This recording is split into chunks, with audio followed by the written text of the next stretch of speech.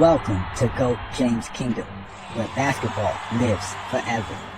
Here in GOAT James Kingdom, we attack the GOAT debate head on, where we challenge all Michael Jordan fans and all LeBron detractors to who is the GOAT of basketball.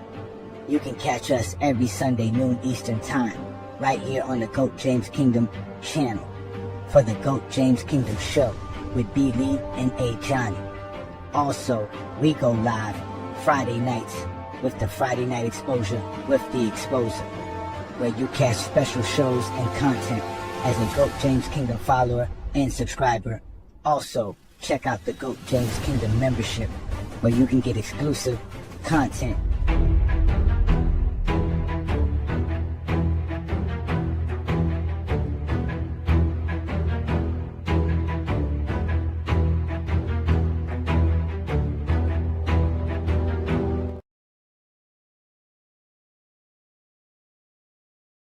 Up, man.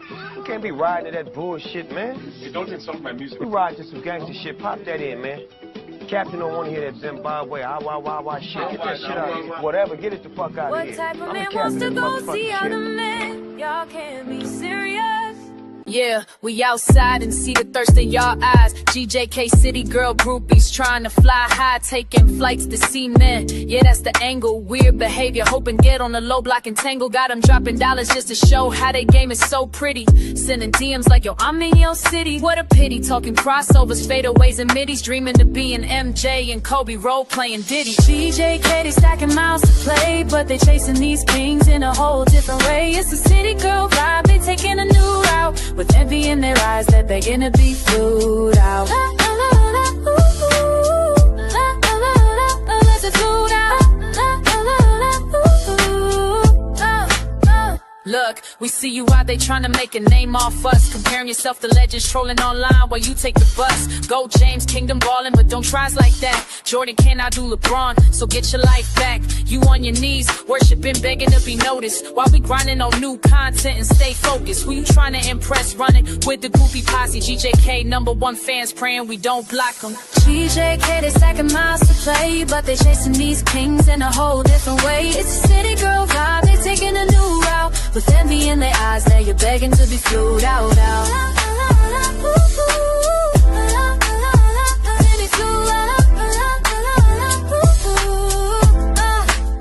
Man, fantasizing, thinking about meeting up, hiding behind hoops, jokes and smoking blunts.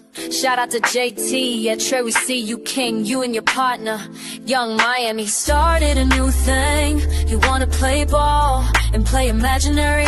Well, don't include GJK in your Diddy fantasy. GJK, they stacking miles to play, but they chasing these kings in a whole different way. It's a city girl vibe, they taking a new route, with envy in their eyes, they're begging to be flued out.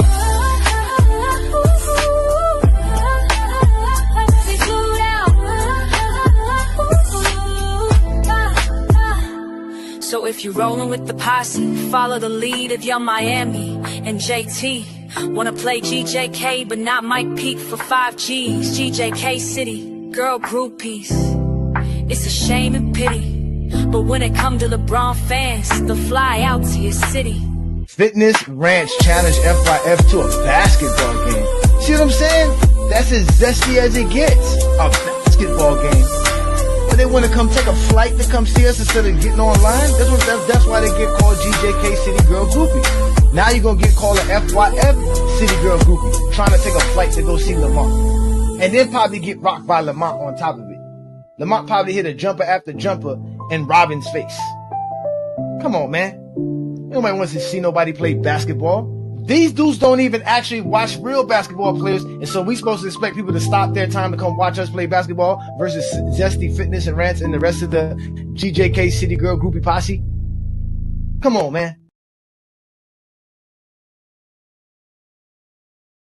We want to play ball with GOAT James Kingdom. Pack your bag, ladies. We're getting flued out. Now we can prove Jordan is better.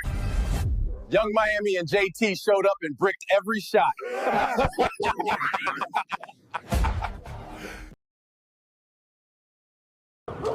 Omar. Yeah. Omar. coming, yo. Omar coming, y'all. Get Omar coming. Get out of here, yo. Omar coming. Put that shit down. I said Omar coming, yo. Yeah. Peace and blessings, y'all. Welcome to Friday Night Exposure. It's your boy, Ajani the Exposer. Bringing all the noise, best show on YouTube is Zesty's light frontin'. But y'all know what to do, just hit that like button. Check out GJK membership, by the way. And check in every Friday, I got a lot to say. Too many lies needing to be exposed. Too many guys needed to be disposed. Stacking up the foes, I know how I treat them. Friday night after Friday night, just another massive teaching.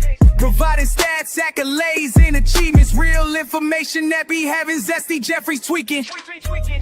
If they decide they wanna bug out, no worries. That's why we had a 94 dugout. That's what you get, coming up with nonsense. Zesty Jeffrey logic, it's safe in the comments. Friday night, just tap in. The best show live is happening. We start at 9 o'clock, so be cool. It's Friday, you don't have a job and you don't have shit to do. And I'm challenging it. It is the challenge. I want this 20v1. Shout out to GJK members and FIOF. You know what that means? Fuck your feelings for those who can't read. The most dangerous collaboration on the net. Ain't no exaggeration on LeBron is no longer a flex. Shutting down all Zesty Jeffries, they fear the exposer. We go live every Friday, none of them show up. So run and tell them all, GJK is live. And we'll show you unexposed Zesty Jeffrey every time. Y'all know what to do. Hit that like button. Subscribe and become a GJK member when Zesty Jeffrey Cemetery resides. Friday night, just tap in. The best show live is happening. We start at 9 o'clock, so be cool. It's Friday, you don't have a job and you don't have shit to do. Sorry, bro. Who the hell is this? I'm the type of nigga stand on business, nigga. One man arm against 50, nigga. Welcome to GOAT James Kingdom. Welcome. I am Ajani the Exposer, and y'all have now been exposed by the Exposer. I appreciate it. Peace and blessings, y'all. Welcome to the Friday Night Exposure with the Exposer. Y'all know who this is, man. I'm your boy Ajani, coming to you live and direct, straight off of the GOAT James Kingdom channel. Y'all hit that like button, hit that subscribe button. Don't be afraid to check out the GOAT James Kingdom membership. As y'all see, we're going to continue to grow. We're going to continue to make new content. We're going to continue to expand the growth of basketball knowledge on social media, whether it's on YouTube, Facebook, Instagram, Twitter, TikTok. We are all over the place. So again, hit that like button, hit that subscribe button as we are going to get going. I see a few GJK members in the building. Shout out to Twin Man who's in the building as usual, showing love and support. Appreciate you, brother. What's good? Peace and blessings to you. We know we got Zero in the building, always showing love. to Wayne Gantz in the building. Nick Apocalypse. So I can't wait for the NBA season to start. Peace and blessings, Mar. What they do, what's good, fellas? What's good? Juan Boy is in the building. Shout out to Juan Boy, to Wayne Gant. Again, yes. Shout out to all the GJK members, man. Peace and blessings, ladies and gentlemen. Thank you for everybody who's also watching us on FYF Sports Debate. As you guys know, FYF Sports Debate and GJK has been a collaboration for a little bit over a year now. And we're starting to take over TikTok as well. So we're going to be on TikTok. So y'all make sure to subscribe to all the channels that have FYF or GJK all over it, because we're not going nowhere. We're going to continue to grow our content and stay doing big things around here. So shout out to y'all, man. Peace and blessings. Keep it 100s in the building. What's good? The Jordan groupies, yeah, man. Oh, they can't wait. They can't wait, man. 26 months. Damn, over 2 years now. Shout out to Zero, man. Peace and blessings to you, brother. That's a blessings, man. LeBron James. Yeah, Zero has been one of the top supporters of us and been around from almost since day one as well, man. Peace and blessings to you, man. But we're going to have some fun tonight. Ladies and gentlemen, y'all hit that like button, hit that subscribe button. You see the topic for tonight's show, ladies and gentlemen. We're going to be discussing LeBron James's greatest playoff games of all time. And it's kind of funny that we've never actually done a show on this here in GOAT James Kingdom. We should have been done a show on LeBron James's greatest games, the playoffs. We should have been done this.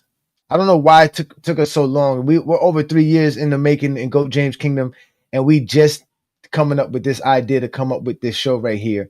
So, ladies and gentlemen, hit that like button, hit that subscribe button. Y'all know what this is. It is the Friday Night Exposure with the Exposer. And we're going to have some fun talking about the game of basketball and the greatest player to ever play the game, which is basically LeBron Ramon James. So we're going to have some fun here, ladies and gentlemen. Let me make sure I got everything up here ready to go. I see everybody in the comment. What the manipulative the title is. I don't even think you know what that word means. I don't even think you know what that word means. But either way, we are here to have some fun. So again, shout out to all the Zesty Jeffries in the building, all the Jordan fans. Again, Adrian Knight, you always be crying for some reason. I don't know why, brother. I don't know why you be so upset. He says, I admire all the effort, energy, and certainly time spent on Michael Jordan, his fans, and the Zesties. Of course, Michael Jordan's great. Here in GOAT James Kingdom, we talk about greatness. And you already know if we're talking about LeBron, the Michael Jordan fan base and the Zesties come along with it. So it don't matter if we don't talk about Michael Jordan. We still going to have to deal with the Jordan fans and the Zesty Jeffries. So, it's fine if you don't like what's happening with Michael Jordan's career. You should have stopped the Zesty Jeffries a long time ago. Maybe GOAT James Kingdom would have never appeared. Now you got to deal with it. You just got to deal with it. Why are they bringing up Jordan? Exactly. Tonight's show's not even about Jordan. That's true, too, as well. Why are you bringing up Jordan? Yeah, man. Again, it always is what it is. You know they're not going to hit the link, Mom. Boy, you know they definitely not going to hit the link. They're not going to hit the link. I mean, they should hit the link to become a member. That's what they should do. They should become a member, support the channel, because none of the other channels give them real content like GOAT James Kingdom.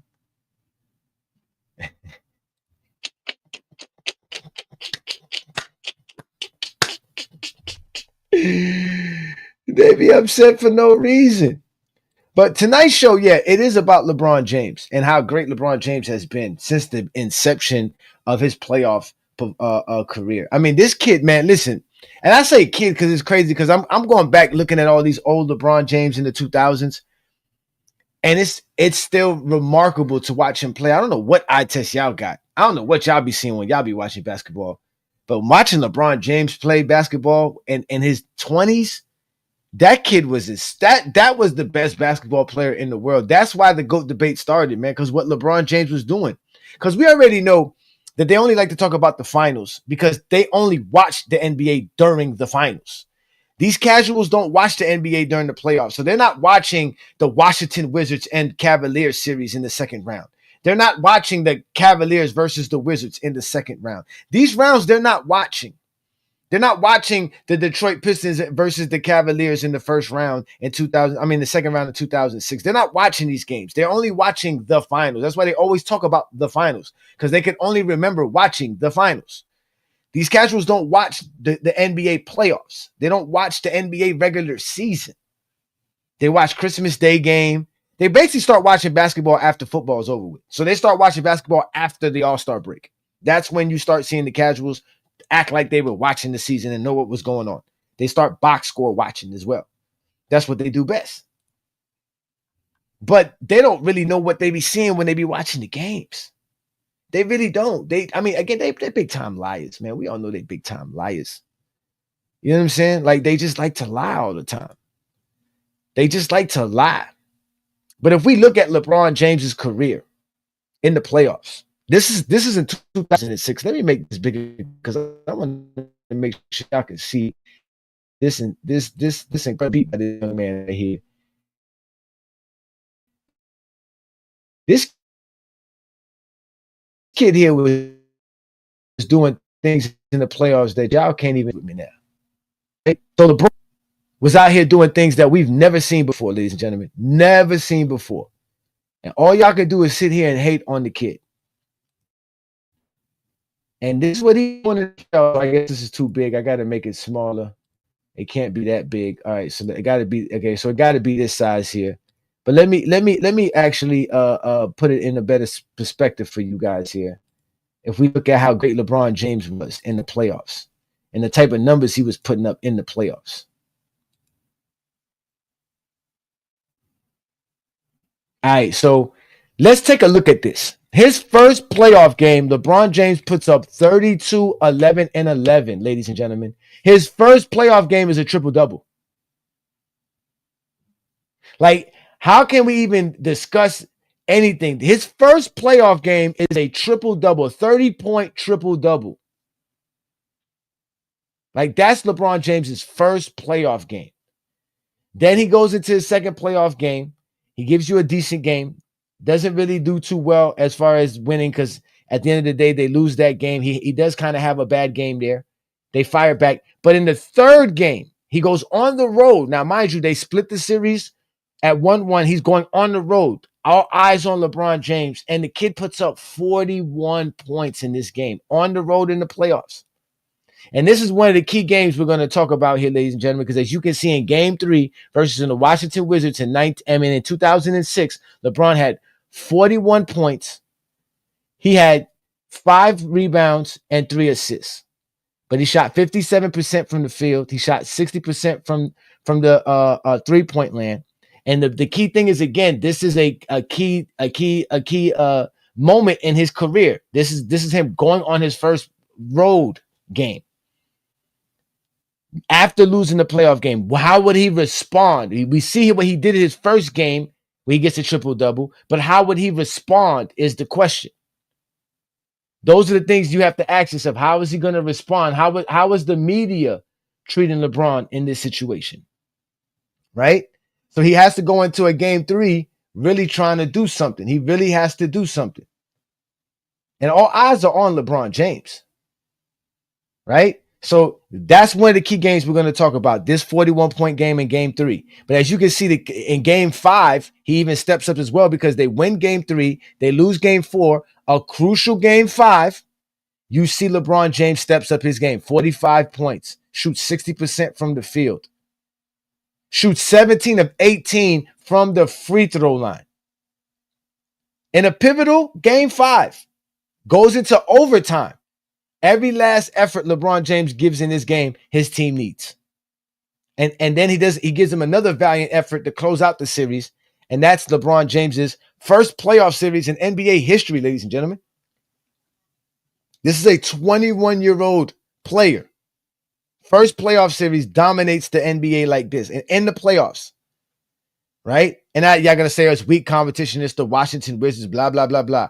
But the next game or the next series that he plays is against a team, like I said, that Jordan never faced, a team with 2 All-NBA players, 3 All-Defensive players on the roster, plus 4 All-Stars in Detroit.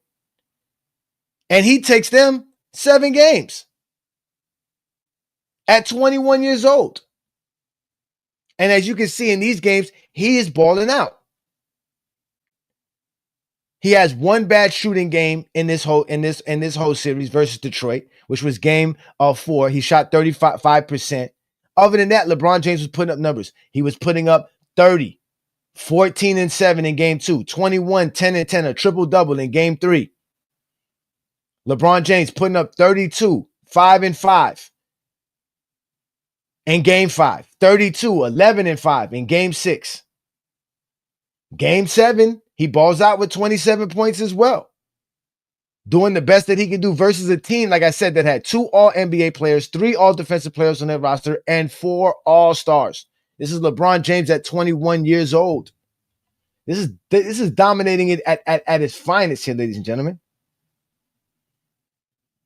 Where do you see shot chucking at here, sir? Where do you see shot chucking at here, sir? Do you want to do the math? Is that what you want to do? You want to do the math and we can find out how many shots LeBron James was taking in this playoff series, sir? Or during this playoff run? Do you want to do the math, sir? He's out here scoring, shooting 47%. Only player on his team. You want to call him shot chucking. Stat padded. Is that what he was doing here in Game 3 when he only took 28 shots and made 16 of them, shooting 57% from the field, scoring 41 points at 21 years old? Was Michael Jordan doing that at 21 years old? We know Michael Jordan wasn't doing this at 21 years old.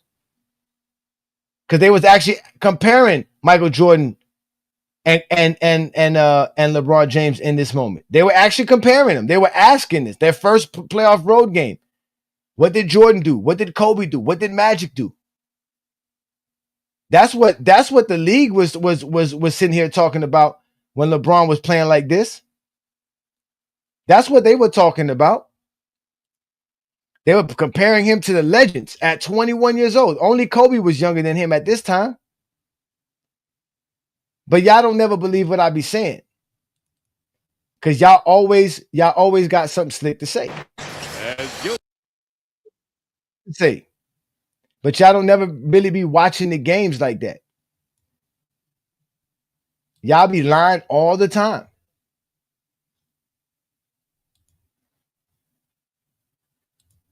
But let's watch some of this footage. Let's watch how LeBron James plays. Let's watch how LeBron James dominates the game of basketball. Here we go. This is LeBron James running floppy action, basically. Look at this.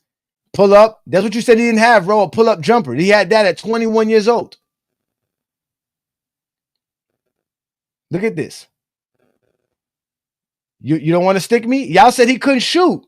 This is him at 21 years old. This is LeBron James' first playoff game on the road. Having to guard a Caron Butler, who's a seasoned vet at this time, because this is about Caron Butler's 4th, 5th season in the NBA. But look how LeBron responds. He scores it all facets to the game. Look, I'll take it to the basket all day. The kid scores. Y'all said he can't post up. Look, you want to put Gilbert Arenas on me? Look, boom, manhandle Gilbert Arenas. This is all NBA Gilbert Arenas here. Look, y'all said LeBron can't post up. Here's all LeBron was doing. Balling. Look at this again. Like I said, look, LeBron James, pull up. You said he has none of this. This is what a 21-year-old kid was showing the NBA. Look at this. Look at that pass. That's the difference between LeBron and the rest, is that LeBron is making passes like that while dominating all other aspects in scoring. Look at this again. LeBron James, here we go. What are you going to do? How are you going to stop this kid? What is your plan? He was balling. Look, they said he didn't want to go to the free throw line. That's what people would say. He didn't want to go to the free throw line. Look at him attacking the basket. That's what LeBron with James was doing. This is how he was balling versus that team. This is what he was doing versus that Washington team that y'all claim was no really good team, whatever. They had Antoine Jamison as their second guy to Gilbert Arenas, who y'all claim LeBron James would have won in 2010 with. So there's no reason why you're not going to praise Antoine Jamison in 2006, not to mention Caron Butler's the third guy. And LeBron James was out here balling, doing things like this at 21 years old, where they had to compare him to guys like Michael Jordan and all of that. That's what they were comparing him to, comparing him to Kobe. The kid was balling out. And he was doing it all season long.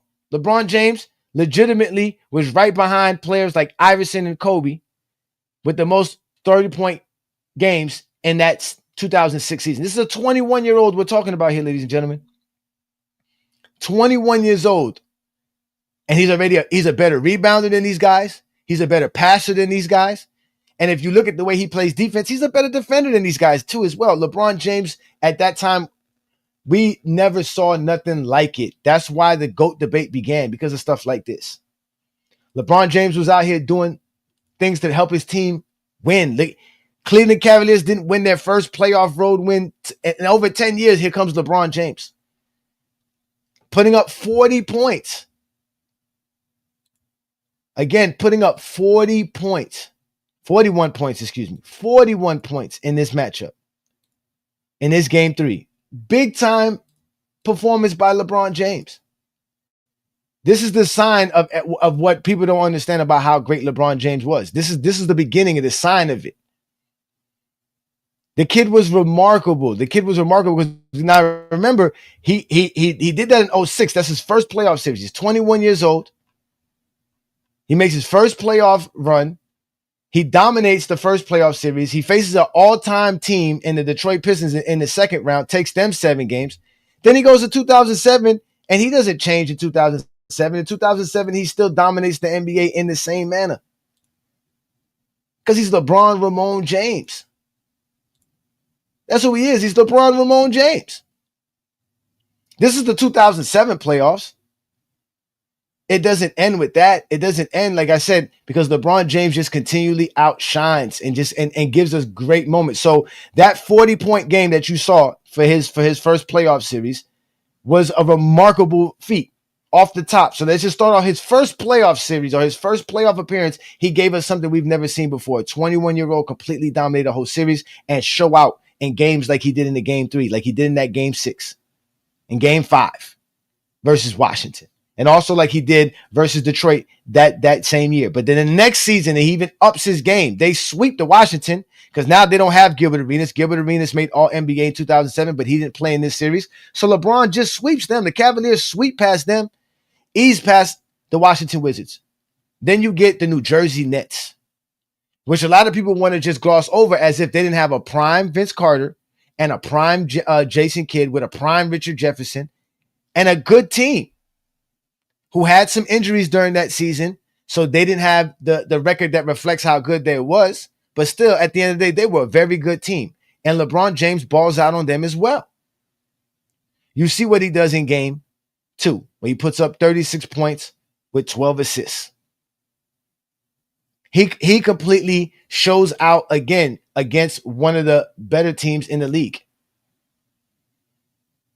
And he dominates the whole aspect of what we talk about being the best player on the basketball court. Even then, you saw it in those flashes. You would say this kid is the best kid on the court. Then we already know what he did in Detroit. Remember, he goes to Detroit and he has the game 5 in Detroit, which is one of the greatest playoff performances ever. Again, this is a 22-year-old doing this. He goes into Detroit, the same team he faced the year before that he took 7 games. This time he's like, nah, we not going 7. Not only we not going 7, we actually beating y'all because I'm going to give you my all. We all saw what he did.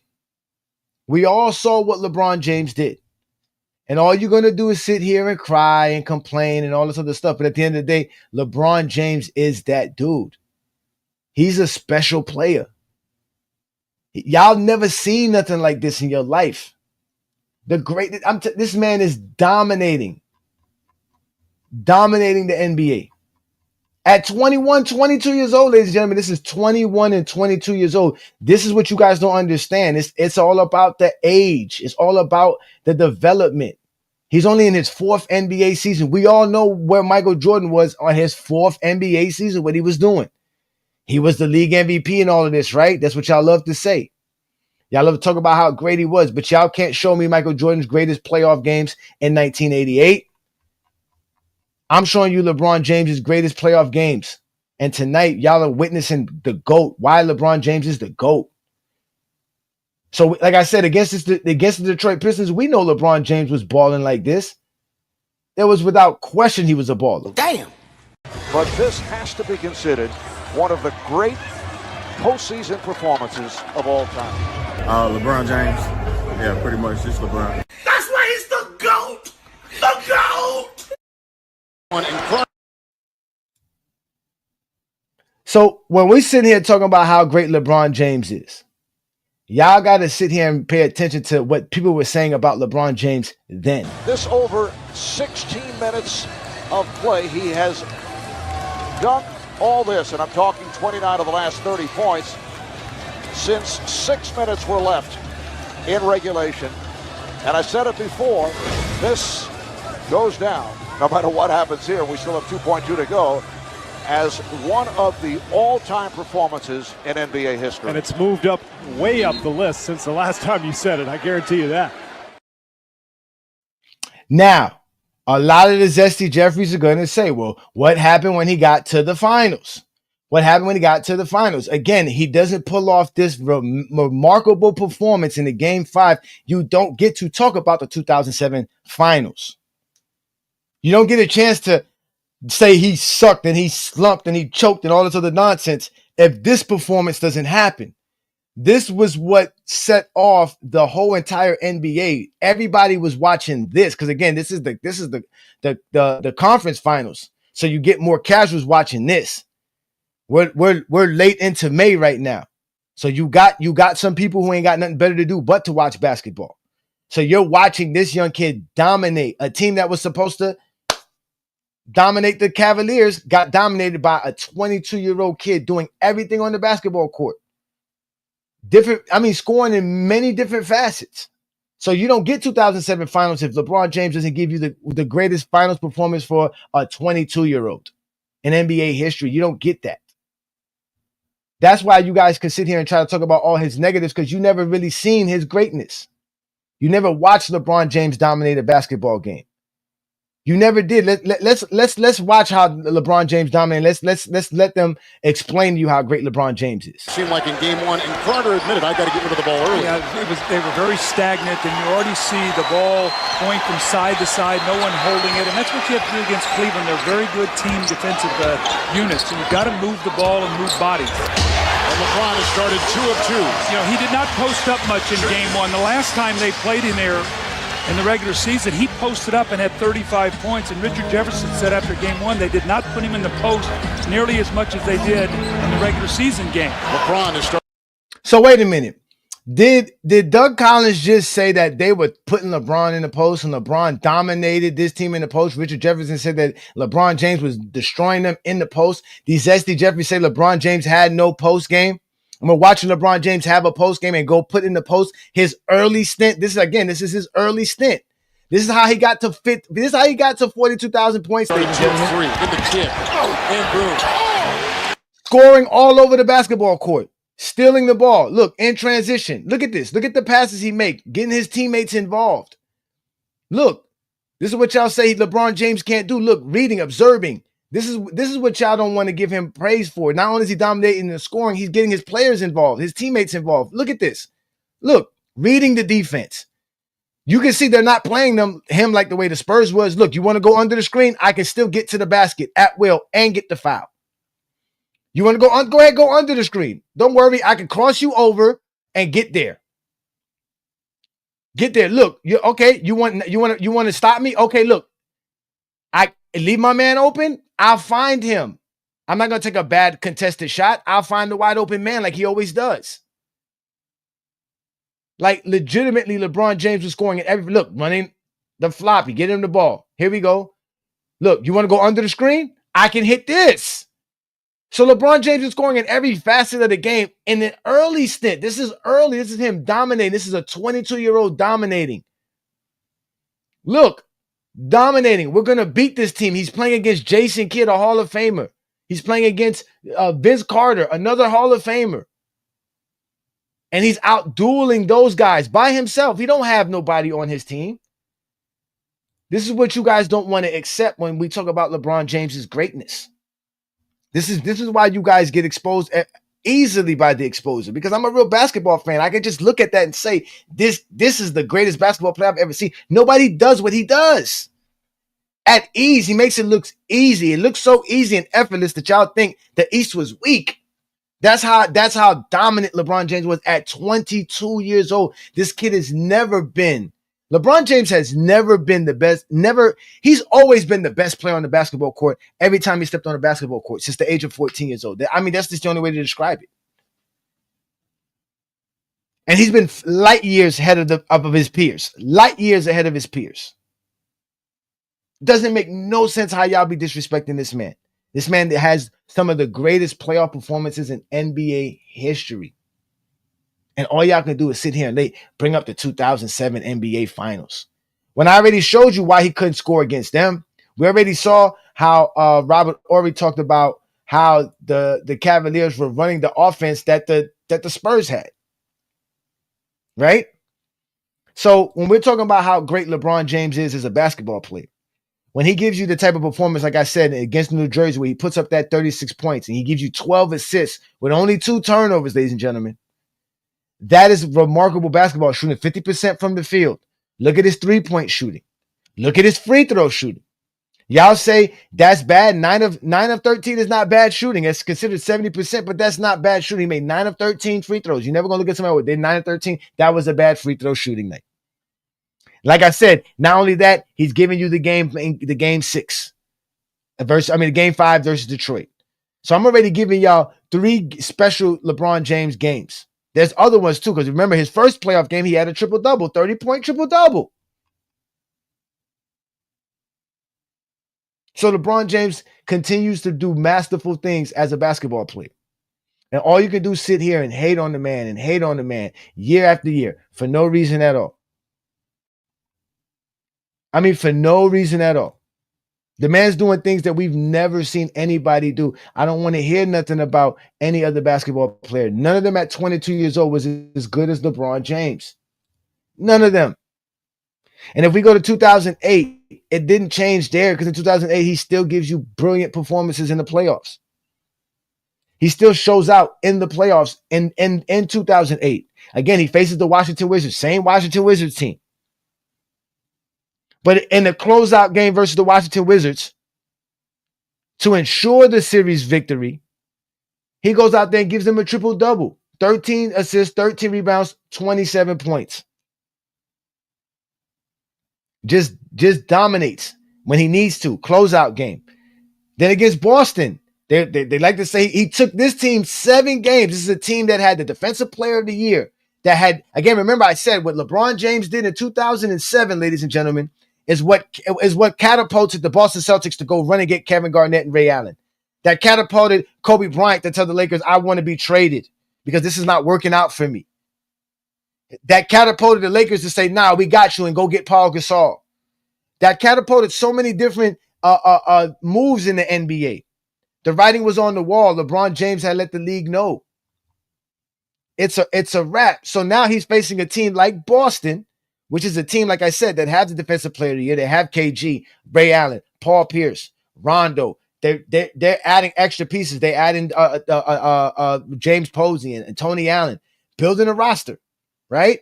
But LeBron James goes off. Look at it. They like to bring what LeBron James did in game 1. Yes, he had a bad game 1, but then he steps up. By the end of the series, he's putting up 35, 32, and 45. He's putting up 45 points, damn near half of his team's points, and they still lose the ball game. And he's not doing it inefficiently. He's even shooting good from the free throw line, 14 of 19. He doesn't have turnovers, but his team is not good enough to get past this team. But he puts up 45 points versus the Boston team in a game 7. Put it all on the line. Now, mind you, ladies and gentlemen, as you can see here, there's no first round losses here. There's no first round losses here, ladies and gentlemen. This is why we say he's the GOAT. This is why we say LeBron's the GOAT. Then if we even take it to the next season, because remember we talked about 2009 just a few weeks ago and how great LeBron James was in 2009.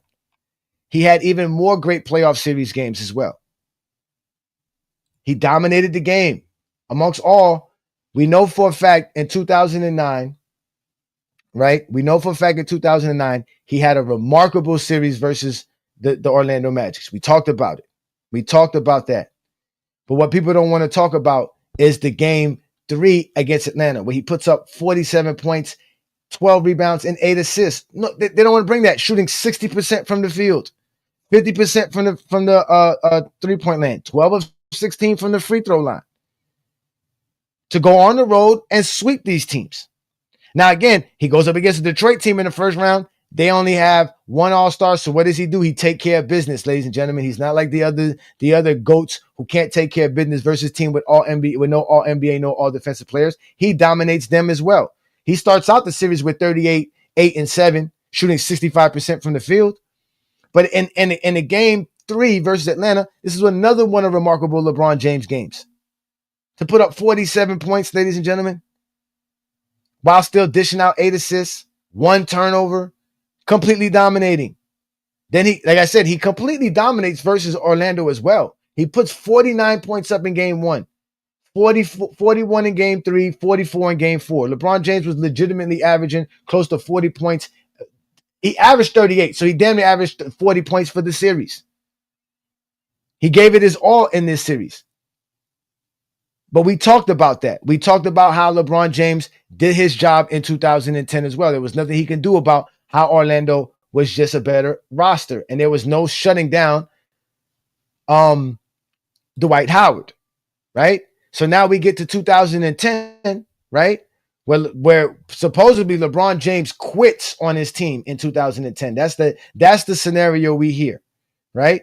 But again, they don't like to mention the fact that LeBron James in a game 4 versus Chicago on the road puts up 37 points, 12 rebounds, and 11 assists, shoots 65% from the field, 6 of 9 from the three-point land, 9 of 10 from the free throw line, and dominates another basketball game and blow out the Chicago Bulls and eventually take full grasp of the series to the point where he didn't even have to play good in the game 5 and they can still win the series and close it out. But you see he goes for 40, 39, and 37, 3 straight games in a row versus Chicago in dominating fashion, shooting 69% in game 2. Ladies and gentlemen, LeBron James was phenomenal versus this team. And in these 3 games here versus this team, he dominated without a doubt, averaging 38 points per game, shooting 62% from the field, 57% from the three-point land, 10 rebounds, and 9 assists on 3 turnovers, ladies and gentlemen. That's a 3-to-1 assist to turnover ratio, ladies and gentlemen. Not to mention getting 2 blocks and almost 2 steals per game. Game score of 36 in these 3 games. LeBron James is just dominating. Now, I'm not really paying attention to y'all in the comments. I really not. So I hope y'all are sitting here taking all this in. Because when I put the link up, I don't want to hear no crying, man. I don't want to hear no crying. I don't want to hear no crying. And this is what I'm showing y'all. This is the early LeBron James. This is before LeBron James really figured it out. This was just him just playing the game as he knew how to play it. This is just LeBron James playing the game as he knows how it's done, how to play it. That's all it is. That's all it is. But then he goes up against Boston, right? And supposedly he quits against Boston. But in the game 1, he puts up 38 points and balls out and gets the victory. Boston makes some adjustments. They slow LeBron James down a little bit. But LeBron James adjusts in game 3, puts up 38 points on 63% shooting, ladies and gentlemen. Then they had the nerve to say, well, LeBron James quits on his team because they lose the next 3 games. But in game 6, he puts up 27, 19, and 10. You don't gain 19 rebounds, ladies and gentlemen, by quitting on your team. You don't take 21 shots quitting on your team. LeBron James was legitimately out of options at this point. There's nothing he can do here. He exhausted everything he can do. That's why we get to 2011. We get to 2012 when he has to go to Miami. He takes his talents to South Beach. And now from here on out, LeBron James is just ready to show the world how great of a basketball player he is. Now, I know in 2011 is the same thing as 2007. Y'all could only talk about the finals. That's all y'all want to talk about, the finals. But in 2011, LeBron James did have a couple of good playoff games, even though in this year, he had Dwayne Wade, so he didn't necessarily have to do everything, right?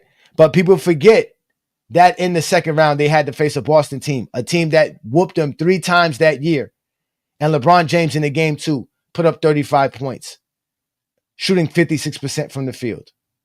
Then in the game 4, in overtime, to definitely show what was going on and who was the better team and the better player, LeBron James goes out there and put up 35 and 14 points, dominates the game. The Heat go on to win that series, and everybody pretends as if LeBron James didn't do nothing in 2011. Then they go up against Chicago, and people act like the game 4 in Chicago at Miami wasn't a crucial game. That goes into overtime. LeBron James puts up 35 points in that game and has to guard Derrick Rose on the other side and control the league MVP, which no one could do at that time. Then he goes into the finals, and y'all say he didn't play well. And like we always tell you, only game 4 is the only game you can say LeBron James didn't play well in. Other than that, LeBron James played well throughout the finals. But again, the Miami Heat did not pull it off, so they lose. Now everybody's saying LeBron James a choker. LeBron James this, LeBron James that. Well, what is LeBron James' defining moment as a player and his playoff moments? It's obvious. We all know it's 2012. We all know what LeBron James does in 2012. So if we get to go to LeBron James' 2012 season, and we see how dominant he is in the playoffs, where he makes another finals run, right? As you can clearly see, the first round they faced the New York Knicks. LeBron James plays well in that series, but then he goes up against Indiana, and in the game 4 against Indiana, he puts up 40 points, 18 rebounds, 9 assists versus them, shooting 52% from the field, 12 of 16 from the free throw line. And then we all know the crucial game, which was the game 6 versus the Boston Celtics. Well, LeBron James, everything was on the line. And LeBron James pulled off one of the greatest playoff performances of all time, if not the greatest playoff performances of all time. And one of the reasons why we're going to highlight this playoff performance, ladies and gentlemen, is because he scored 45 points in this game, had 15 rebounds, 5 assists, but he shot 73% from the field, ladies and gentlemen. He was 19 of 26 from the field. LeBron James had a game of his life. He hit the first 11 of 12 shots in that game. He had 30 points at halftime. It was do or die scenario. If the Heat lose this game, the big three is the dismantle. It is truly an utter failure. Now, we all know that the Heat did not become a failure because of this particular game right here. Without a doubt, this game right here solidified LeBron James's legacy.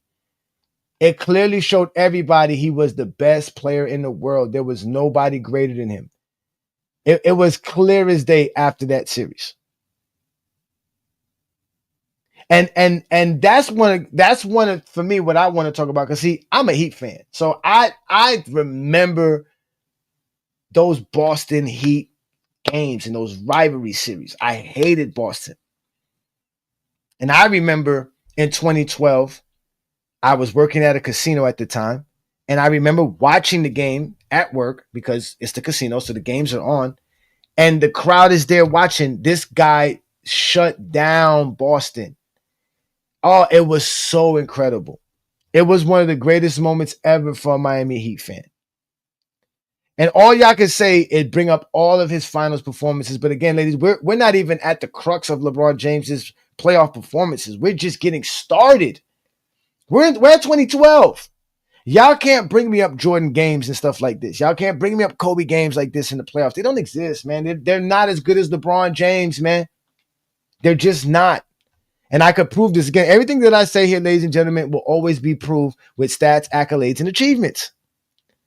But when we're talking about how great LeBron James is, Pierce all series. Right here, let's get to talk about what he did in this series. Let me mute this so we can talk about this. Because remember what I said. He had 40 points, 15 rebounds, and 5 assists on 73% shooting.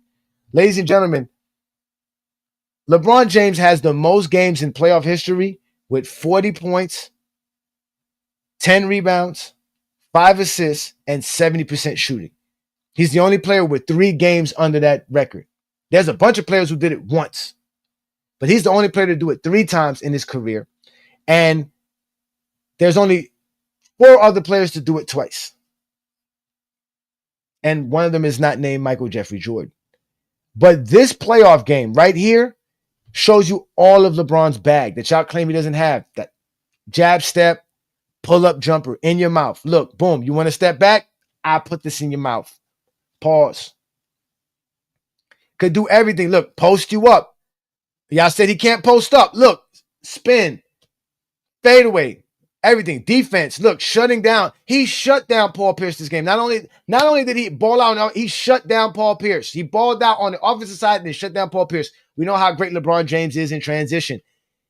The greatest player in transition in NBA history. Because not only can he do that, he can pass out of it. So you're in trouble. How do you stop that? Here we go again. You want to go under the screen? Bang. Yes, what y'all said there. Oh, you just let him shoot. Okay. He's just going to give you the greatest playoff performances of all time. Look, go right past you. KG don't want no smoke.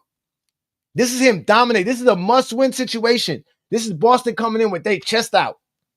And this is LeBron James completely dominating. The turnover in the middle of the floor, attacking and finishing. One of the great clutch playoff performances while facing elimination. LeBron LeBron James, right from the opening tip, just took it to the Boston Celtics with a masterpiece tonight here at the TD Garden. 30 in the first half. These are all second half.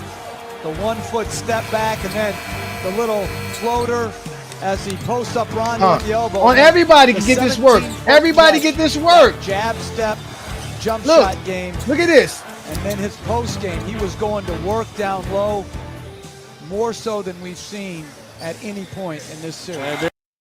The man could score anywhere on the basketball court. All this nonsense about LeBron James just bulldozes his way to the basket be all nonsense. It doesn't stop. He continually shows you guys why he's the best player to ever play the game of basketball. He just kept going and kept going. That was 2012. That solidified his career. From there on out, there was nothing else I needed to see. Like I told you, after 2013, LeBron James already showed me he was the greatest player I ever saw. By 2016, I was ready to tell everybody, like, I don't care. LeBron's the greatest, man. Y'all, this guy is the greatest player ever, man. You ain't going to be better than him. By 2018, 2020, it's over. What are we arguing? What's the argument? Now it's 2025, and y'all still trying to argue LeBron James is not the greatest player ever. I showed y'all his first 8 or 9 playoff runs, and he having remarkable playoff games throughout all of those, nonstop.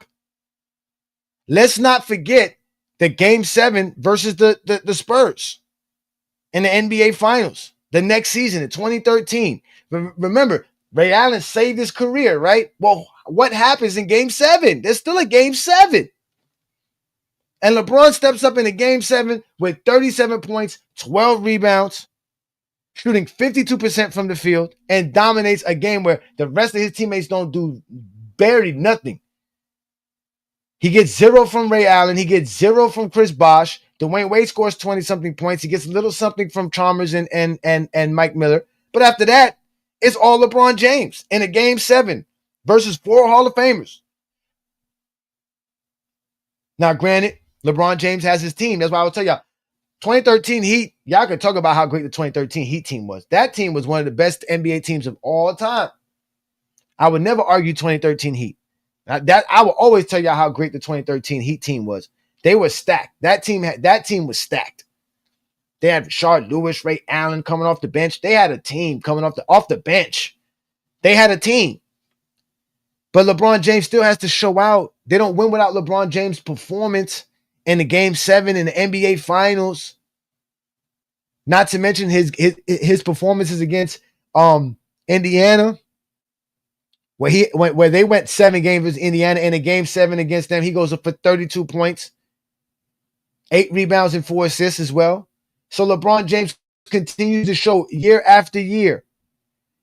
Then in year 14, I mean, again, I can name playoff series after playoff series, games after games where LeBron James just dominates the game of basketball. All y'all gonna do is sit here and cry. And in 2014, when he's going up against Brooklyn, and the series is 2-1, Miami's trying to hold and take control of the lead, LeBron James goes off for 49 points, shooting 67% from the field, ladies and gentlemen. I mean, come on. I mean, what's the conversation about how great LeBron James is? Again, in 2014 versus the Brooklyn Nets, no matter how good you want to say they were not good, this is in the playoffs. This is a man who has to step up. He put up 49 points on 24 shots, 67% shooting from the field, ladies and gentlemen. He dominates the game of basketball unlike no other. Unlike no other. Then y'all want to say, oh, well, the East was weak in 2015. The whole East y'all would claim was weak throughout LeBron James's run. So he leaves Miami. He leaves the super team. And somehow y'all still give him a super team in Cleveland in 2015. But he still doesn't sit here and just let what Kyrie Irving and Kevin Love show him how to win games. No, ladies and gentlemen. LeBron James shows out as well. People forget how great LeBron James played versus Chicago in a Game 5 in the second round where he had to put up 38 points, 12 rebounds, and 6 assists on 58% shooting in a crucial game. The series is tied 2-2.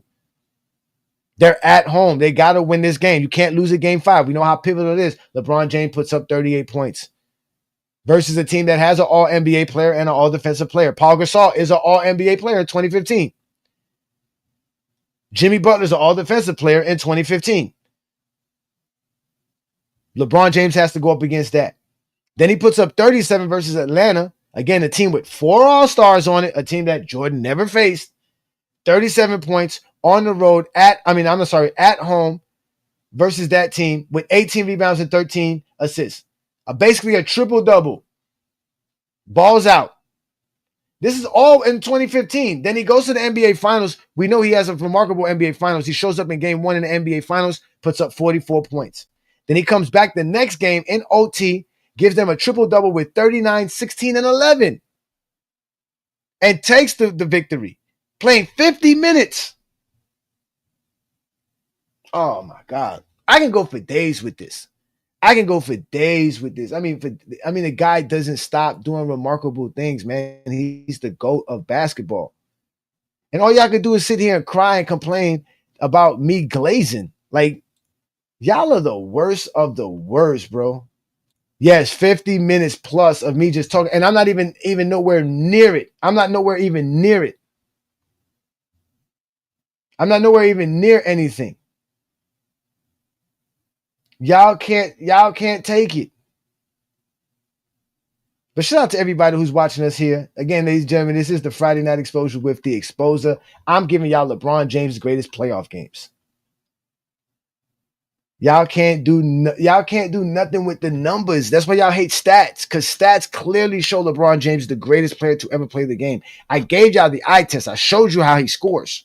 I showed you how remarkable he was at the game. And he's still doing it 20 years later. He was doing it in 2006. It's 2026 coming up, and he's still doing it. And y'all got the nerve to talk about finals. The finals this, the finals that. That's why he's in the finals. All these great playoff games. One playoff game after another. Just phenomenal. Just dominating the game. But I was going to keep going. But what I'm going to do is I'm going to put the link up, because I actually want to hear some of the excuses that y'all have. Because all y'all going to do is tell me why LeBron James is the GOAT. That's all y'all going to do. That's what y'all always do. Every Friday night, it's the same nonsense with you guys. Now, if you are a GJK member, you obviously get up here first. But let me look through the comments while I'm doing it, because I wasn't even reading some of y'all comments, man. Y'all didn't even notice how great LeBron James is, man. Y'all just don't even know. They want the link. Okay, there go. The link is here. I just put the link in the chat. Y'all hit the make sure I put the link again in here. Put the link in the chat. Hear all you crybabies cry about LeBron James's greatness. Because that's all y'all can do is cry about his greatness. Y'all can't prove that he's not great. Y'all just can't prove it. Because even in those series you talk about with him losing, he still performed. He still showed out. He still showed up. But all y'all do is make excuses. That's really all y'all do. Y'all can't show me these great playoff games, supposedly. Peace and blessings. Shout out to A Weezy Bang. Y'all make sure to support A Weezy Bang Sports Nation and Entertainment, man. He has great lives, man. He, again, a true LeBron fan, and also just a real brother, man. Shout out to you, A Weezy, man. Y'all make sure to support A Weezy. Oh yeah, hit the link, sir. 17 points per game is showing out. Yes, sir, that is showing out. What did you expect? And it's really 18 points per game, but it's all right. What did you expect? What did you want? 35 points per game, 40 points per game? I thought y'all said he had a 20 point per game score. He gave the 20 point per game score to the series to win it for them. Dwayne Wade coughed it up. Nobody want to hear that. Nobody want to hear that. When LeBron James is out here doing stuff that you've never seen before, you bringing up 2011 as if that makes any difference. Oh, Pippen did, exactly. Pippen averaged more than that as well and won. So, show you how weak the 90s was. You could average 18 points per game and win a championship. That shows you exactly how weak the 90s was. You got have your best player average 18 points per game and win a championship. That's how that works. What up, Warren boy? Peace and blessings, brother. You know I got to bring you up first as a GJK member. What's good, brother? What up? What up? What up? What up? What up? I'm ready. Man. I'm just anxious. I'm gonna try to refrain from being so anxious to say what I want to say. because I just want to hear what these dudes got to say. If you want, because I'm thinking, where you stopped at the 2012, right? I stopped at 2015. No. Now you didn't play no. You played something from 2015. No, I didn't play nothing from 2015. That's what I'm saying. You stopped at 2012. You ain't get to the final. Because you ain't get to 2013. You ain't get to 2014. once we get to 2012, you just saw, and I mean a multitude of ways of LeBron James dominating the game from every aspect, all facets, from everywhere. Facets. Like damn. And I can go on. Remember, he played over 250 playoff games. How many games y'all wanted me keep giving y'all? I have more. I have a whole list of games. I didn't think it was going to take me that long to actually explain them, how great they were. Really wasn't. Man, they lucky he didn't team up with none of the greats from the 2000s. You ready for the first one? While they were still in their prime. Like if he'd have played with Dwight, if he'd have played with Powell, listen, y'all. Big time championship. Go watch that. It would have been over. Go watch that Pau Gasol film. It'd been over. That is, and people, the Laker fan to the heart. People, listen. That year, Powell was probably like the best power forward in the league in 2009. You see, hey Johnny, I watched. I remember it was weak. It was a week. It was weak.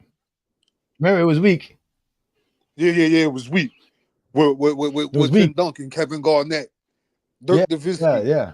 They got to be weak at Paul. They got to be weak at Paul Gasol's one of the best power forwards in the league, right? They got to be weak, right? Yeah, absolutely. With two of them in his division, 3 if you add David West with New Orleans. Powell, like, damn, I gotta go see these dudes 4 times a year. I'm bringing it though. One rookie of the year. Memphis won 50 games under Pau Gasol's belt. That's a fact. That's how good he was. You ready for the first Zesty Jeffrey? Ooh, who he be? It's Ace Boogie. Ace Boogie. What's up? What's on your mind? Johnny, let me just address that gentleman that just said Pau Gasol was the best power forward in the league. Did he forget about KG, Dirk Nowitzki, and Tim Duncan? For him to even say that out his mouth, he's disqualified from talking about basketball. Tim Duncan was a center. Tim Duncan is the best power forward of all time. That's what people say. That's what people say. That's what people say. Prove he was better than Powell. Prove he was better than Powell in everybody you just said. Prove they was better than Powell in 2009. Sir, you need to sign up for better hope. With your emotions. Sir, you need to sign up for better hope. How was Tim Duncan better in 2009 than Pau Gasol? Go ahead, Ace Boogie, explain it. But come on, but Tim Duncan was a fucking the catalyst and the cornerstone of the San Antonio Spurs. In 2009, what did that do? What happened in 2009? Powell won the title. What happened in 2009? He was the catalyst. Okay, but hold up. What happened in 2009? Then Powell beat the Spurs with the Lakers. Well, yeah, they beat the Lakers. I mean, the Lakers beat the Spurs. Yeah, we already know that. It had nothing to do with Pau Gasol. It was all Black Mamba work. So come on, man, cut it out, bro. Yeah, okay. That's why Powell had a 36-16-8 game versus Denver. 36-18-8. For you to say 36, I mean, he's a good player, bro. He's a good player. He was a good player, yeah. In 2009, but ain't no way in hell he's better than KG and Dirk Nowitzki and Tim Duncan. Ain't nobody taking Pau Gasol over any of those dudes. He said 2009. I'm not going to take them over. 2009. I'm not taking Powell over them neither. But Powell was in the conversation with them.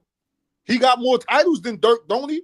But anyway, we're talking about the greatest playoff games. You're talking about LeBron James. Yeah, all right, so why you come up here talking about what I said? Man, because it just sounds idiotic, though, bro. Ain't nobody taking Powell over any of those. In 2009, this guy Pau Gasol did have a great season. He scored 19 points, 9.5 rebounds, shot 57% from the field. That's kind of good. I mean, that's really, really good. Especially when especially with Kobe just jacking up all the shots on the team. So that'll work. Yeah, let's get to the goal. Let's not be derailed. Let's get to the goal of basketball. all the great playoff performances that the young man had. I mean, the kid doesn't stop, man. The kid's just the best player we ever seen, man. And That's just you brought up you brought up some good clips. You brought up some good points about LeBron James. You know what I'm saying? His coming into the league 06, 07. But when it's all said and done, Bleacher Report, ESPN, even Wikipedia.com, they all rank Michael Jordan as the greatest playoff performer ever. You know, so Michael Jordan has way too many playoff memories and memorable moments in the playoffs that just nobody can ever touch. Nobody can ever touch, bro. And you saying LeBron James? You saying What LeBron memories James? is that? Name it. Let's go. We could talk about. Name a We could talk memory. about Name it. the shot. We could talk about the shot. You know Okay, what I'm the saying? shot. That's Cleveland. one. We could That's talk one. about the What flu was it? game. Hold on, wait. Talk about the flu game. Okay, hold on. Let's talk about the shot. You said let's talk about the shot, and then you moved on. Okay, let's talk about the shot. What did Michael Jordan do in the game during the shot? What was his stats? What was his performance like? But I'm not. I don't. So the playoff game you're remembering is a shot, just the shot. You don't remember the game? That's the greatest example, bro. That don't count. Let's go to the flu game. Let's go to the flu game. No, remember anything that's LeBron not a James game. ever done. How memorable is the game? You don't even know. You You can't even remember what I he don't did. remember You don't anything even know LeBron the James ever stats. done other than Let's smack look at it. a ball off the backboard. I just showed you what LeBron James did. Now let's go to the flu game. He didn't do anything. What game was the flu game? What game was that? LeBron James never did anything. What was the flu game? Name me the flu game. What game was that? From the flu game to what game was that? Was it in 98? Was it in 97? What game game against was that? Carl Malone.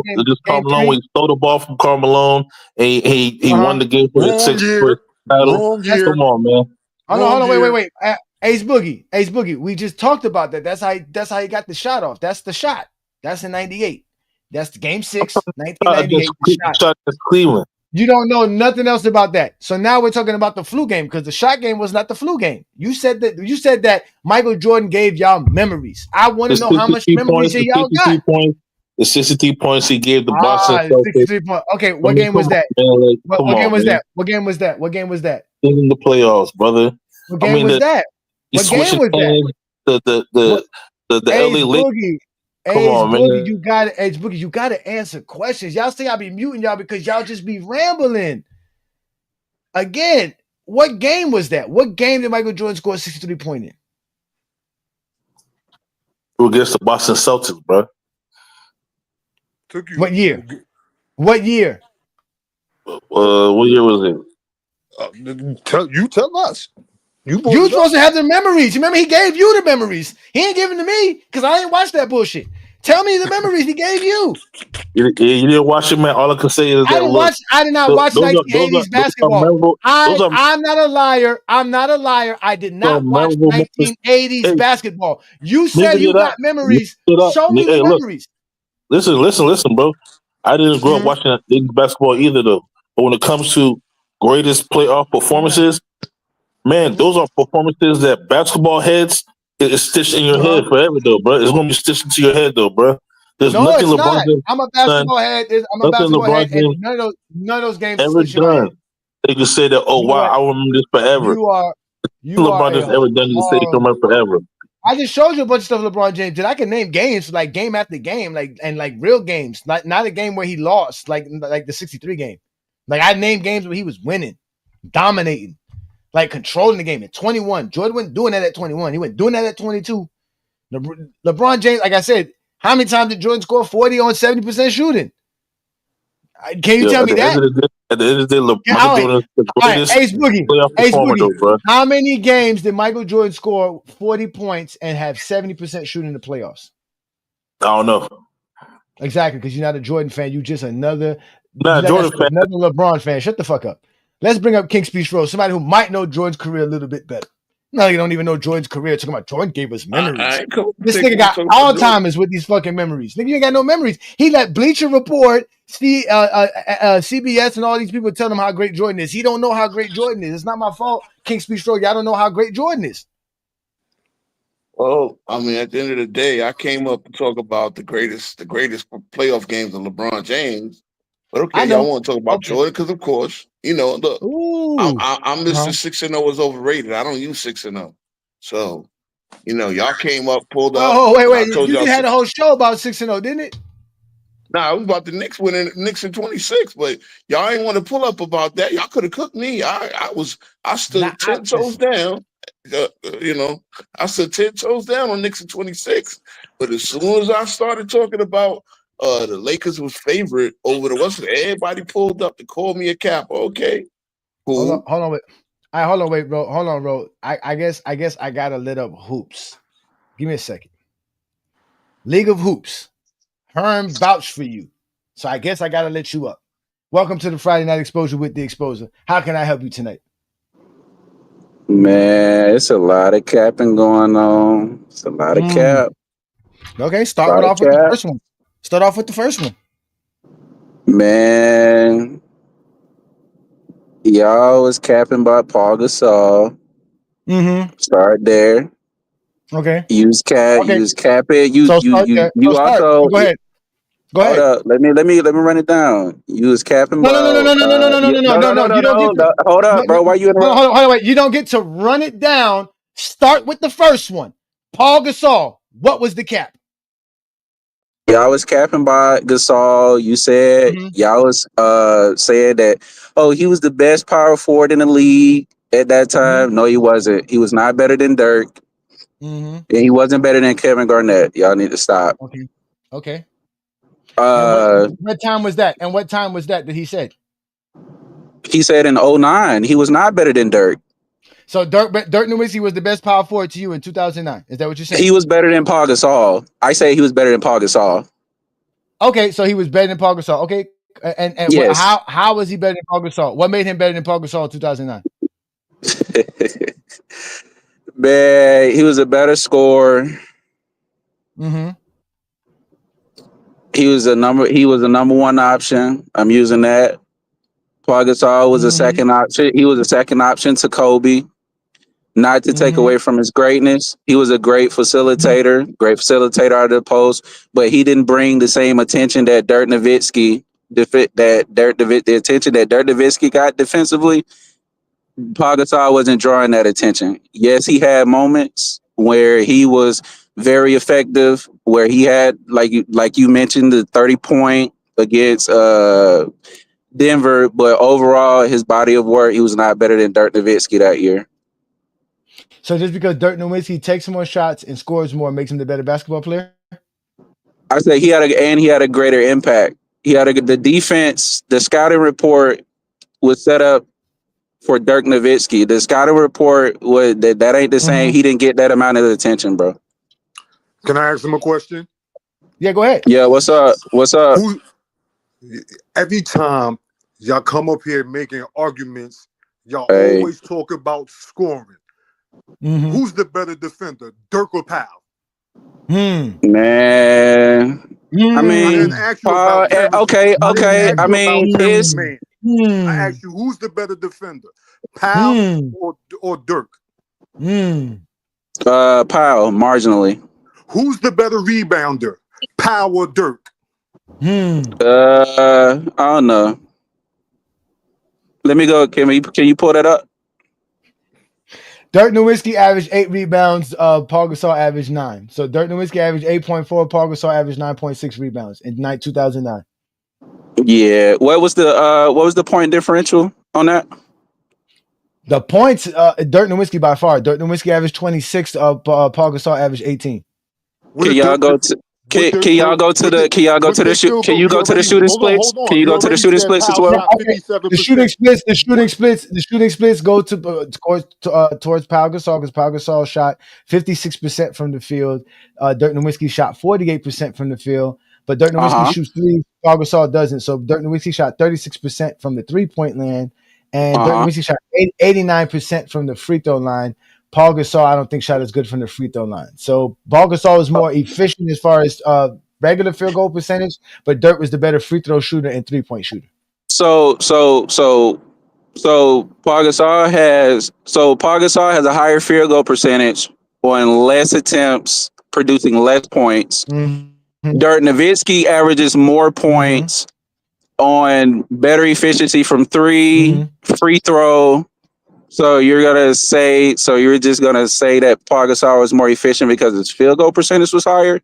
Are we accounting for the volume between those? Like, does that account for anything as well?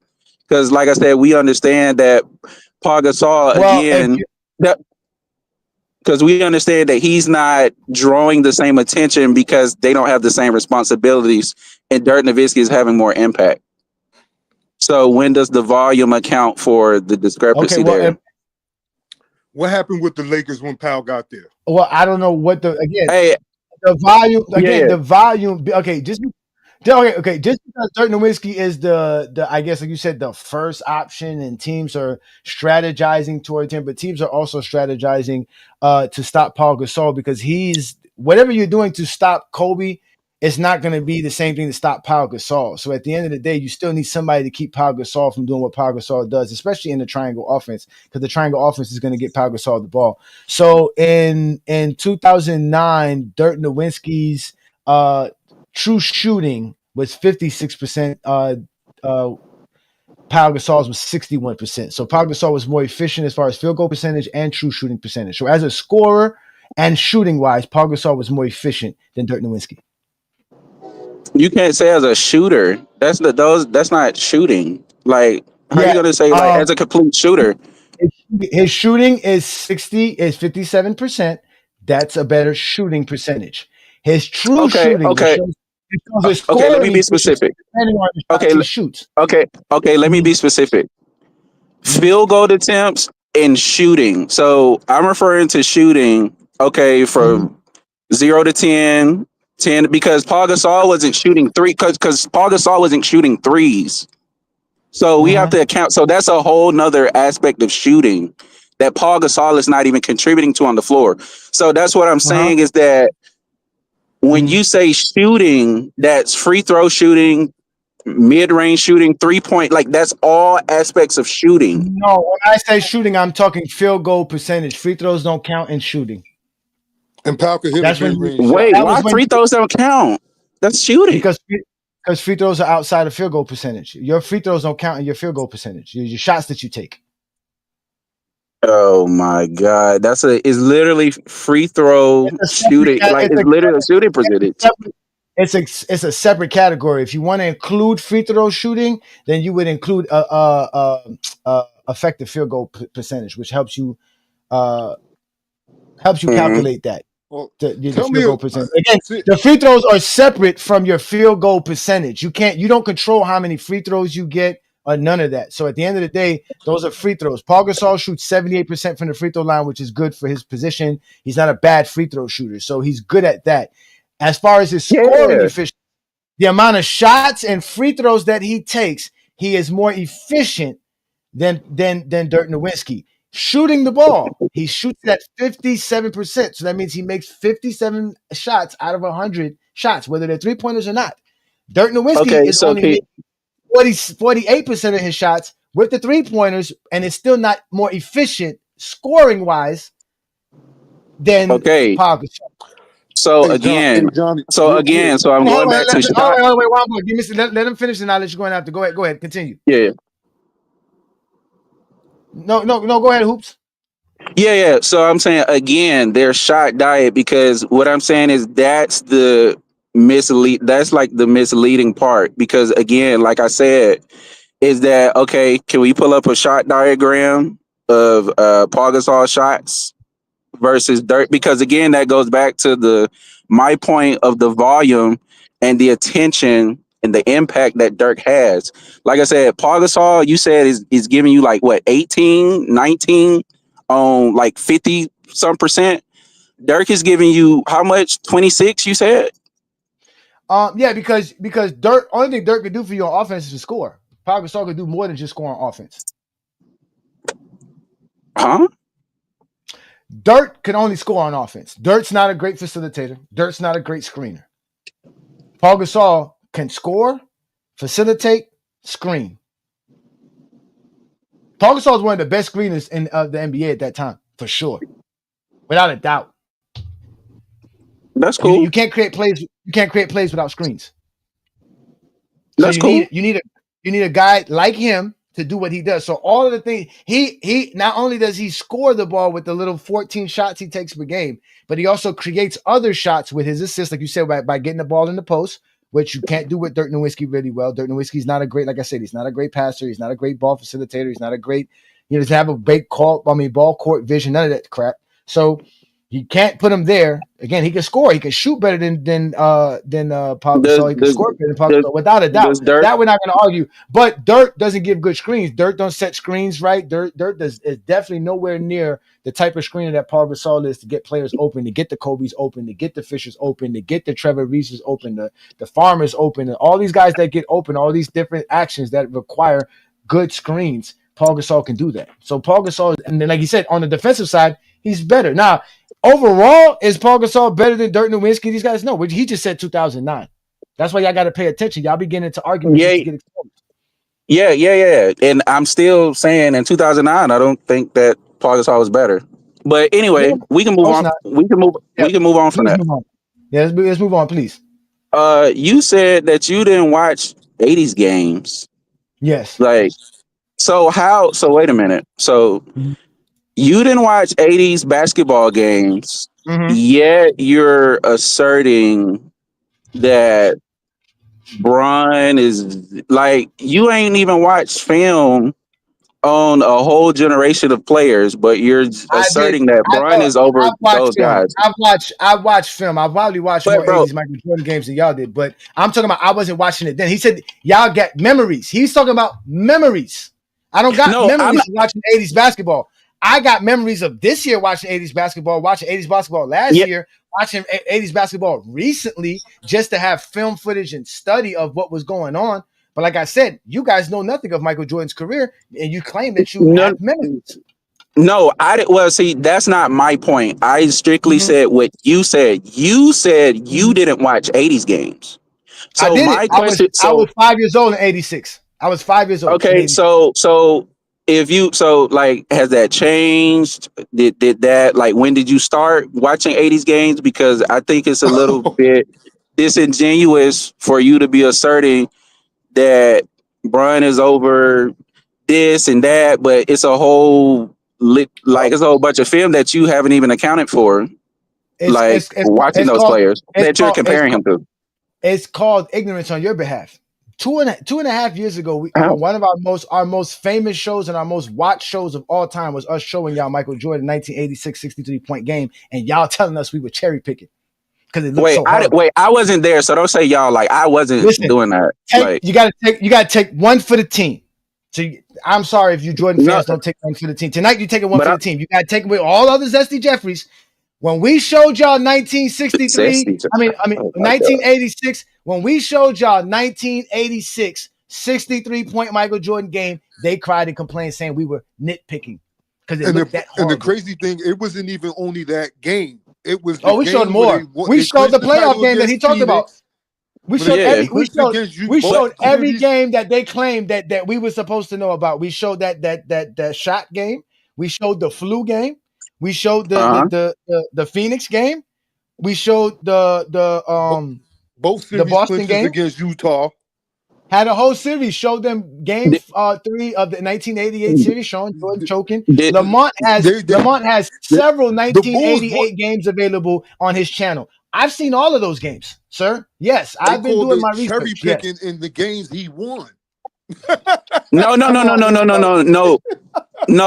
See what you're doing. See, I didn't say or claim any of that, so yeah, I don't have to take one for the team. You might not. No. Wait, hold up. I didn't make those claims, so you're trying to group me into that and say y'all that ain't what I'm talking about. Did y'all? Okay, so y'all pulled up 80s film, right? Mm-hmm. Did y'all pull up the 90s series, playoff series, and all that too? Yep. Game 3 versus the Knicks. It's on the channel. Game 3 versus the Knicks in '93. 3 for 18. Yeah. Like, I'm talking about the whole playoffs, the finals, and everything too, right? Yes. We played Jordan's supposedly greatest games in the playoffs, and they told us we were cherry picking because it looked that horrible. Not like what we just saw with LeBron. But I'm Jordan saying was horrible. He He was missing 20 shots per game. That's why. It's What horrible was watching somebody jack up and shoot a bunch of missing shots. That's why. Yes, so it's so so horrible. look, so check this out. So check this out. I know, but look, check this out. So check this out. I know you like. I know. No, listen. I know you like field goal. You like true shooting and all that, right? I He know like you do. film 'Cause No. you, Oh, no, no, no. Wait, see, Listen. Wait. Hold up. no. No. No. No. Hoops, No. I No. can't let you go. I can't let you go off saying such an ill-advised statement. I love Hey. basketball. Stats tell me all I Wait, need bro. to know. That's all you need to know. That's Okay. it. I like stats. Okay, you like Yes. you like stats. Okay, so Yes. can you so if I tell you so if I ask you to go to a series, can you pull up if I ask you to go to the finals when they played the Lakers, can you pull up those stats, please? Can you pull that up? Which finals and versus what league? You talking about Was Jordan there I think 91? it yeah. Can you pull up when they played those final stats? Yeah, I could pull that up for you. There, let's go ahead and do that for you. Let's go ahead and pull up Michael Jordan's final Yeah, stats. hey, you said you like stats. Hey, I'm just saying. I would love to. Don't cherry Listen. pick. I have Pull all of them up. no. I'm gonna pull them. Wait, Remember? wait, Hold on, one boy, relax. Because you guys got to remember, I also had an entire show on the '91 finals because I Hey, I wanted to don't go look. see if I don't Michael know Jordan about that. I was don't know nothing guarding. about that. Look, there you go. See. Let me finish, please, Hoops. I watched the whole series because I wanted to know if Michael Jordan really was guarding Magic Johnson or not. If the rumors Oh, about okay. who was guarding Magic. So I watched all 5 games and I did an entire show and showed clips about it, which is also available on our channel. If you are a GOAT James Kingdom member, please check it out. But let me bring up Michael Jordan's 1991 series because I do believe he Johnny, averaged 36 and 11. But go ahead. Hey, Johnny, I'm so glad that you did a video on that and all of that by Magic Johnson. That's not what I asked. I asked, could you pull up the stats? I got it for you. I did pull up the stats, and again, okay. Can you give me Jordan stats for that series? 1991. 31 yes, Jordan points. stats for that series. 31 points, 11 7 rebounds. I got this, guys. I got it, guys. Guys, let me get it. 31 points, 6 rebounds, 11 assists, 3 steals, 1.5 blocks. Shot 56% from the field. Okay, so can you tell me how many assists did Magic average that series? Like 12. How many points did Magic average that series? 18. All right. So for Jordan, for the Bulls, who was the leading scorer? Mm-hmm. Michael. Who was the leading assist guy? Michael. Who led? Did he lead that team in steals? He led him in steals as well. What about the other, like the advanced PR and all that? Was he leading that too? I mean, I don't really pay attention to that, but as far as like game score, he had the best game score as well during the series. So yeah, he had the best game score. I don't see the PER. He had good true shooting. He had a good offensive rating. I guess a decent defensive rating for that era. He had the highest usage rate. Yeah, he had a great series. Okay, can we go to 92? Okay, let's go to 92 finals. Michael Jordan in 1992 averaged 36 points per game, 5 rebounds, 6 assists, almost 2 steals, and 0.3 blocks per game. But shot 52% from the field. So, so with Jordan, right? So we got somebody who consistently leads his team on offense and defense. Like well, alongside Scottie Pippen. He doesn't lead in defense. Hold up. Not just that, and I'm going to say this. He's also a big pivotal part of that defense while leading the offense. Like, and it's not even close. Like, it's not even. It's like the next person, like behind him, like it's not even close. So no, that's false. How? Okay, go ahead. Let's unpack that. Because for one, Scottie Pippen was still the best facilitator on the team.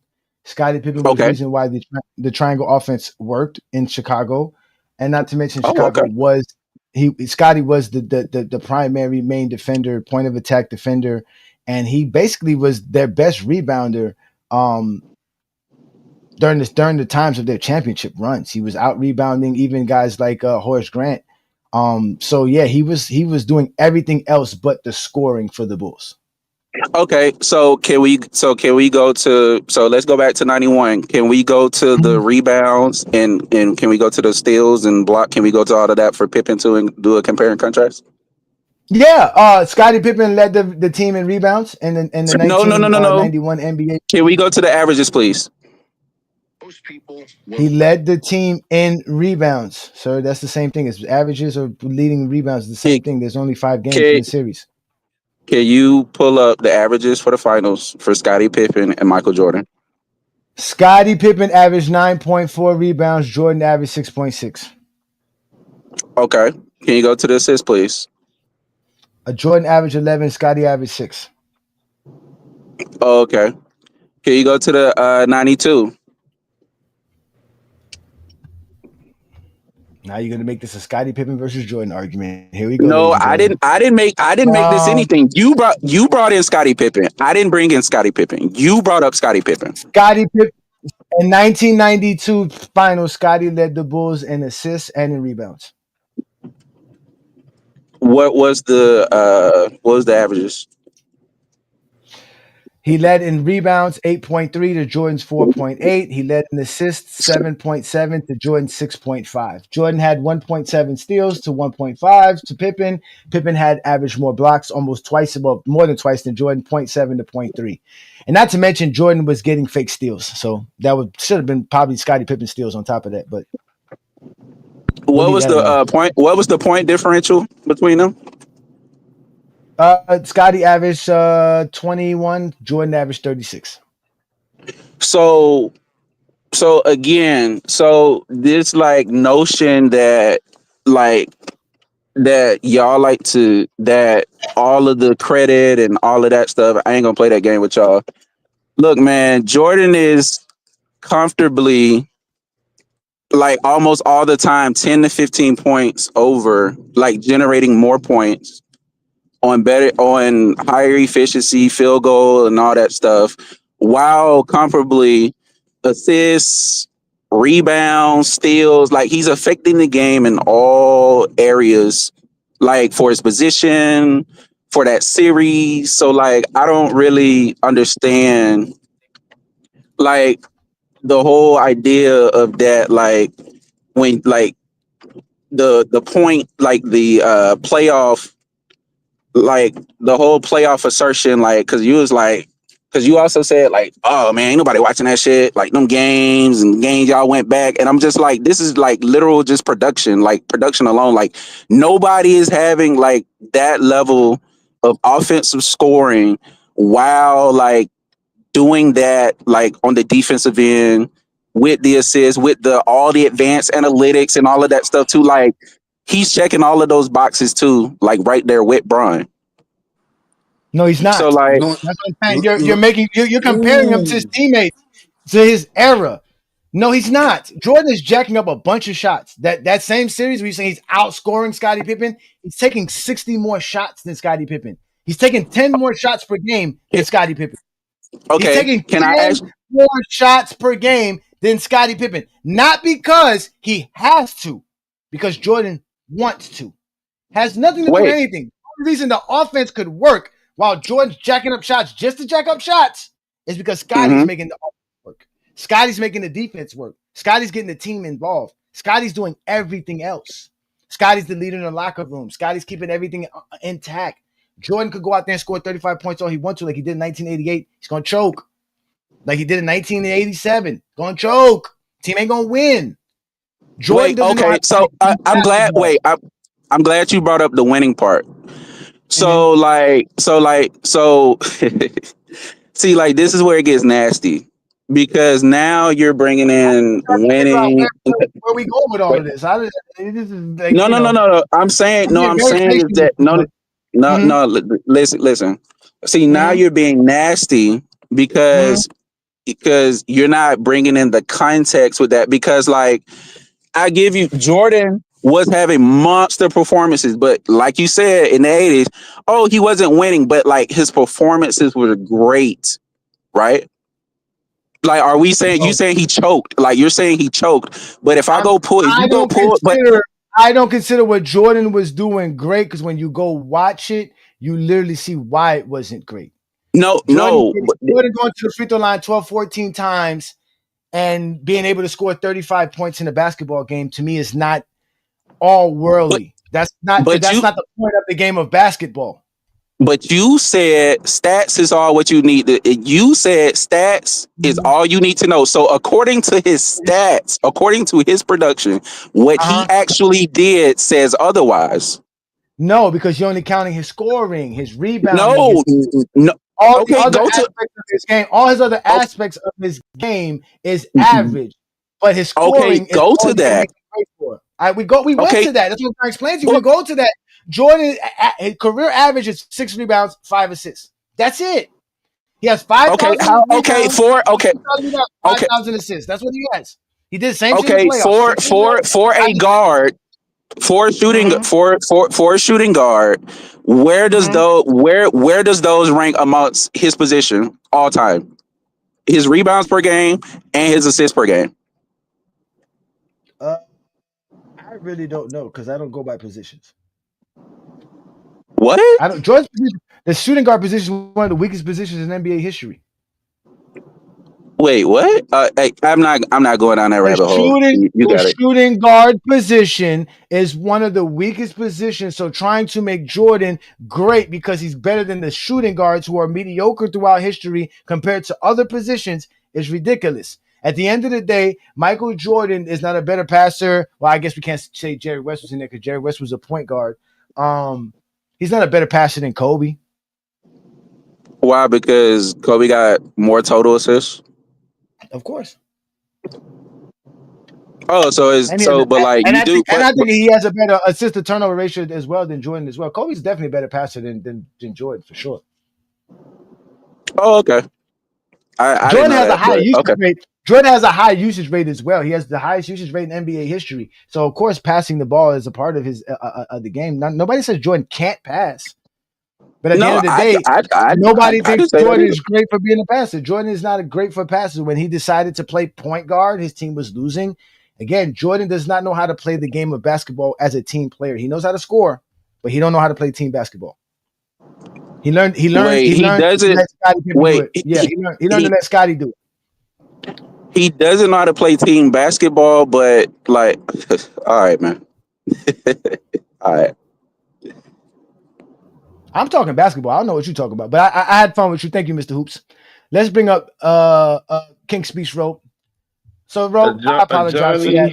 I don't know why they keep bringing up Zesty Jeffries that can't talk the game of basketball. They're not used to talking basketball. I thought he did pretty well. I bet. I know y'all thought he did. I see that. What's the point of that? What was the point of all of that? I don't know. Ajani, they thought that they shock jock, bro. How am I shock jock? Let's go. Let's go. Because y'all want us to believe your lies. Basketball. He doesn't. Okay. There's a few things. A few things where you fucked up. You said Jordan took the most shots because he wanted to. Yes. He didn't have to. He wanted to. So let me. Who deserved more shots? Who on the Bulls deserved more shots? Paxson? Cartwright? Who deserved more shots than Jordan? No, who did? Yeah, if you want to get, let's just say Jordan takes 5 less shots. Who are those shots going to? Scottie, Horace Grant, Cartwright, Paxson. So you want Bill Cartwright to take more? You want more plays for Bill Cartwright's slow wind up pull up? I mean, you want Paxson to get. So let's just. I would rather. Shot. Phil wanted it. That's what Phil said. Phil said you need to let them shoot the ball more because when you shoot and you lose.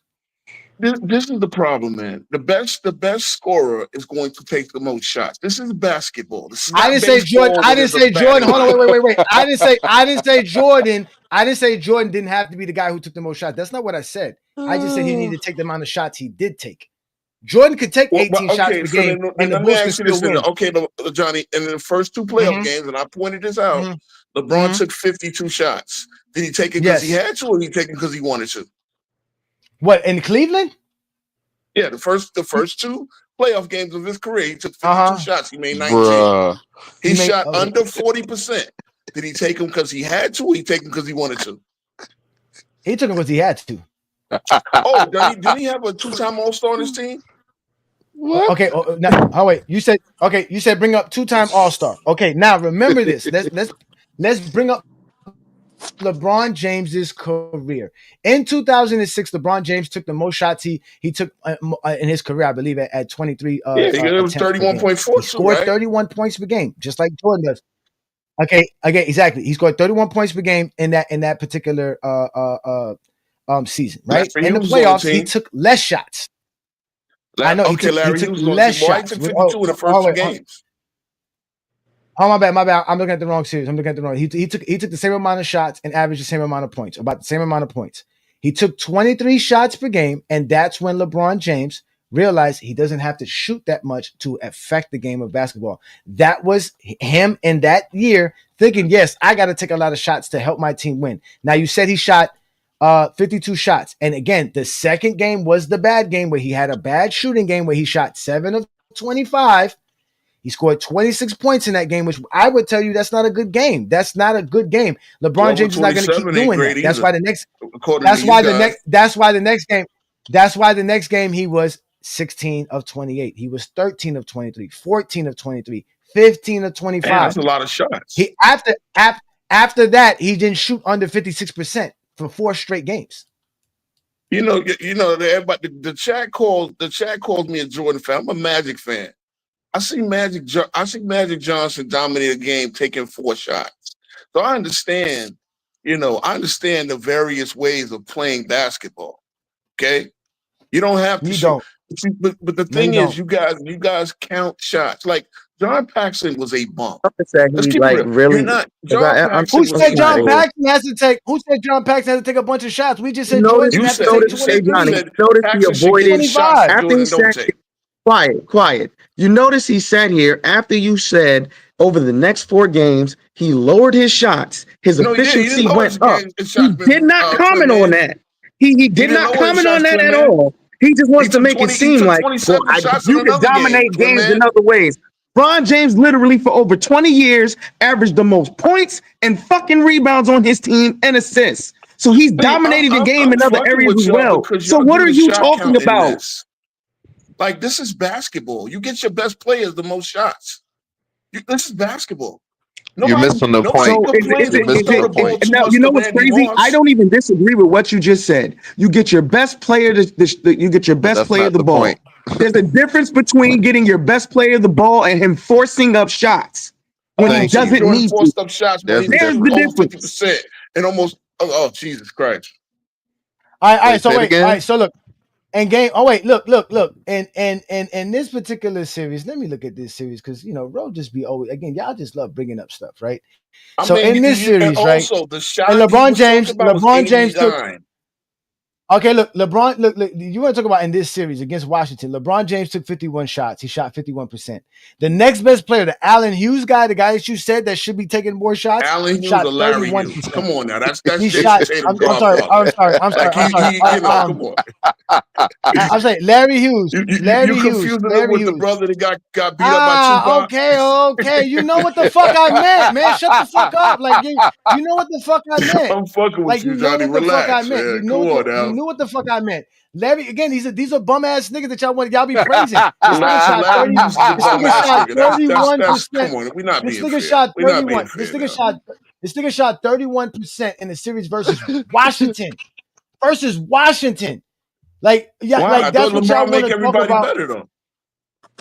He does make it. Oh, here we go. Here we go. 34% in the 96 finals. But you want him to shoot more, though.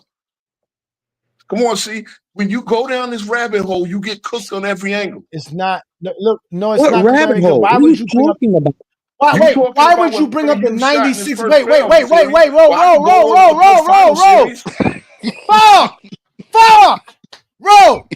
Why would you bring up a 1996 Chicago Bulls team who had 2 All-NBA players, 3 All-Defensive players on their roster, the 6th man of the year, the rebounder, the scoring title? Who give a fuck if you score 36 points? The team's still gonna fucking win. It's the 96 fucking Bulls. Like, nigga, you're not talking basketball. Who else Ain't none of shot that good shit in was that on the fucking Cavs. series for the Bulls? None of that versus a shit was on the 64-win Cavaliers. team. You're comparing that against a 41-win team, Ajani. You're comparing that against the Wizards. Again, that's what I'm trying to explain to you. This nigga shot 33% versus the Wizards. Okay. The Wizards. That's The going over his Wizards. head. He doesn't get it. No, it's That's not. It's going not over his really head. He going doesn't over my understand. head. It really isn't. Wait. When we're in 1988 playoffs with Michael Jordan, when we're sitting here listening to fucking you guys complain about Jordan having to jack up a bunch of fucking shots, right? Let's go look in this fucking series and see what his teammates was fucking shooting. Charles Oakley, in this series, 47% shooting. Scottie Pippen, 47% shooting. Horace Grant, 52% shooting. Now, if you want to say Dave Corzine and Sam Vincent were horrible shooters, Sam Vincent shot 33% in this series versus make sure I've got the right team. This is versus the Cavaliers in the first round. Then he has Corzine, who was another starter, who shot 37%, right? Then you had Brad Sellers, who shot 39% from the field. So this is Jordan taking a bunch of shots, like I told you, in this series. But he took 152 shots. Nobody else took more than 50 besides Scottie Pippen, who's coming off the bench, and then obviously Sam Vincent, who's trying to score, right? And obviously they're playing off of Jordan. They're playing off of Jordan, just like Larry Hughes is playing off of LeBron. It's funny. Right? It's funny what happens when your second scorer is Charles Oakley. But that, I'll digress. Again, your second scorer is Charles Oakley. Charles Oakley led the team with 10.8 points, but he's averaging double digits. I mean, double. He's averaging 14 rebounds. Listen, 14 you know rebounds. I'm a Knicks fan, so I know about Oakley, but Scottie Oakley was Pippen. very limited Scottie offensively, Johnny. He wasn't. Again, everybody back then was limited. Oh, now what did you expect? No scorers in the league. That's what we talking about now. I'm not talking about being scores. So now Everybody was limited. Alex What do you score? Fat Lever, none of these guys. Everybody was limited. How is Alex English supposed to score when Jordan's taking 25 shots? Alex English won on the Bulls. I'm just when you say everybody was limited that day, I'm thinking you talking about the whole league. Because that's why again, because guys like Sam Vincent, they're getting horrible shots. They're taking shots end of the clock because of Jordan. So they're shooting 51. So that doesn't happen with LeBron. Wait a minute. LeBron makes everybody he couldn't get Larry Hughes a couple of facilitates. Nigga, LeBron facilitates. He's a point guard But then why he ain't facilitate Larry Hughes to get a couple layups to get that shooting percentage? That's why Larry Hughes got 81 shots. That's why Larry Hughes got 81 shots. So they were bad quality shots, what you telling me? Off of LeBron's facilitating. Are you serious, bro? How many points did Larry Hughes average in that Wizards series? Nah, real quick. I got a question for King Speech. Real quick. Are you gaslighting and trolling right now, bro? 81 Are you just really dumb? Because I keep it real. A little bit of what I'm doing is trolling. Are you really this? So you're really this dumb? You guys go down the same rabbit hole. You guys no, we don't. This rabbit hole where you want to count shots. We're sitting here saying LeBron plays within the offense. He plays to his strengths. He's a facilitator who can score. Jordan with 4 shots he did not have to take. Wait a minute. Hold on. Wait. That's a fact. Check this out. Oh wait, 2 minutes. Check this out. Wait a minute. You're talking about series with Jordan. Roll. Listen to this, bro. Pay attention to this. Between the two series we're talking about, between the 1988 first round series between the Cleveland Cavaliers and the Bulls, and the first round series in 2006 between the Cavs and the Washington Wizards, LeBron James played 6 games and shot 151 shots. Jordan played 5 games and shot 152 shots. Okay. So he played one less game than LeBron and still shot more shots than LeBron James shot. Well, how many did Big Z take? He said Big Z. Why does that matter? Why does that matter? Big Z took Big Z took 49 shots. Oh, he took 49. So shouldn't he take more? Shouldn't he have taken more? He's a 2-time All-Star. Taking more how? What more you want to do? The shot counting thing, bro. I don't do the shot counting thing. No one ever said, hey, Tom Brady, you threw the ball to Randy Moss too many times. No one ever says, fucking Yarman Yager, you took too many shots on goal. This is basketball. You get your best players to rock and you let them work and you go off of that. Y'all go down So the when your rabbit hole best with this player is stuff. forcing terrible shots, not playing within the How is he? offense, and is costing them Wait. games, then what? Jordan scored 45 points a game on about 53% shooting against the Cavs. How is he forcing terrible shots? Question. So question. How many shots per game did you shoot When that Jordan series? dropped that No, 63 points. against Cleveland, he played well. He played well against Cleveland. They were still going to lose if it When wasn't for Jordan Scotty. dropped that 63 points against Boston and he chucked up all those goddamn shots, did it help them win the game, Ken Speechrow? They got to overtime. A 30-win team got to Did it overtime help against them one of the win? greatest teams of all time. Did they I'm win? just saying, come on now. Did they win? They lost. They lost in overtime against one of the greatest teams of all time. So do you think maybe if he would have involved his teammates more and they wouldn't have been able to just focus on him, maybe that game could have turned out differently? Swim man, tell me who needed to get more shots. Charles Oakley? Who? Doesn't matter. Charles Oakley wasn't the only nigga on that team. If you're the whole offense and defense can just focus on you, Bro, exactly. That's the whole point. The Bulls' offense was all predicated on Michael Jordan isolation one-on-one basketball. Okay, that's cool because they had no talent. We completely No, understand it wasn't had no talent. They didn't have he's talent. playing Those guys against 5 Hall of Famers with Dave Corzine, my guy. Come on now. Why? Why is he playing against 5 Hall of Famers? Because he was drafted to a bad team. Because he was drafted to a bad team. See? So now you're gonna blame Jordan's teammates because Jordan can't utilize his teammates better. Hold on. Because in LeBron's second season, his team was over 500. When did Jordan get over 500? But they didn't get to the playoffs. They weren't top 8, right? It doesn't matter. They were over 500. That means they were a winning team. They were winning games. Now we're throwing cookies for being 2 games over 500 now? Being over 500 after – oh, wait. Again, remember, you just said he was on a bad team. Now you're no longer a bad team if you're over 500. His rookie year, he was on a bad team, and 42 they're no longer bad because LeBron makes them better. The playoffs is bad. Does he know that Orlando Woolridge averaged 21 on that Bulls team? Don't forget in the regular season and playoffs. Oh, did he? Okay. And they had George Gervin, who they said, well, Larry Hughes sure did. He didn't play in the playoffs, but yeah, they had Jordan. Still a playoff Come on, man. The 63 is still a playoff I'm gonna let my record, disciples and they made Larry right Bird. I'm gonna let my disciples This is God and sneakers. Let my disciples. Oh, now we're gonna change to the God and sneakers thing.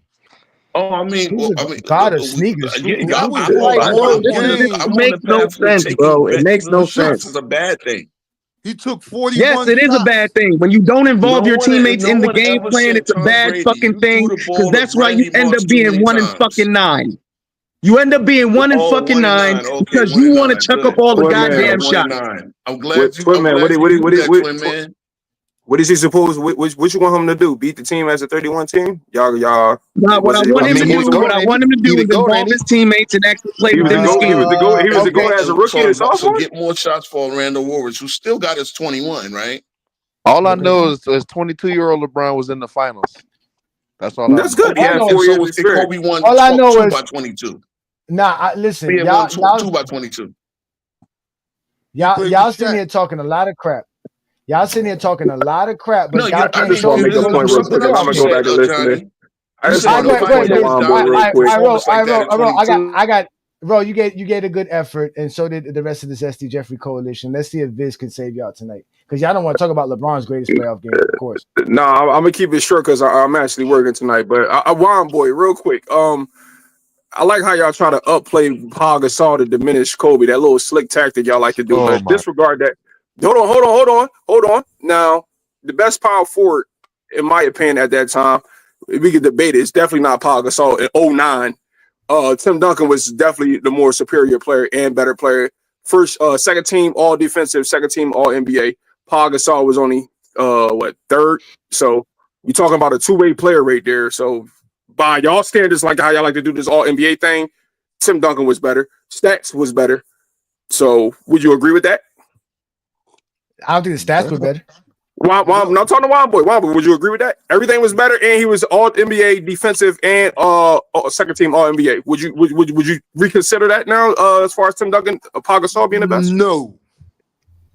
So what are you basing off of? Stats, everything, all accolades, everything better than Paul Gasol. Viz, stop talking to me like I'm not a basketball fanatic. I watch film.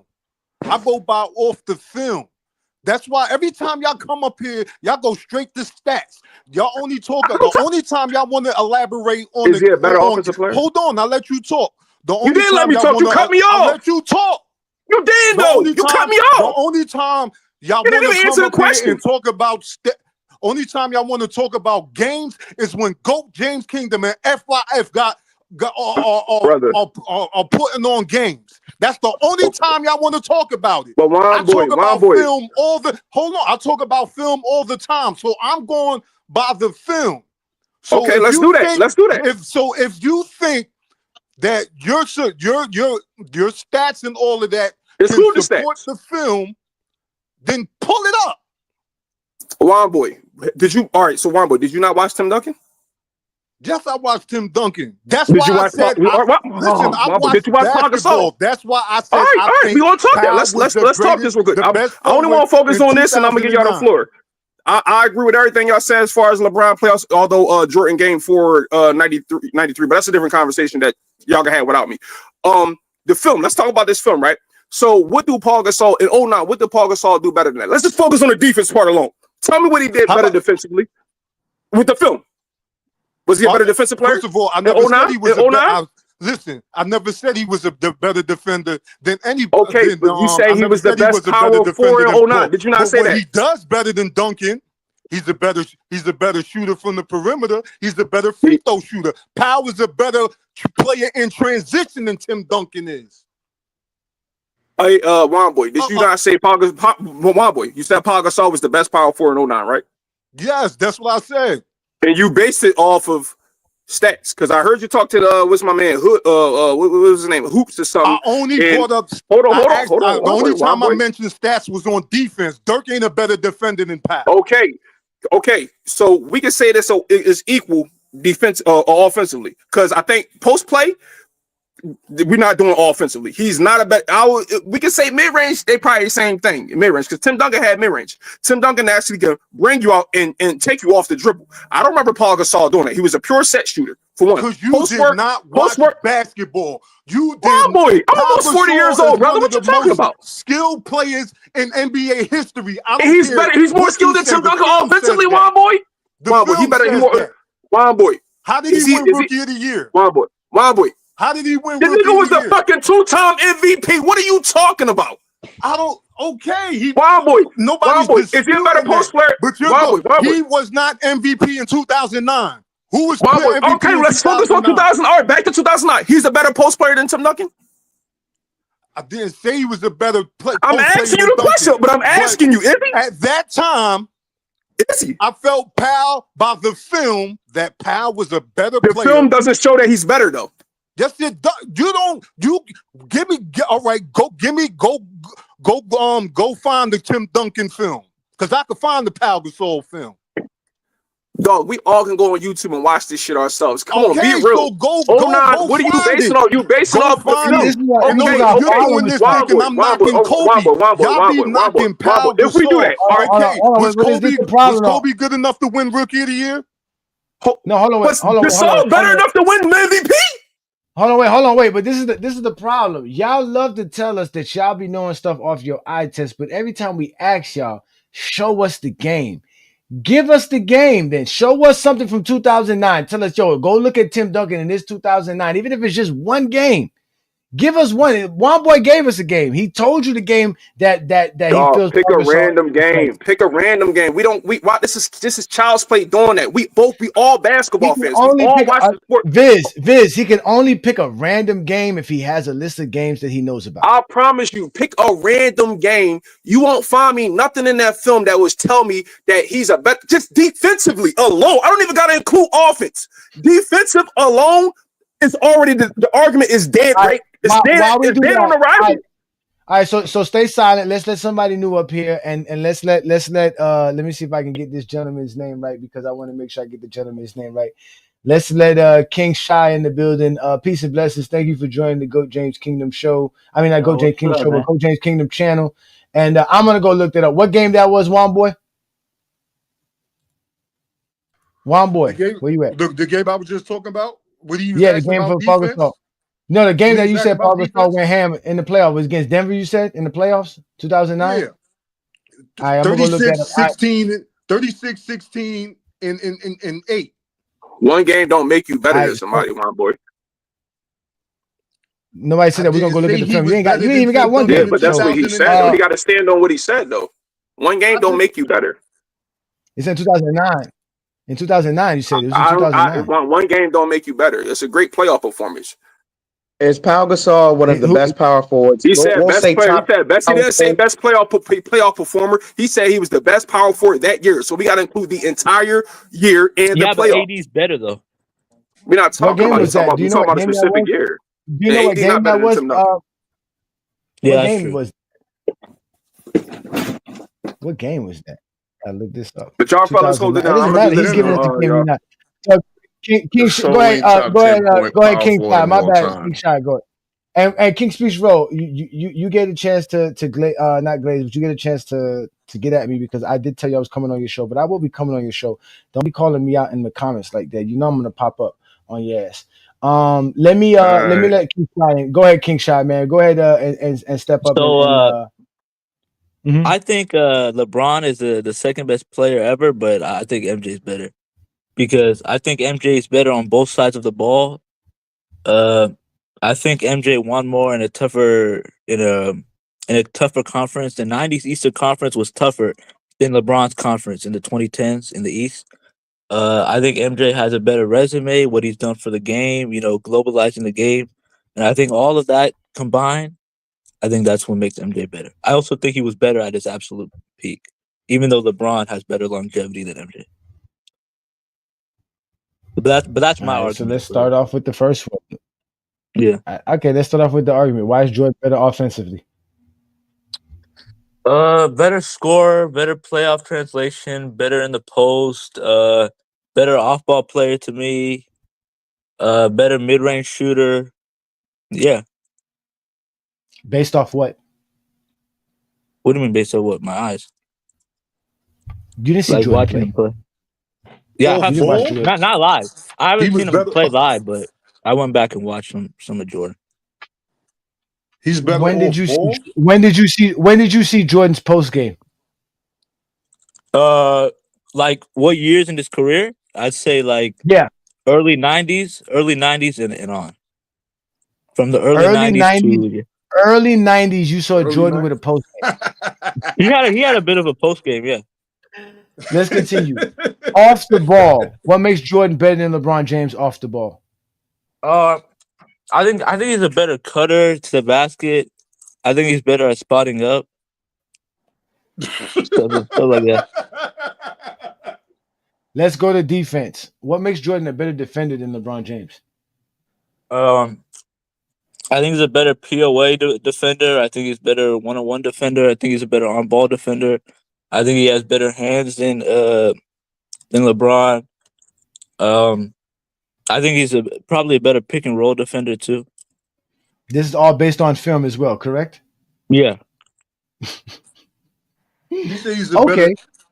He's a better pick and roll defender. Let's leave it alone. No, I did not say he's a better post defender. I said pick and roll.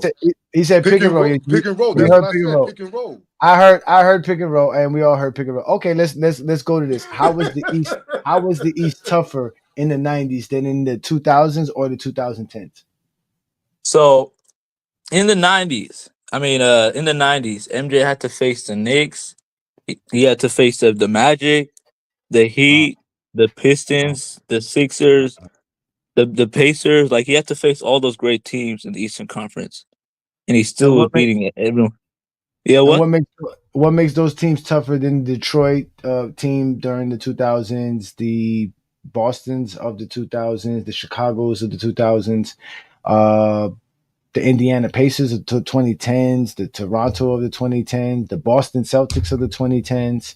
What makes any one of those Knicks teams, Indiana teams, any one of those teams you name in the 90s better than them? Because the Knicks were an all-time great defense to me. Same with the Heat. The Magic were also able to make it to the finals.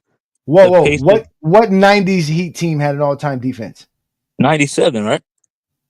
Based on what? I think they were like first in defensive rating. Every year somebody's first in defensive rating. No, I'm saying like by far they were first in defensive rating. What you mean by far? How there was defensive rating didn't even exist in 1997. No, I'm saying check the stats. It did Again, exist. no, it didn't. Defensive rating did not exist in 1997. So when they ended that Yes, it season, did, Johnny. Don't die on that Yes, hill. it did. bro, Yes, it King's Speech defensive rating did not exist in 1997. Do you understand what defensive rating goes into defensive rating, Johnny? Do you understand that did not exist in 1997? It goes by your point per possession on defensively. That's it. Do you 100 understand that? Do you understand that did not exist it. in 1997? So is my original point correct? They were still No, an it's not. all-time defense. I never heard the 1997 Heat to be an all-time great defense ever in my life. I'm older than all of you guys here, besides probably King's Speech Row.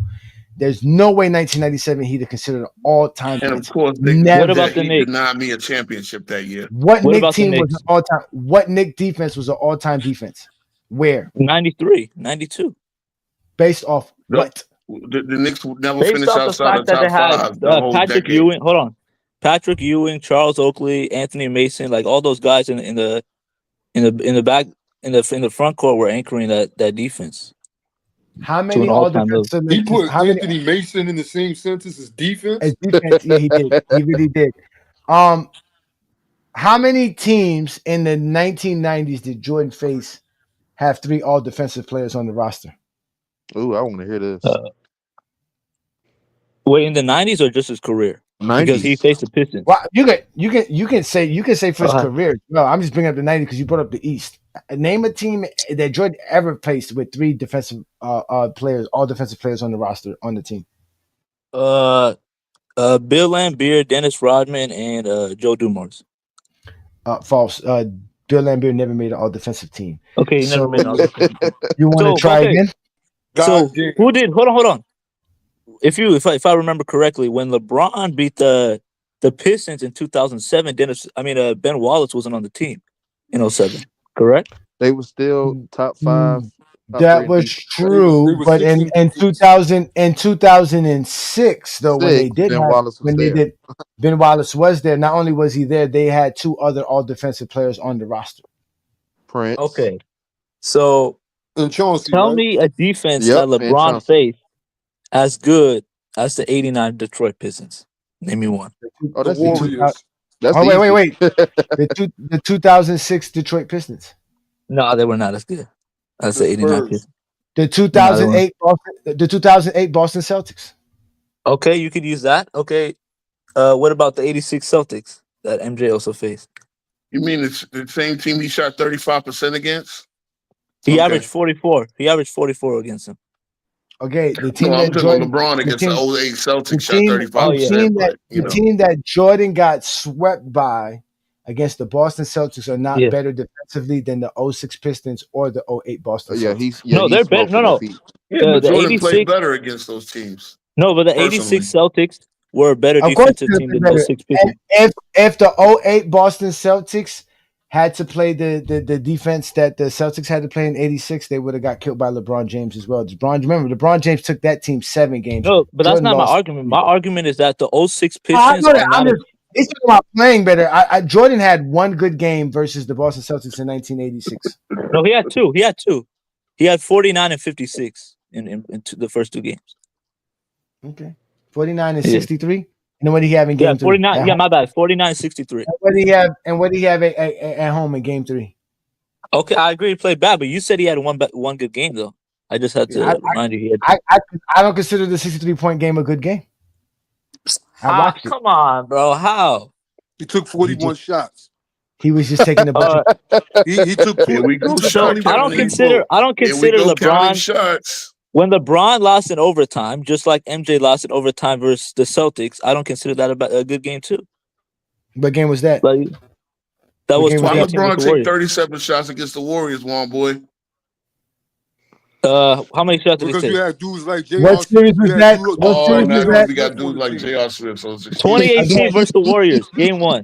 You 15 mean home the runs. same J.R. Smith that made 60% of his threes in the finals? Okay. The 2018 Warriors were completely depleted versus. I mean, the Cavaliers were completely defeated Yeah, that's against the not even Warriors. fair.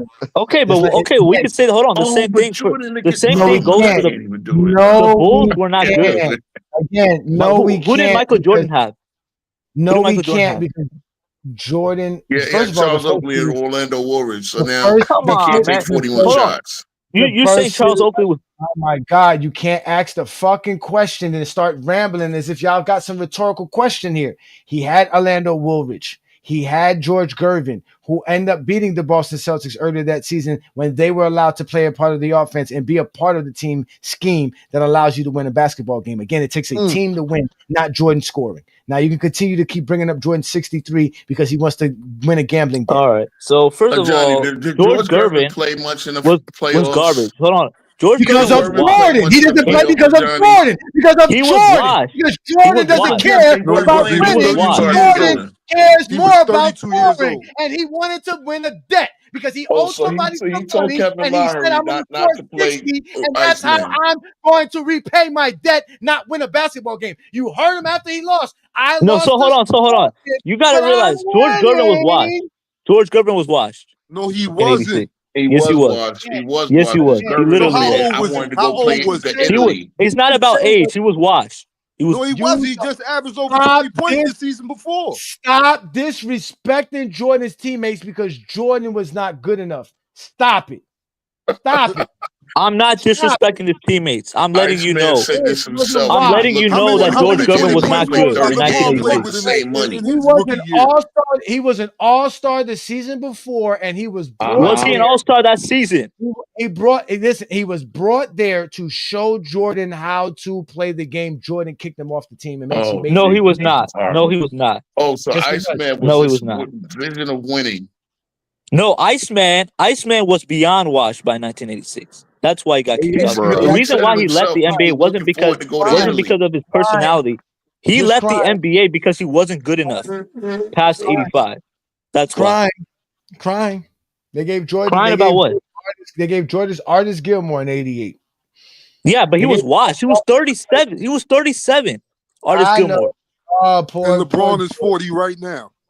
Jordan. Poor Jordan. It- Oh, So poor okay. baby So Jordan. do you think Like, it was? Do you think? like you Hold guys on. would call Whenever LeBron. I Y'all, whenever I y'all bring up LeBron, right? Hey, I never Wamba, I bring up got a Kevin Love. question. Kevin Love made the All Star team in 2018. Do I care? Yeah. No, because I know Kevin Love wasn't a big piece, and I understand that Yeah. LeBron led that team past the He was an East. all-star in But we have to. 2018.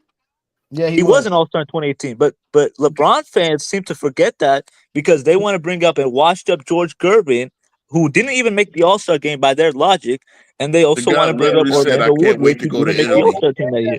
Bears. LeBron James made the finals. Jordan got swept in the first round. Because Hello. he faced an all time, arguably the best team, arguably a top 3 team ever. That's because Jordan LeBron was did an not eighth face any seed. team like that. You know what? Who did Then you LeBron know what? face in the East? Then you know what? Then you know what? He should have took fucking Jerry Krause's advice and said, "Listen, we don't even need to be here. Let's get a So better." That's if true, but Jordan was a LeBron, competitor. So you're gonna get mad LeBron at Jordan faced for not giving up on the season? if No, because LeBron faced what? the There's nothing you can '86 do. Celtics. There's nothing you can do. They're not better. Why? We just said it. You just admitted they're not good enough. But No, Jerry no. Krause.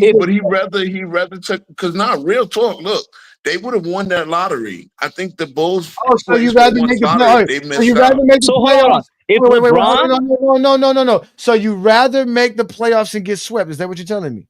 Than not make the That's what playoffs? Jordan felt. no, I'm saying that if LeBron faced the '86 Celtics, he would lose in the first round too.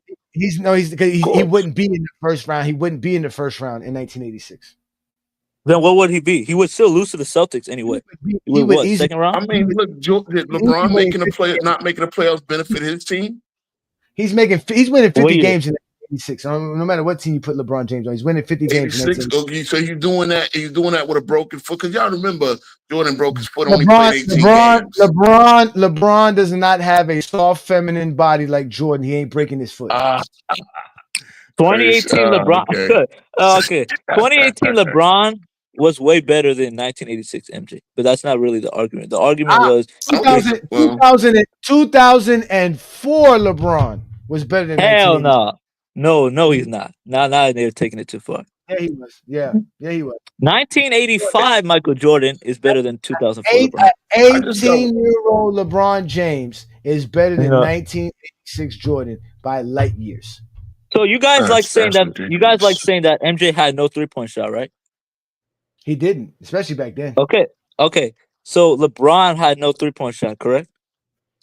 Not like that. LeBron always shot above 30%, and he got better throughout his career.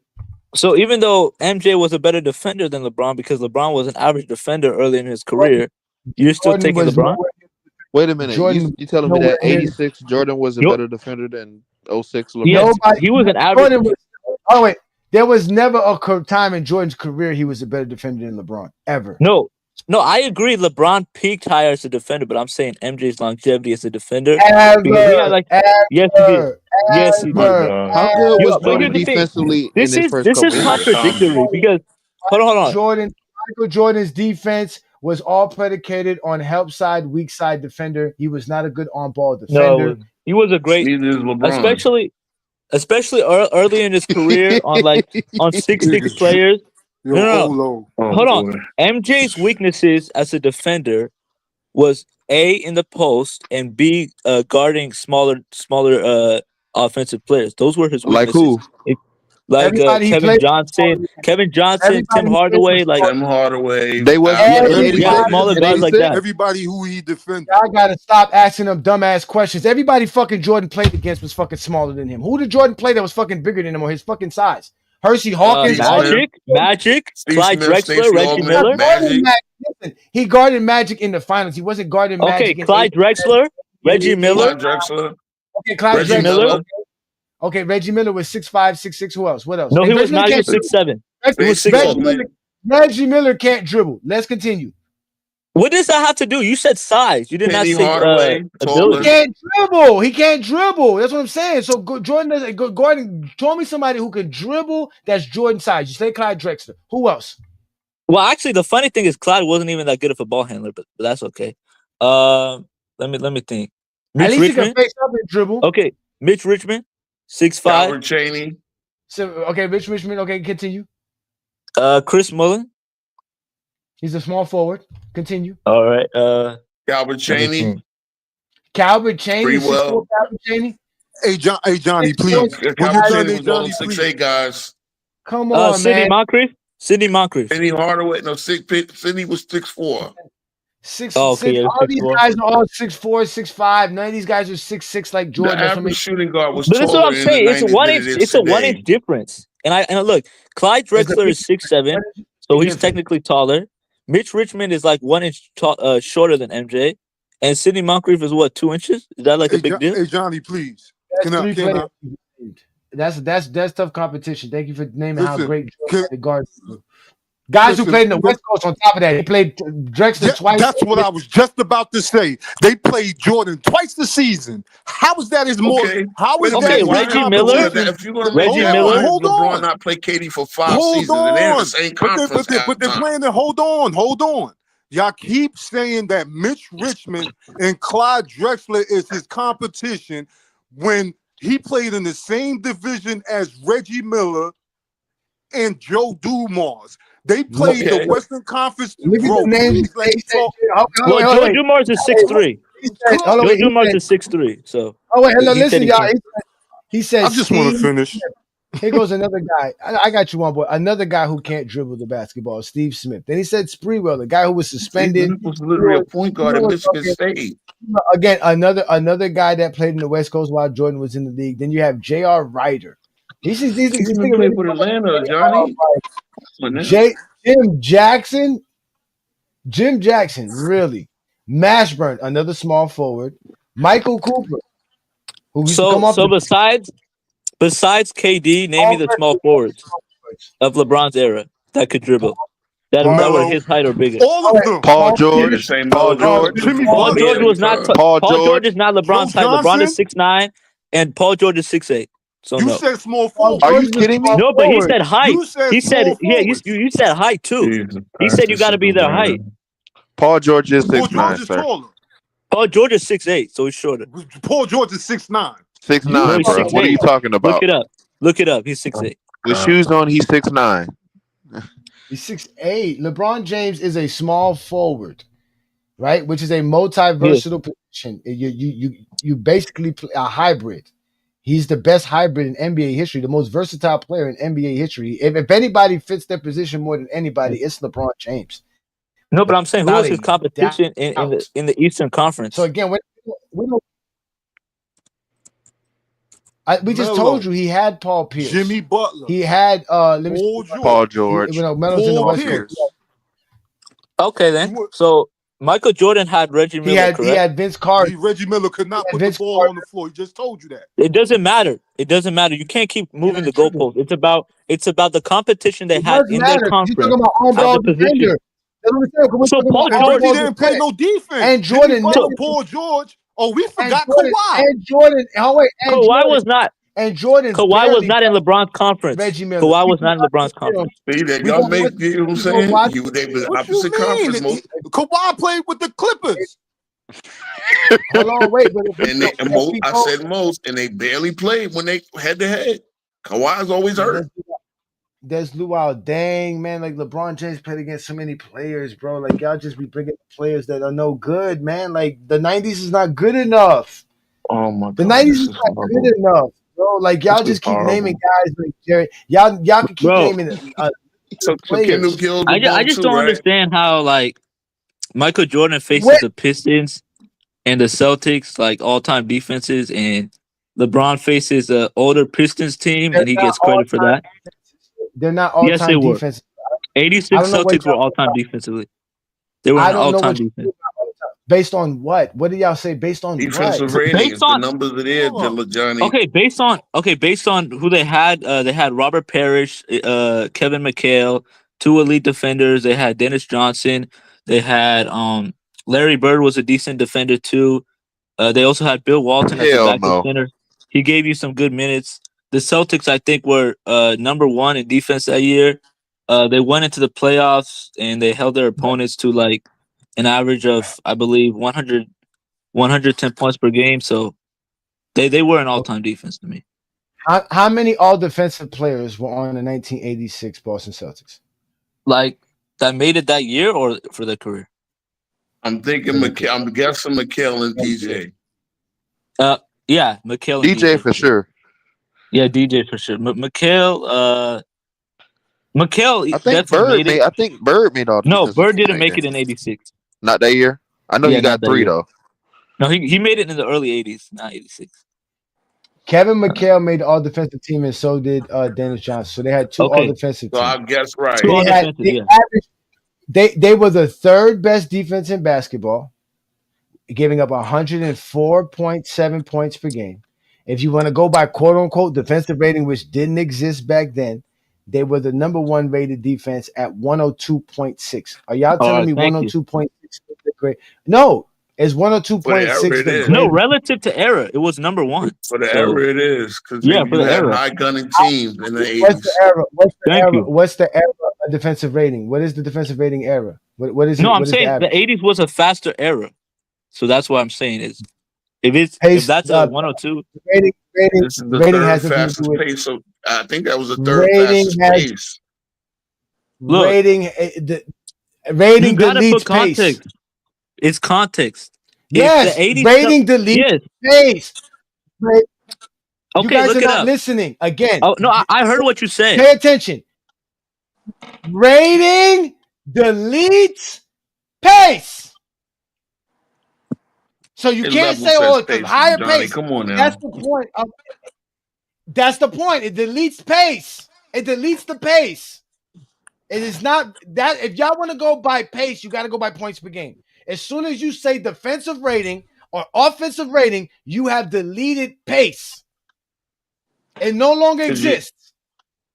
It's no longer an argument in the conversation. That's the point of doing defensive rating, is so that pace no longer affects the stat. So 102.6 is still pretty good. Yes. Based on what? That it was first in the league. It was first in the league. It was first in the league. That's why. Hey, Johnny, can I say this real quick? Y'all love to move the goalposts. You Hold say on. you're counting defensive players. Okay. No, I'm not. I just I'm want to say Thank this you. real why quick. you on that. Go ahead. I'm I just listening. want to know this real quick, right?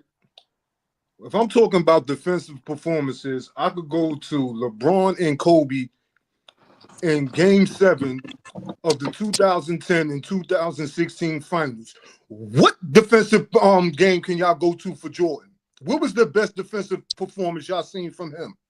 What You defensive mean game the did one when LeBron? Hold Utah on. scored 54 That I was points? just one told you block. Game 7 That was one of the block. You mean when 2016 the finals. Utah scored 54 points, but yet y'all hold that Hold against the Bulls and Jordan? on. No. I'm talking because I could How's bring that up Jordan? I could mention that Ray Allen shot 2 for 11 in Game 7 and Kobe's 15 rebounds. I can go to LeBron leading his team in rebounds and steals and blocks But in the that's finals. not defense Hold though. on.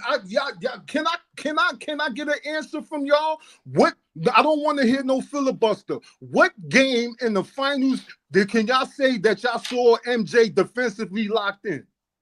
So is it just about the That finals or Utah is it just game. about his career? Yes, it's just about the finals. That What Utah game No, can okay, game. you you go to? moving the goalpost then. It can't just be about the I'm finals. not It has to be moving about the the whole playoff. goalposts. I'm asking the question. Can you answer the question or not? The Utah game. I'm going with No, that. all right. They held the number one offense to 54 points. Well, what part did he play in that, bro? That's what I'm asking. Yeah, that's So he was that just doesn't out there work. watching it. He was out there Oh, watching Steve Kerr and oh, them I got lock one. down John 92. Stockton and The everybody. 92 Hold on. versus the Blazers. I mean, come Use that. on, that Wall boy. He got the steal 92 on versus the Parker. He got the Blazers. steal on I Malone. gave you one. That's the steal on 92 versus the Malone. Blazers. I He gave had you one. one. Bro, you going to one steal. Okay, one steal. Okay. I said 92 versus the You going to Blazers. talk about the one rebound too?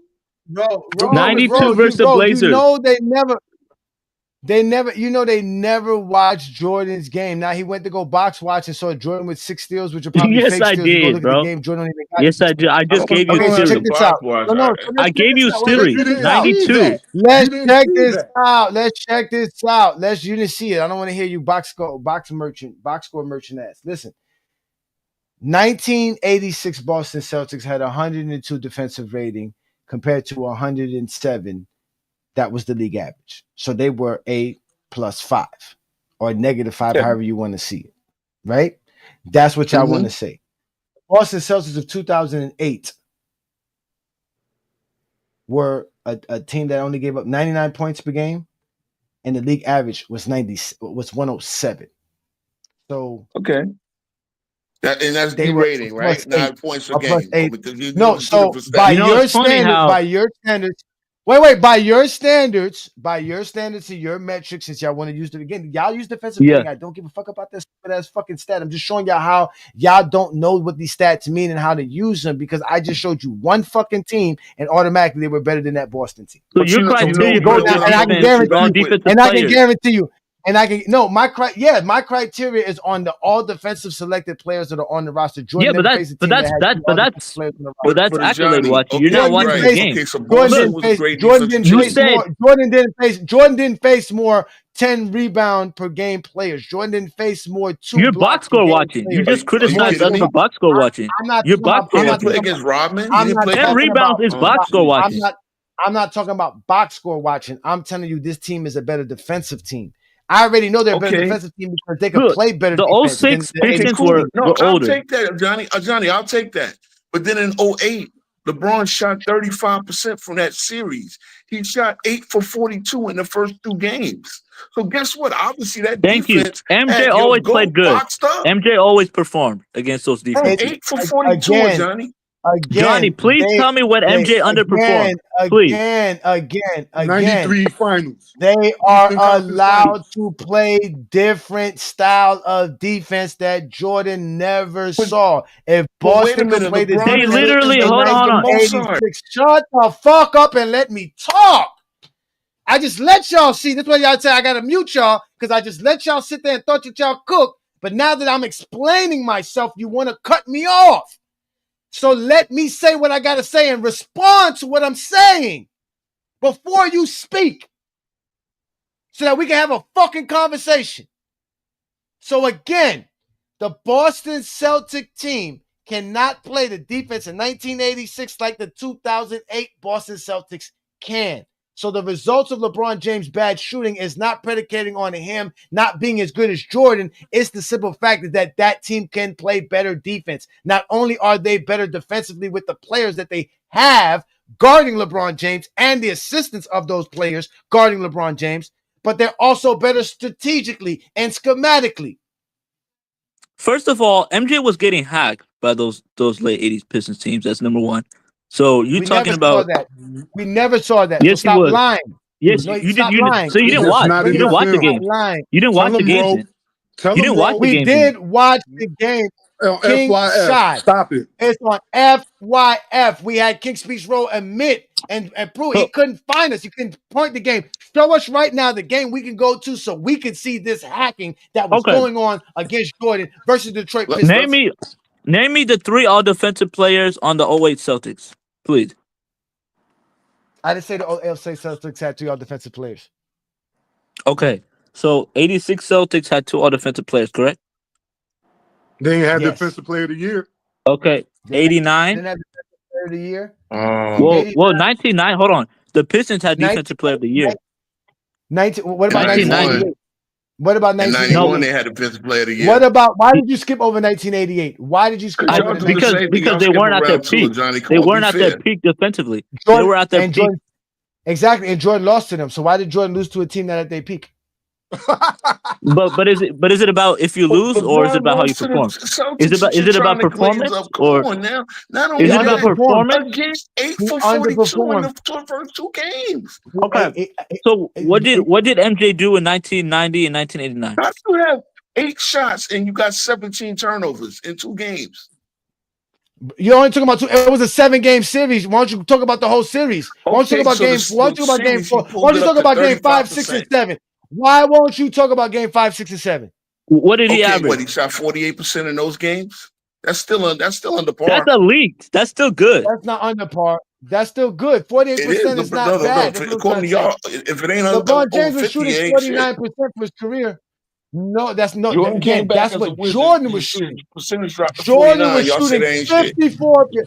Jordan was shooting 54% and shot under 4 at 50. LeBron wasn't shooting over 50% in 2008 for the regular season. He was shooting around. That's the whole point. That's how good he was. Cool. He was shooting 54. That's how good he was. That's not his fault that he was scoring title too. That's why he underperformed versus a team with no all NBA players, no all defensive players on their roster, and LeBron James That's never not did. Fair. That's a lie. They had all defensive players. They literally had all defensive players. They had 2. What do you mean? Not in 1988. Not in 1988. They didn't. They did not. Well, have 2008, LeBron won the scoring title and then shot like shit against the Celtics. They both won the scoring title except one played better. Of 08 was better defensively than 86. He shot like shit versus a team with the Defensive Player of the Year, an all-time great defense by your metrics and standards. Yes, and them having this defensive stand, huh? So this is what I realized. When LeBron, hold on. When LeBron plays like shit, James Post. Why is all 5 players guarding him? Why? Yeah, they have 20 basketball. It's the 2000s basketball, and the Cavaliers have nobody. So why am I sticking where I play basketball? Why am I sticking Drew Gooden? Why am I sticking El Galskis? Why am I sticking Varejao? Tell me when LeBron had an at bad. I got Mozart with the ball. He can just get them, lob it up to him. Tell me when MJ. Tell me when MJ had that bad of a series. Tell me when MJ had that bad of a series. 1993 Eastern Conference. Not the whole series. He shot 40%. Not the whole series. That was a couple games. 1988, the worst meltdown and the worst series for any superstar in NBA history. That's a lie. 2011 was 1988. No, 2011 was worse. 2011 was worse. Was LeBron the league MVP in 2011? Was 2011 LeBron worse than 1988 MJ? And yes. Was LeBron No, James, he was not. No, he was not. Was LeBron James the scoring leader? Champ in 2000. Okay, he wasn't. Okay, you're right, he wasn't. But let me ask you. Was LeBron James the steals champ in 1988? So he wasn't. Okay, he wasn't. But here's the issue. LeBron James the All-Star Game MVP in 1988. Well, that doesn't really matter. But so stop bringing up All-Stars then. No, So this I'm is what not. I'm Wait, saying. I'm bringing up. No, you ain't saying shit because you got to answer the question. Jordan was all of that, and did LeBron James lose to a team with no All NBA player and no All Defensive player on their roster in 2011, sir? Okay, he didn't, but I thought it was how you Did Okay. perform. Jordan get So outscored because by a of bench that, player? so because of all of the things that I just listed for you, sir, Jordan had the biggest meltdown and choke job in NBA Okay, so history. let me ask you this: do you think LeBron should have won MVP in 2011? No, You thought Derrick Rose should have won? of course. Okay, so in 2011, when LeBron Mhm. was averaging 4 points per game in the fourth quarter, you don't care about that? No, because the strategy wasn't for him to score in the fourth quarter. That's the Because he same was a thing. facilitator. That, I get but it. that, but I don't think you understand. The 1988 Bulls were worse than the 2011 Heat. So if LeBron had a better supporting cast and MJ was getting keyed Wow. in on more, how come LeBron played worse? How come LeBron Because averaged 18 with a LeBron, with a better LeBron, team? and again in 1988, Jordan's competition was inferior to LeBron's competition in 2011. So whether or not you think the 2011 team was better than the 1988 team doesn't matter. They have to face different competition. LeBron's competition was tougher. He faced tougher competition. The 1988 Pistons Pistons. are not as good. Are not as good as the 2011 Boston Celtics. Can The I ask you a question, 1988 Johnny? Pistons are not as good as the 2011 Chicago Bulls. You mean The Can I 19, ask you a 19 question, Johnny? the One question. 1988 No, the Cavaliers, 1988 Pistons were better than the no, 2011 Celtics. Yes, they were. they were not better than the 2011 Celtics. They were not better Yes, they than the. were. No, they were not. But go They ahead. they were a better defensive team. They were a Okay, better Johnny. defensive team. Give Based me on give what? me a better Okay, so by defender. your Give me a logic, better Who right? had the defender best on the So team 11. basketball? Give me a so how better many all defender on defensive the players 11. did Hold the on, hold on. 2011 Celtics have? Wait, hold on, King Let me Shy, get you got exposed right there. Sit that one there. Chew it up, digest it. Let's let King Speech get a chance. And go ahead, King Speech. I just want to ask one question. Give me a better defender on the 11 Mavericks. It's the better defender than Dennis Rodman in the front court. Tyson Chandler. Bro, I had No, Tyson Chandler on my no, it team, wasn't. Maybe In bro. Rashawn Marion 1988. too. Okay, Oh, wait, okay. wait. Give me Remember. a backcourt. Whoa, Okay, okay. whoa, I'll take that. whoa, I'll take that. whoa, whoa. Listen, you're talking about 1988 Dennis Rodman. Tyson Chandler. I get both of them would go on and win defensive player of the year. Rodman won No. twice. In 1988, Dennis Rodman was coming off the bench and wasn't an all-defensive player. In 2011, Tyson Chandler was Because, a starter on the all-defensive team, sir. but you Tyson don't think Chandler that Rodman was was a great better defender in than '88? Dennis Rodman in 1988, sir. We're talking about Okay. Give me a 1988. better That's what we're backcourt talking about. defender than Joe Dumars. Give me a Joe better Dumars backcourt was defender than Joe a Sean third. Dumars. Sean Marion. Jason Kidd. Wait, Sean Sean Marion. Marion is a forward. again, listen to me. Sean Marion was washed too. Pay attention very closely here, bro. Joe Dumars was a third-year player who never made an all-defensive team, averaged 12 or 14 points per game in 1988. You're talking about Jason Kidd. We're talking about Deshaun Stevenson. 38-year-old Jason Kidd. We're talking about Sean Marion. Even at 38 years old, he was still a smarter and more intelligent basketball And Joe. player than Joe Dumars. The only reason that the Pistons played good defense was because they said push Jordan left. That's it. Oh man, this is wild. And LeBron That's couldn't very easy shoot. defense, Hey, bro. LeBron couldn't shoot This either. Nobody is has wild. And That's Jason Kidd very was easy. Jason Kidd I'm was gonna still a try good it, bro. defender. Joe Dumars was Push him still a Dennis good defender. Rodman.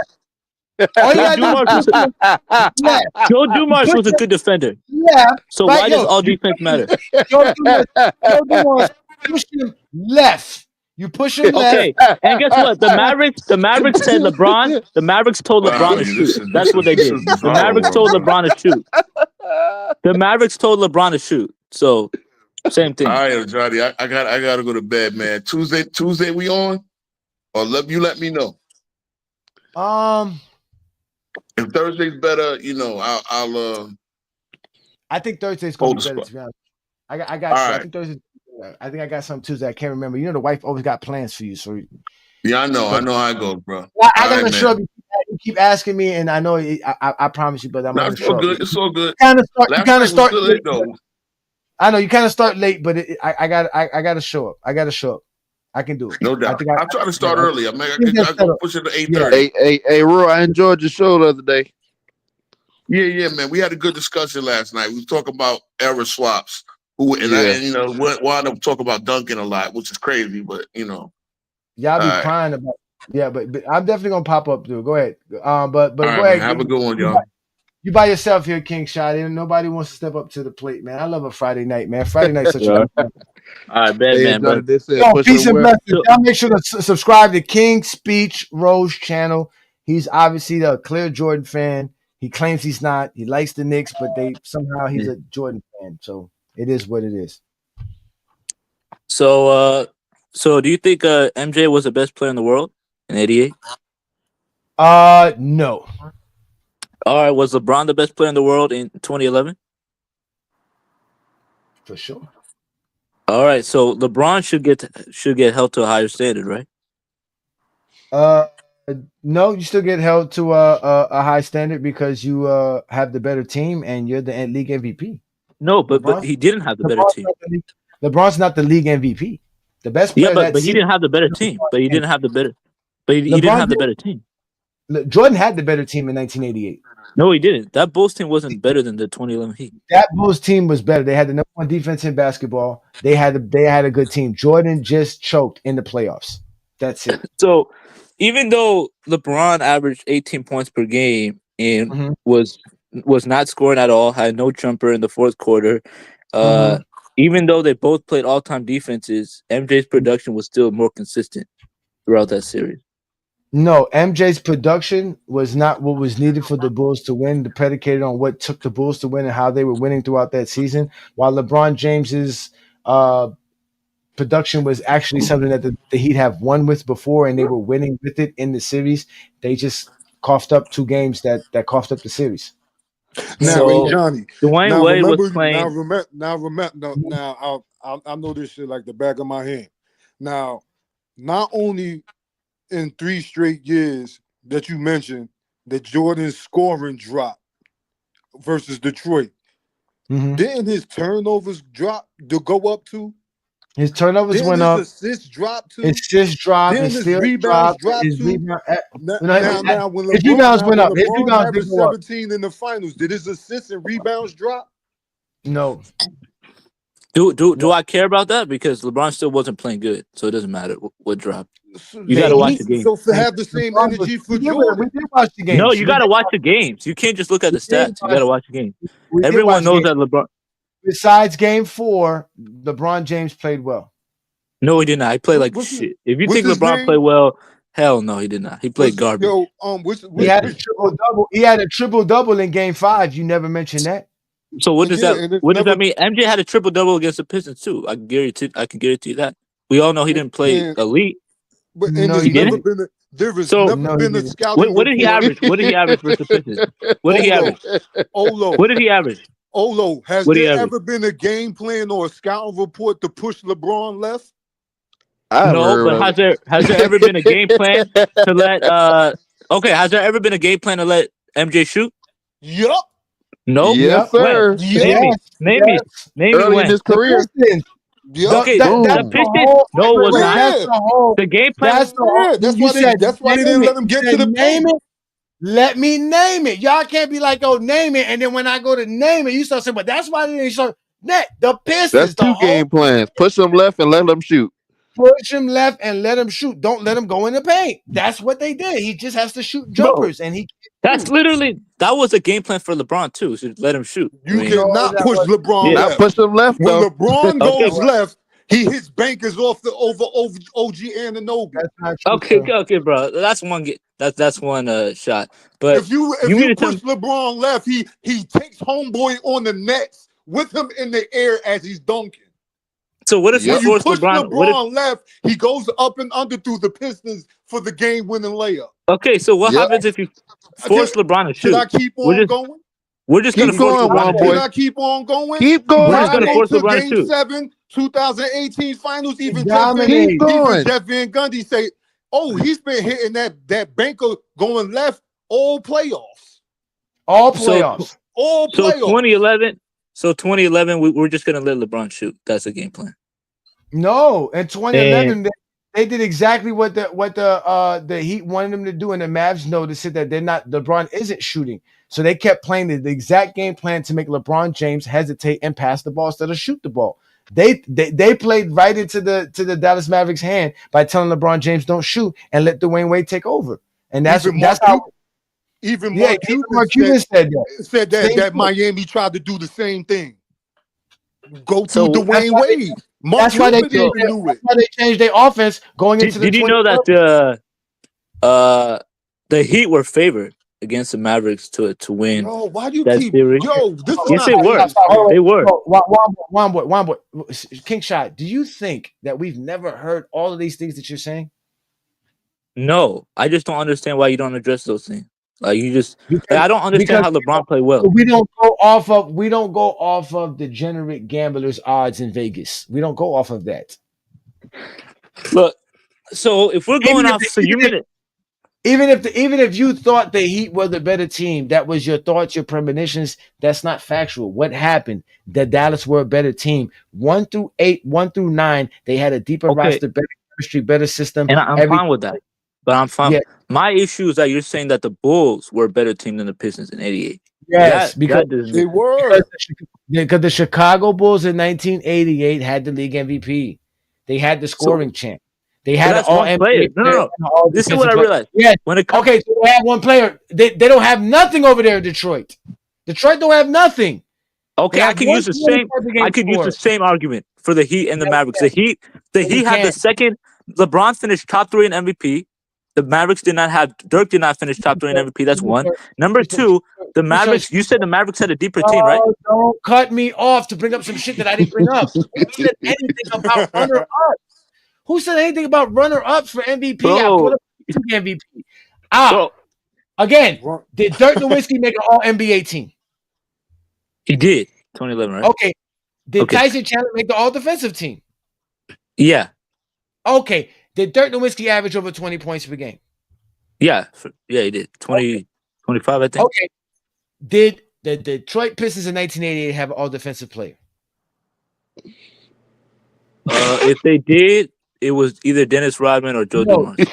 No, they didn't. Did they have an All-Defensive player in 1988? No. Did they have a 20-point per game score? They did. They had one. He only averaged exactly 20 points per game, which was Adrian Dantley. That's it. That's why Jordan got his ass kicked, because he could score. Jordan was just out here choking. He can score from anywhere. You can push Adrian Dantley left. Adrian Dantley's going to score. You push Jordan left, he's going to turn over the ball. It's like absolute nightmare. Bro, you really telling me Adrian Dantley was a better scorer than Michael Jordan? Come on, man. In that series? In 1988. But anyways, back to the original point. So we all could agree that the Mavericks were deeper than the Heat in 2011, right? Yeah, we all know that. Okay, so would you agree that the Pistons were deeper than the Bulls? No. Even though they were. No. So the reason why they weren't deeper was because they don't have an all defensive player. That's why. Name me the starting 5 on Detroit. Isaiah Thomas. Mm-hmm. Joe Dumars. Mm-hmm. Adrian Dantley. Mm-hmm. I think it was Dennis Rodman. He just told you Dennis Rodman was coming off the bench. Okay, was it Rick Mahorn? Yep. Continue. Okay, Bill Laimbeer. And Bill Laimbeer. Okay, so that's their starting 5. What was the Bulls' starting 5? B.J. Armstrong. No. He was drafted. John Paxson. Okay, John Paxson. Nowhere near as good. John Paxson actually didn't start. But continue. See, look, you don't even know. Okay, so who was it? Sam Vincent. Sam Vincent. Sam Vincent. Nowhere near as good as Isaiah Thomas. Okay. Why are you comparing him to Isaiah Thomas? Because Isaiah Thomas is nowhere good as Jordan. So that's the no, but it's not. But it's not. Okay, fine. Isaiah Thomas is their best player. So and Sam Vincent is not the second best player on the team. So you got Sam Vincent as the starter. George the 2 guard. Who's the starting 3 for the Chicago Bulls in 1988? Scottie Pippen was on the bench. So yes.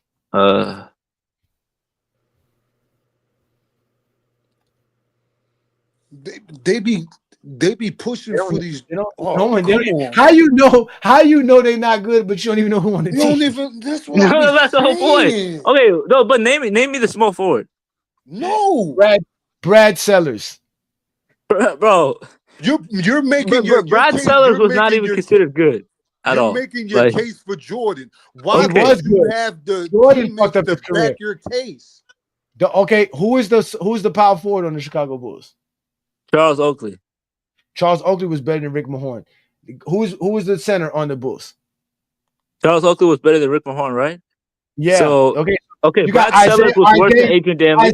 Isaiah's better than Vincent. Jordan's better than Dumars. Okay. Dantley's better than Sellers. Oakley's better than Rick Mahorn at that time in that span. Okay, so that's 2-2.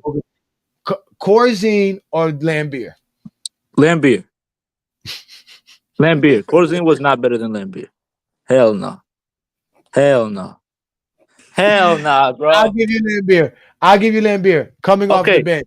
So that means the starting five was better by your logic, because no, that's by your logic, because in reality, like I said, it's all about the system and how everything is running. The Bulls defensively were better. Brad Sellers a better defender than Adrian Danley.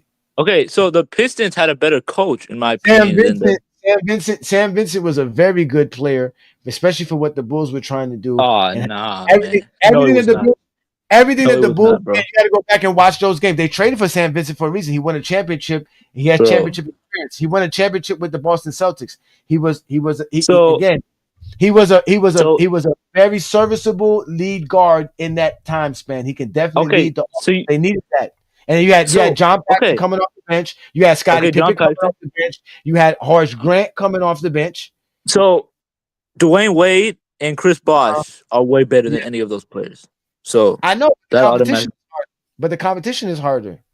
The competition is harder, but LeBron has a more talented starting five, and that's what you said. I mean, no, he don't. No, he doesn't. He did. I just named Dwayne. Mario Chalmers is better than Sam Vincent. That's number one. Dwayne Wade is better than Mario Chalmers is not even the starter on the Miami Heat in 2011. Okay, so Dwayne Wade is better than is better than Charles Oakley. He's better than Jordan. Let's go. Let's continue there. He's better than Jordan. Old ass Mike Bibby was the point guard. I think. LeBron's better than Sellers. Right? Okay, and then Chris Bosh. Bosh is better than Oakley. Corzine is better than Joel Anthony. I agree, but that means that LeBron or Jamal McGlure or Juwan Howard. Say Vincent or Mike Bibby. God, Mike Bibby. Mike Bibby is way better. Wait, hold on. No. Mike Bibby in 2011 is better. Okay, Mike Bibby was old. You're right. So Sam Vincent, but Sam Vincent wasn't that good. Carlos Arroyo or John Paxson. Come on, man. That's easy. Come on, bro. See, this is what we see. Come on, you shouldn't even have the pause there. You shouldn't even have the pause there, bro. Come on, bro. No, he did not pause. At the end of the day, we know the 2011 Heat is better than 1988 Bulls because they got fucking LeBron. That's not the conversation. Okay, no, that's not why, bro. Come on, no, that's not why. The 2000s no, are because in the 80s, no matter how you want to cut it, my friend. No, the 2000 that wasn't even the 2000s anyway. Chicago is running through the 2011 Chicago team is running through 1980s NBA. Yeah, they probably could. They probably would, but none of them point guards. But would they run through the 90s Bulls? The 90s Bulls, would they run through that team? Again, some of those Bulls teams were super teams. Yeah, you know, I always tell you that the 1993 Bulls were super teams. I don't know. I think the 2011 Bulls could beat the three. Now, 1991 Bulls, the 1991 Bulls versus the 2011 Bulls is a good conversation. No, it's they not. Ain't got nobody for the 91 Bulls are way better, bro. They ain't got nobody for Derrick Rose, and then you got Joakim Noah playing center. Nah, the 91 Bulls are an all-time team, bro. 91 Bulls are an all-time team, bro. Boozer. At the end of the day, Jordan choked 3 times in a row versus the same team and same strategy. LeBron James never did that. Okay, career. At the end of the day, LeBron played with what?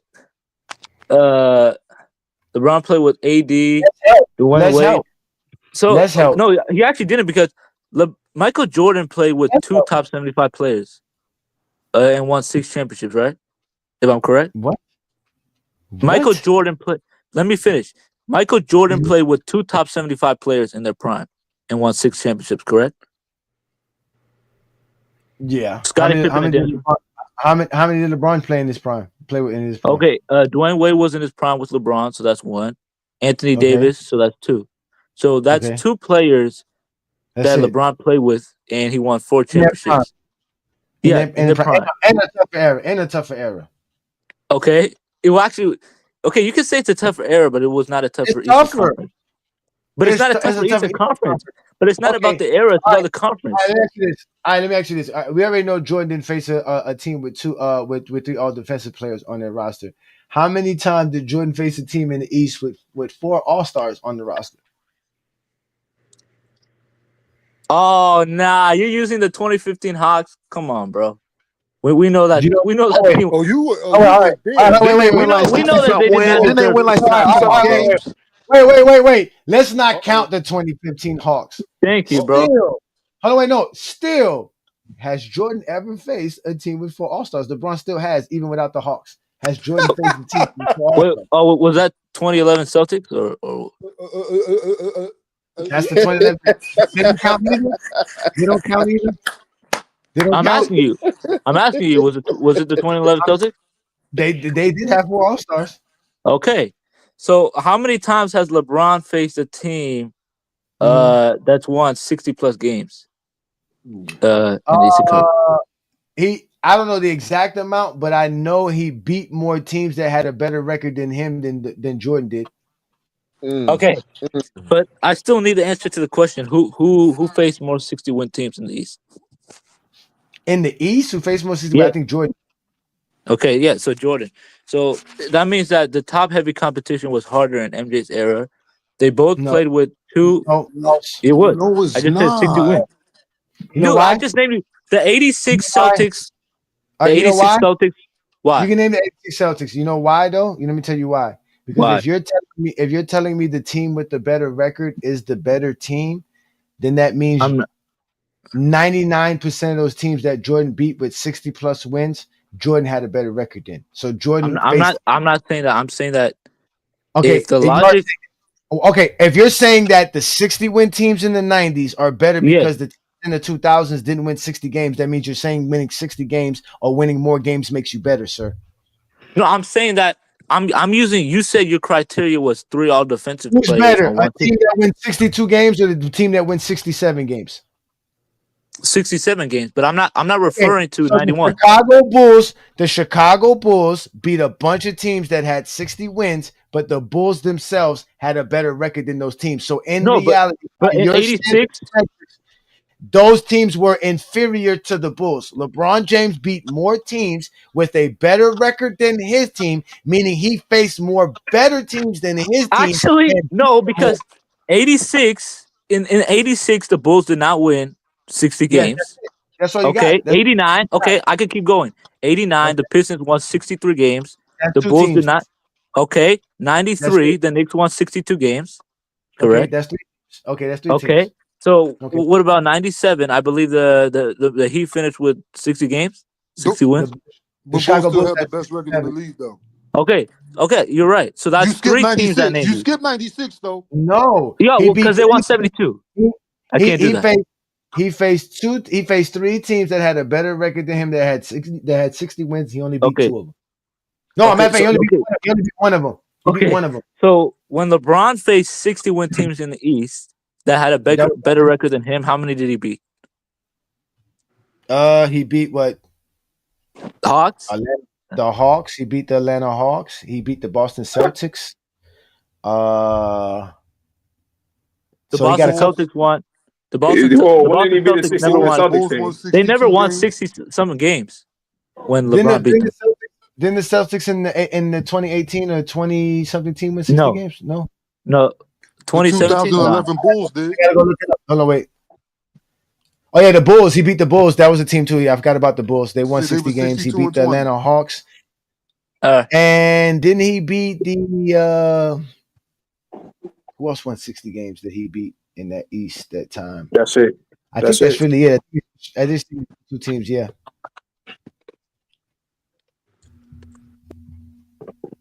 Now, how many teams did LeBron James beat better record than his team than compared to what Jordan did? How about that? That's a cherry pick argument right there. Wait, hold on. In the East or That's just in general? It's the same argument, sir. It's the same argument, sir. In the East or in general? Wait, in the East or in general? He came in and co-signed and talking about that. In the East. In the East, right?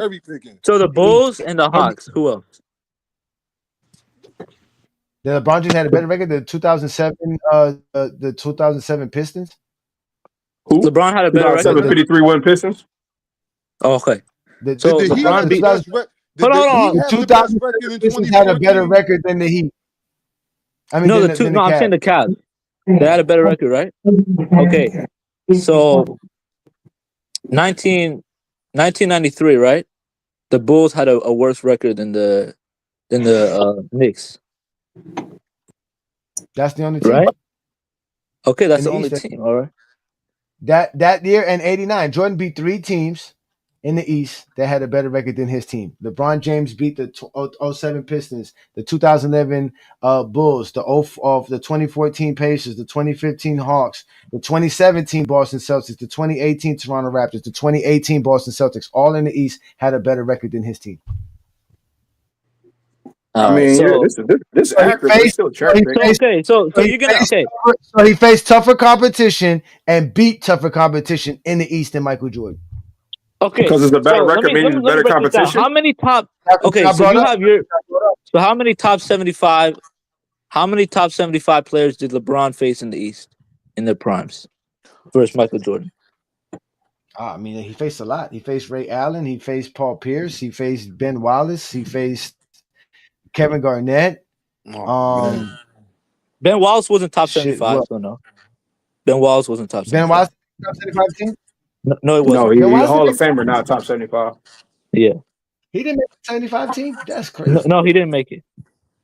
All right, so did Vince Carter make it? Jason Kidd? No, he didn't. Oh, Jason Kidd, Kidd, yeah. You supposed to know all this. You know all this LeBron history. You don't know who on the top 75 left from 2 years ago? Yeah, bro. Y'all be bringing up the top 75 team. To be honest with you, I really don't care about the top 75, top 50 team. Okay, like then that. I could say I don't care about the all defensive player. Hold on. I could say the same thing about your criteria about the all 3 all defense. Okay, Hall of Famers. How many Hall of Famers LeBron? Wait. You can say you don't care about all defensive, and I would love to show me how you're gonna explain the GOAT debate without it. You don't need the all top 75 debate. Okay, That's the so LeBron debate stupid. So this is who Michael Jordan. He faced Larry Bird. He faced Kevin McHale. He faced Robert Parrish, Reggie Miller, Isaiah Thomas, Dennis Rodman, Patrick Ewing, Shaq.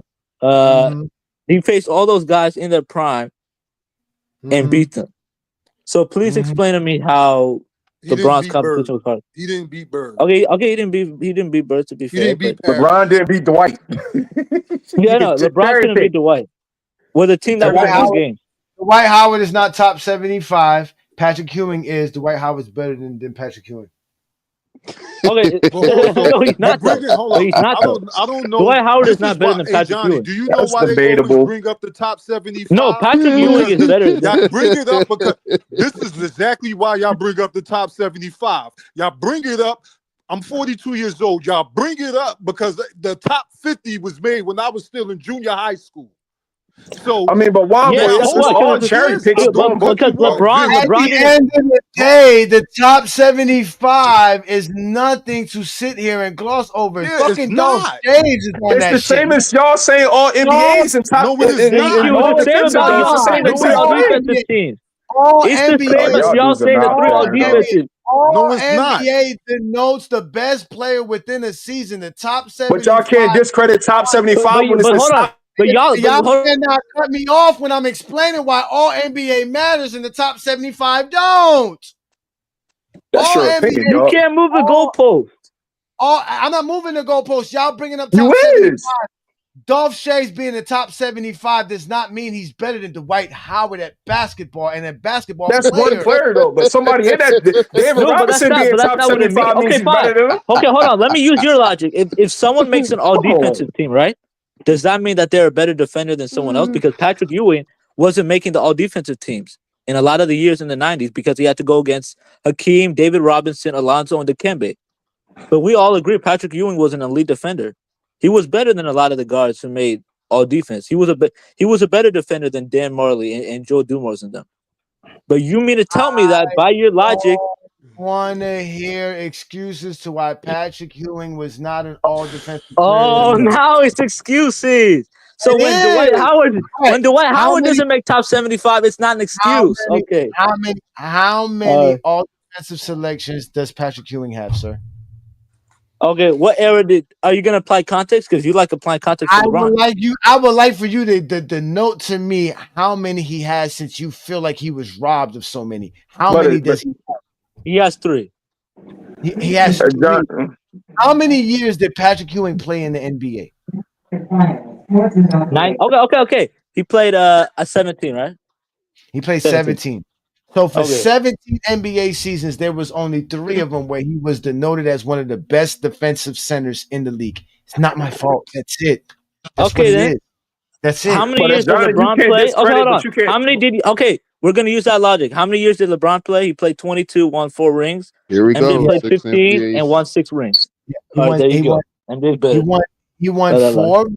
He won 4 rings in 22 seasons. Okay. So by your logic, that means that's worse. The most in his era. Is Patrick Ewing's 3 defensive selections the most in his era? Well, because he just wasn't as good as Hakeem and David Robinson. And he just wasn't as good as LeBron James as well. So that's just the facts. He wasn't as good as Dwight Howard as well. But my argument is that we should be able to acknowledge that. Do you see how all defensive still means the same shit to me no matter who I'm applying it to? You see how I don't switch it? But you were sitting here. Ajani, how many DPOIs did Dwight have? My argument is that let Olo and get to speak in a minute. Let him ask Johnny this question because I know how many DPOIs does Dwight have? This to end the whole conversation. 3 of them. No, 4. 3 of them. 4. Damn. So there's DPOIs. How many hold on. How many all NBA teams does Dwight have? I think he has 7 or 8. How many all NBA defense? Ooh, like 6 or 7. And he played in a weak era. How many rings he got? The 2000s is a weak era? What the fuck? Yes, for a big man, yes, it was. It was a weak era. Name me the big. What? Name me it. Name me them. Compared to the 90s, hell yeah. Thank you. Hakeem, David Robinson, Shaq, Alonzo, David Robinson, Hakeem, Barkley, Zoe. Okay. It stopped there. Okay, name me them. Dirk. Hold on. The second tier guys. Those guys were power forward. Those guys were power forward. I've been wanting to have this conversation. Those guys are okay. Shaq and Yao Ming. How much you want to bet that the Yao Ming, Tim Duncan, Dirk Nowitzki? Hold on, Olo. Tim Duncan, a 90s player too, brother. If you can take all the no, he's not. Tim Duncan is not 90s. They throw him in there. The power forwards and the centers in the 90s. You want to go through this list? I'm not going power. I'm saying centers. Hold on. I'm saying centers. Big man. You said bigs. Don't change it up. I said centers.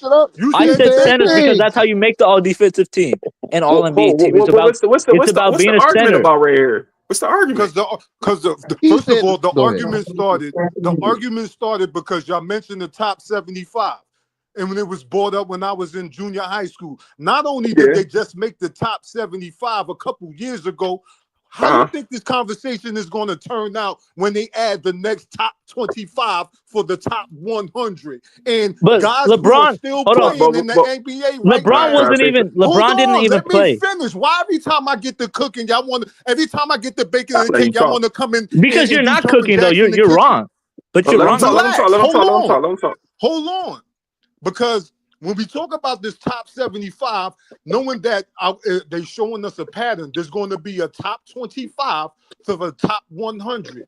Considering there's guys that are still making their case for the next top 25 and guys who have Hall of Fame careers currently still playing, how you think this conversation going to end up?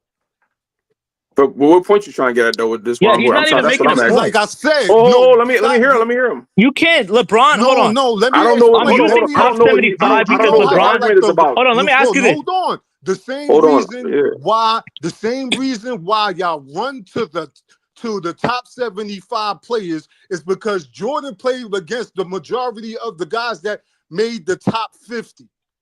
So when you add the top 75, that's why I'm using top 75, hold on. not top There was 50. Hold on. There was 25 more players added to that list.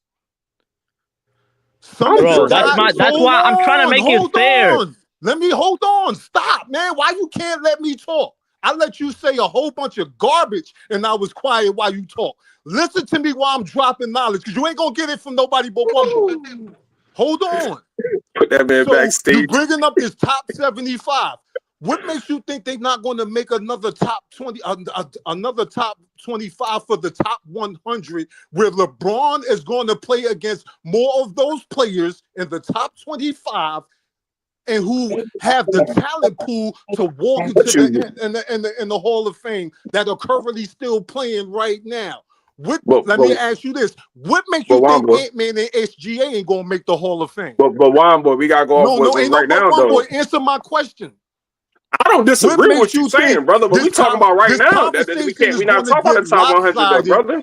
This conversation is going to get lopsided in LeBron's favor when the top 100 comes out because he's playing against more players that are going to make that list. And he's playing against players that are still working on adding to their Hall of Fame careers. But Juan boy, we gotta go off the present though. Juan boy, but Kawhi made top 75. Guys like Ant-Man, guys like Nikola Jokic. Let me take a breath. Guys like Juan boy, I'm with you. Guys like Donovan Mitchell. Devin Booker. But Donovan Mitchell did not play this. I am not done, Viz, because there's so much talent that I can keep going on. You want me to stop or you want to keep having this conversation? I'd like for you to stop. Keep kicking that ass. Can you? No, I agree with him, but we gotta go off work present though. We're not going off the future. We don't have to go off the top 75 makes it fair. Juan boy is explaining exactly why the top 75 don't matter. It's predicated on the actual eras, chronological. That's like saying, LeBron didn't face top 50 teams. Yeah, because there was no top 50 team players when he was playing. That's what he's trying to say. So when it gets to 100, this is what I don't understand. Hold on. One more time, Ajani. You want to know how weak the top 50 was? The top 50 was so weak that Shaq didn't have no MVPs, no rings, and only played 4 layers and made the list. But look, this is what I don't understand, right? What? This is what I don't understand. The top 75. They just gotta stay This is what I don't understand. We can acknowledge that. You don't like I'm not talking about I'm with you on everything you said. The top 75. You watch dudes who talk about basketball. I watch basketball. There is no way. Thank you. Vince, set it up. Let's just set it up. There's no way the top 75 about Kobe or Jordan. I'm on your side for once, brother. What you coming at me for? Tell me why you think the top 75. I already got you with the Tim Duncan shit earlier. Tell me why you don't think the top 75 matters. You mentioned Jordan playing against more top. I'm trying to figure out what y'all talking about. The top 75 is an honoree to reflect all the players in NBA history. It's a great honor. Nobody's taking that away from you. It's an accolade that you definitely could say, hey, this guy's top 75 of all time. That is great. But like Juan Boy just explained, Jordan faced majority of those guys because of when it just came out 2-3 years ago. So a lot of the guys that LeBron James are playing that's going to make it, that are in the NBA now, the guys that LeBron James is going to change. There's going to be guys on it that deserve to be on it. That's just it. But that team doesn't mean anything. It just reflects the greatness of the NBA and in its totality in history. It doesn't denote what they did for their career and when they did it. Yeah, but you can apply all NBA. You can apply that. So why does all defenses matter? Why does all defensive teams matter? I cannot talk, brother. We fighting the same battle. Because all defense denotes who the best defenders are in the league for that particular But Johnny, season. that's all voted by humans, though. you. So we can apply the same thing. That's what I'm trying to say. Y'all gotta stay consistent. Hold on. When y'all use this argument, y'all like to flip it so y'all don't lose the argument. So if we should be allowed to use the top 75 the same way y'all use the all defensive and stuff like that. Because there's context to all this stuff. I'm with Juan Boy. It's going to go. When did I say the top 75 team shouldn't count because it was voted on? No, you're discrediting us from using it in a debate, in an argument, because you're saying it's flawed. And I'm saying I agree with that, but you got to apply that same logic to these all defensive teams when you try to make these arguments. The same logic. I didn't say it was flawed. I didn't say it was flawed. I said Johnny, all right, exclude the word. I said what it represents. I'm not trying to say that. Bro, you literally said it didn't matter. We should be able to. And that's what I'm saying. What it represents doesn't matter in the conversation. It do matter. Then I can say all defensive teams doesn't matter. I can say all defensive teams doesn't matter. That's not fair. Okay, you said that. I can say all defensive teams don't matter. Wait. Do that. Okay, do that. All defensive doesn't matter. All NBA doesn't matter. Okay, then.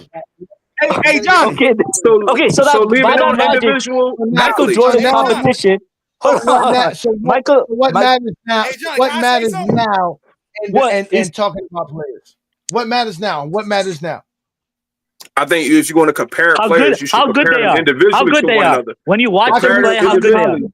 How good they are. How can we determine how good by watching them play? By watching them play. Like Juan Boy said. Like Juan Boy said, watch the film. Thank you. By watching them play. You're talking about box score watching. You're box score watching. You didn't watch every game in NBA history to do that. Juan Boy was talking about one season, one particular moment. As far as which was wrong.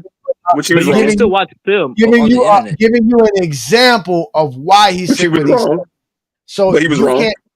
You can't point to me and show me the game like he did to show me Joe Dumars' great defense in 1988. Why don't you try watching the game instead of looking at the box score? We did look at the games. He told you that. We don't look at the games. Y'all don't. I'm just saying. That's what I'm saying. So you mean to tell me that? Iron Man, go ahead, Iron Man. Peace and blessings, brother. What you got for us? Do you know LeBron won in 2016 while a top 75 player? That's why it's stupid. He won with a top 75 player in 2016. Kyrie and Kevin Love was not a top 75 player. Well, Kevin Love didn't deserve to make it, bro. No, okay, fine. So tell me why MJ did not win it with a top 75 player. That wasn't the argument, though, so please tell me how many all-time great defenses. Top 75 player. Okay, but I brought it up because he brought up all defensive teams. Yeah, they're both media accolades. That's why I brought it up real quick. I am Iron Man. Y'all see how y'all see? Yeah, look. Instead of y'all accepting all defensive selections and all NBA selections, now you're gonna try and make it seem like we can't talk about all NBA and all because you want because you said we can't talk about you said we can't talk about top 75. You said we can't talk about top 75. Hold on. Johnny, you should use that. Take all the way the all NBA. No. You should use please explain why you could use top 75, but not all. No, please explain why you could use all defensive teams, but not top 75. Please. What's the difference? Solomon, goddamn, brother. Every time I try to talk this man, we fight the same battle, brother. I'm with you. Just let me try to articulate it better. You're not more successful at this right now. You're just as horrible as he is tonight. Y'all are just I'm not even saying that. I agree with y'all most of the time. What you talking about? I can't wait for the TikTok. I didn't even go at you yet, brother. You TikTokers are better. I agree with y'all. And Johnny, I'm saying you should be able to include everyone of one's individual accolades. Everything should be included in the argument. You are trying to exclude one object, but including another one. That is cherry picking, nitpicking. Everything in that person's career should be allowed to be included. Now, as far as the Patrick Ewing and Dwight thing, it's debatable. Personally, me, I'm gonna go with debatable, but I'll probably edge Dwight. I'll probably go you. I go you. Hold on. In a situation like that, hold on. I got you. You landed your plane. There is no situation in basketball where I'm going to look at two guys and say to myself, damn, I can't determine who's the better player. And say, well, you know what? One guy made the top 75 team, the other one didn't. That is not going to be a factor for me, sir. No, it won't. Okay, so then. Every Okay, so you mean individual to tell me that? conversation is So different. who's We know better, Dwight is Dwight? supposed to be there. Dwight right, or Patrick so- Ewing? Hold on. Okay, Dwight or Patrick Ewing? To We you, had this John. conversation before. I think Patrick Ewing is not better than Dwight Howard. I think Dwight Howard. Okay, so why not? Is it because of his skill set or is it because of the accolades? Stats, accolades, and achievements. Listen, we could Okay, just okay. go off the So NBA. you're going by accolades. You're going by Who's accolades. the better lob threat? No. Who's So the you're better using lob threat? accolades for Ewing Who and is a Dwight, better but lob top threat 75 is accolades. between Patrick Ewing and No, Dwight I Howard? don't Who's want the to better talk about lob threat? lob threats. Again, stats, accolades, and achievements. The stats, accolades, Top and 75 is an accolade. Top 75 is an accolade. So why won't you use that? He had that. He can be considered top 75, but that will not make Patrick Ewing better than Dwight Howard. I agree with you. My whole issue is I'm going by your More logic, and your rebounding logic. titles, more block titles, more defensive teams, But more that's NBA what I'm saying. He faced a weaker era of center competition to get that, bro. rebound. It was a weaker era of center competition to get Johnny, those awards. we're not allowed to use The context. power forward. Bro, you're not. Bro, you the can't keep power doing this. You want to use forward in the context. NBA. You keep saying you want context. That's That a is no, it's lie. not. No, it's not. wish- It's literally a I fact. wish. No, it's not. I wish Dwight Howard was able to just sit in the paint like the 90s and just block shots. That's not what I'm talking about, bro. I'm talking about the competition. I'm talking here, man. Hold on. That's what the fucking Dwight Howard would be doing in the fucking 90s, nigga. Because you don't have to guard 15 feet from the He would not make all NBA and all defensive teams. He would not make all NBA and all defensive teams like that. He would have. Yes, he would. He would be better than fucking Hakeem Olajuwon, all those niggas, because he's more athletic, he's stronger, he's smarter, he's all of that shit. Yo, bro, that's why I was talking about the intangible. Hakeem is way better. No, Hakeem is way better than Dwight. What do you mean? Yeah, you wilding with that, Johnny. I don't know about that. Hakeem is way better than Dwight. He's better predicated on stats, accolades, and achievements, not by ability. So stop bringing up what somebody did. Yes, by stats, accolades, and achievements. What stats is he better than Hakeem outside of rebounding? I said Hakeem is better because of his stats, I didn't hear you, brother. accolades, and achievements. I don't switch it up. Everybody talking over each other, brother. You ain't say nothing stupid yet for me to go ahead. Shut the fuck up.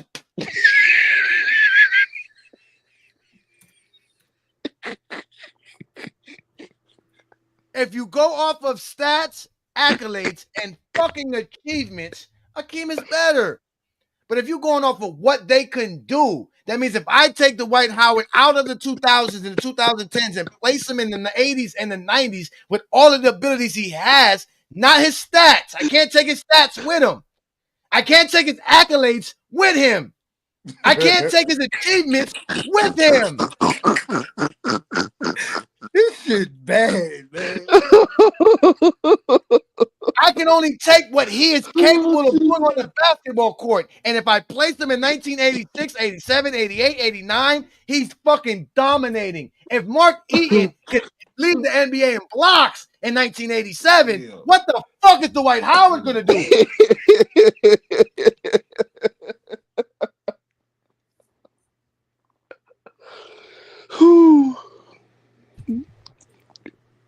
Like, that's what y'all can't talk the game. We're not the ones who do the stupid shit and say the silly shit. We keep it to the same thing: stats, accolades, and achievements.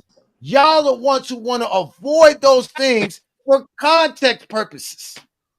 And then your context bites you in the ass. When Dwight was dunked, he dunked on he dunked on the 12-foot rim. And it was easy. It was too easy. Hakeem is better. Okay. Hakeem is a better offensive and defensive player. Wait. Hakeem Olajuwon, how many defensive players of the year did Hakeem Olajuwon have? I don't care about that. I'm talking about how good they are defensively. How? Again, how good? I'm getting kicked out. It's about watching the games because you don't watch the games. Hold on. You don't watch the games. That's the difference. Have you ever seen Hakeem Olajuwon have to guard 20 feet from the rim on a consistent basis? He was still he still was good at that. Like Dwight and Hakeem were both mobile big men. On who? Where? What? Who? Why? No, I'm saying his ability. Johnny, No, you I'm gotta saying his apply it both ability. ways, though, But I'm Johnny. saying You his gotta apply it both ability. ways. Look, hold on, you're not listening. I'm And saying it's his applying ability. it both ways, nigga. Dwight Howard could do it. Hakeem didn't do it. No, By Hakeem could I don't do it. disagree with you, Hakeem Johnny. could I do it. don't He just disagree didn't do with it you, a brother. lot. Why are you yelling? I don't disagree We with saw you. his I'm block saying on John Starr. So don't tell me to do something that I can't do, nigga. Like, why are you asking me to do No, something I because can't that's do? the thing. You brought that up. Why are we talking? Biz, you say a lot of shit in here, but you know what you never say? Damn, hey, Johnny, you right. I'm just going to shut the fuck up and keep listening. I never hear you say that shit. You always got to respond. Nigga, why can't you just shut the fuck up and listen? It don't make no sense. I'm talking to Solomon, brother. I'm not even talking to you. I'm agreeing with everything you said. Don't come on, go James Kingdom looking to talk to other motherfuckers. You don't show up on a Friday night. That's why you put all you motherfuckers up here. I want you talking to me. The show's about me. It's called Yeah, I the know. I'm Friday trying to Night talk to you. Exposure I'm trying to talk with to you. Yeah. the exposer. Not Friday night with Biz and a Johnny's guests.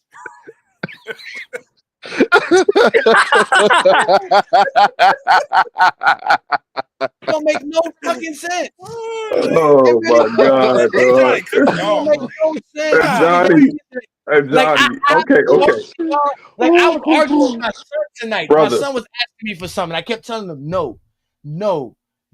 Why, Daddy? I gave him why. But Daddy, Johnny. you're not explaining it. Yes, Daddy. Daddy. That's how I feel.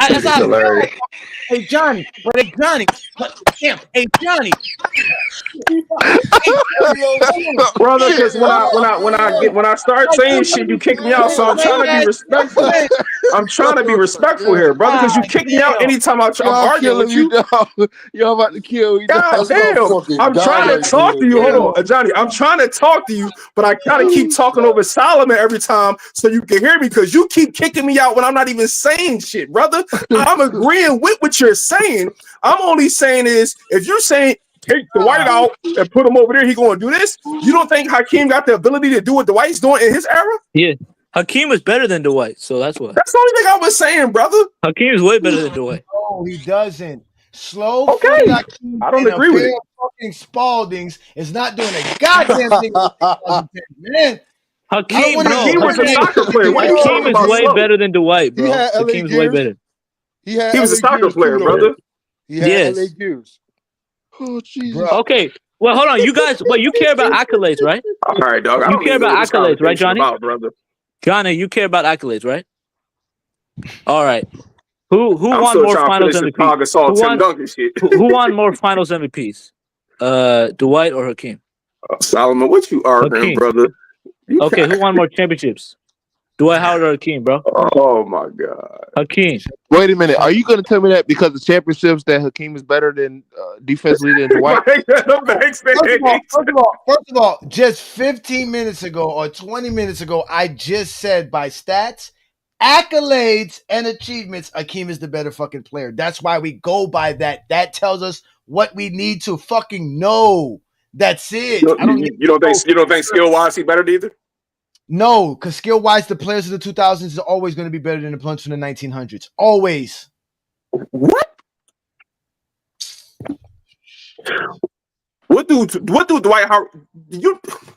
Let me ask you a question. Come on, somebody here got to be on my side with this. Dwight Howard better. Dwight Howard more skill offensively. Vince, cars 40 years ago. I don't know about that one. Cars 40 years ago had ashtrays. Cars today don't have fucking ashtrays. Are the cars better because they have ashtrays in the 80s? Johnny, yes, you're right here, but he's not. That's not that far long ago. Again, the point is that it was great to have fucking ashtrays in the 80s because you could smoke in your car. Everybody was smoking in their cars. It's the fucking 2025s. People don't want to smoke in their cars. There's no reason to put a fucking ashtray in your car. That's the point. That's not a good analogy here, though. And it's the exact same analogy, nigga. What was useful? He retired 4 years before Dwight got in the league. Was fucking useful in the 80s is no longer useful today. That's the point. That's it, niggas. Like, listen, pay attention. I don't agree with you, brother. But you didn't even let me tell you it. Again, tell me what Hakeem Olajuwon was doing in 1989 that would affect today's NBA. or in 2015 or 2013 or 2012 when Dwight Howard was at his prime? Well, for one, footwork. Footwork. Footwork do what? Do what? To do footwork what? give you angles, advantages that other people like Shaq and Dwight couldn't do. To get dunked on by Kobe? Angles. To get dunked on by Kobe? Who you think taller? LeBron James? To get dunked on by you talking Jason? about you told me to tell you something. I told you something. Footwork. That's what I'm saying. He's gonna get dunked on. With the footwork and everything, he's gonna get dunked on. What? He's gonna get dunked on. Oh, that's something that you can bring though. His footwork is elite. His footwork, he still teaches people. He taught people like LeBron, Dwight, and Kobe. Johnny, he's talking about offense. He's saying that Hakeem would strive today with his offensive ability. He was way ahead of his time. That's why he was getting people with that. And he still teaches that today. You can still learn from Hakeem's footwork, which is something that you got to be gifted with. Travel. Did he really? Oh wait, did he really switch the conversation to offense? No, you told me to name something. I named something. You told me to name something. I named something. Yeah, but you told me to name something. I assume he talking about offense, Johnny, because he said footwork. He told me to name something that he can bring to the table in the 2000s. That was one of the things I brought. So what's the question then, Johnny? I'm not dumber. What's the question? Okay, Johnny's referring to defense. What would he bring to the table today in terms of defense? His defense. Defense is all about effort. It's all about effort. They're both athletic freaks. Dwight is a little bit more athletic, but way more athletic. Hakeem's playing weight was a lot more lighter. He's much more faster in lateral movements. No, so he wasn't. No, he wasn't. Yes, he was. Not. Of course, you're gonna be faster. Based on when what? You're fucking playing Popeye Jones. The fuck? Really, Johnny? You're gonna be faster against Patrick Ewing. You're gonna be faster versus George Mirison. You're gonna be fucking faster versus Rick Smith, Sean Bradley. So we discredited him being fast because it's competition. So we'll do this. We'll do this with Wilt too, even though he was an Olympic athlete.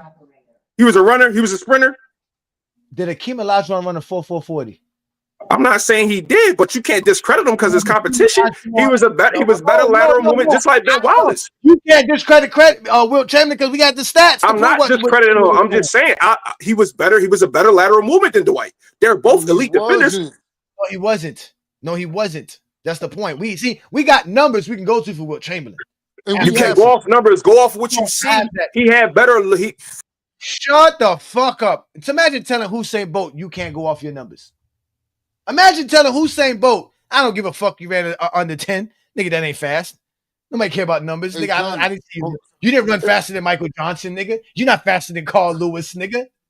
I don't care about the numbers, nigga. Hey, Johnny, I'm just going to go off this position. Can I go off some of the point guards of the 2000s that Dwight Howard had to cover out on the perimeter? Oh my God! Yeah, go ahead. Because I know you know these niggas. D-Will, CP3. Hold on. No. I'm gonna start off with the fastest motherfuckers. I'm gonna talk about John Wall. I'm gonna talk about Westbrook. I'm gonna talk about Derrick Rose. I'm gonna talk about Chris Paul. And Chris Paul was good enough to dunk on Dwight. Ain't too many people do that. Also, we could talk about D-Will.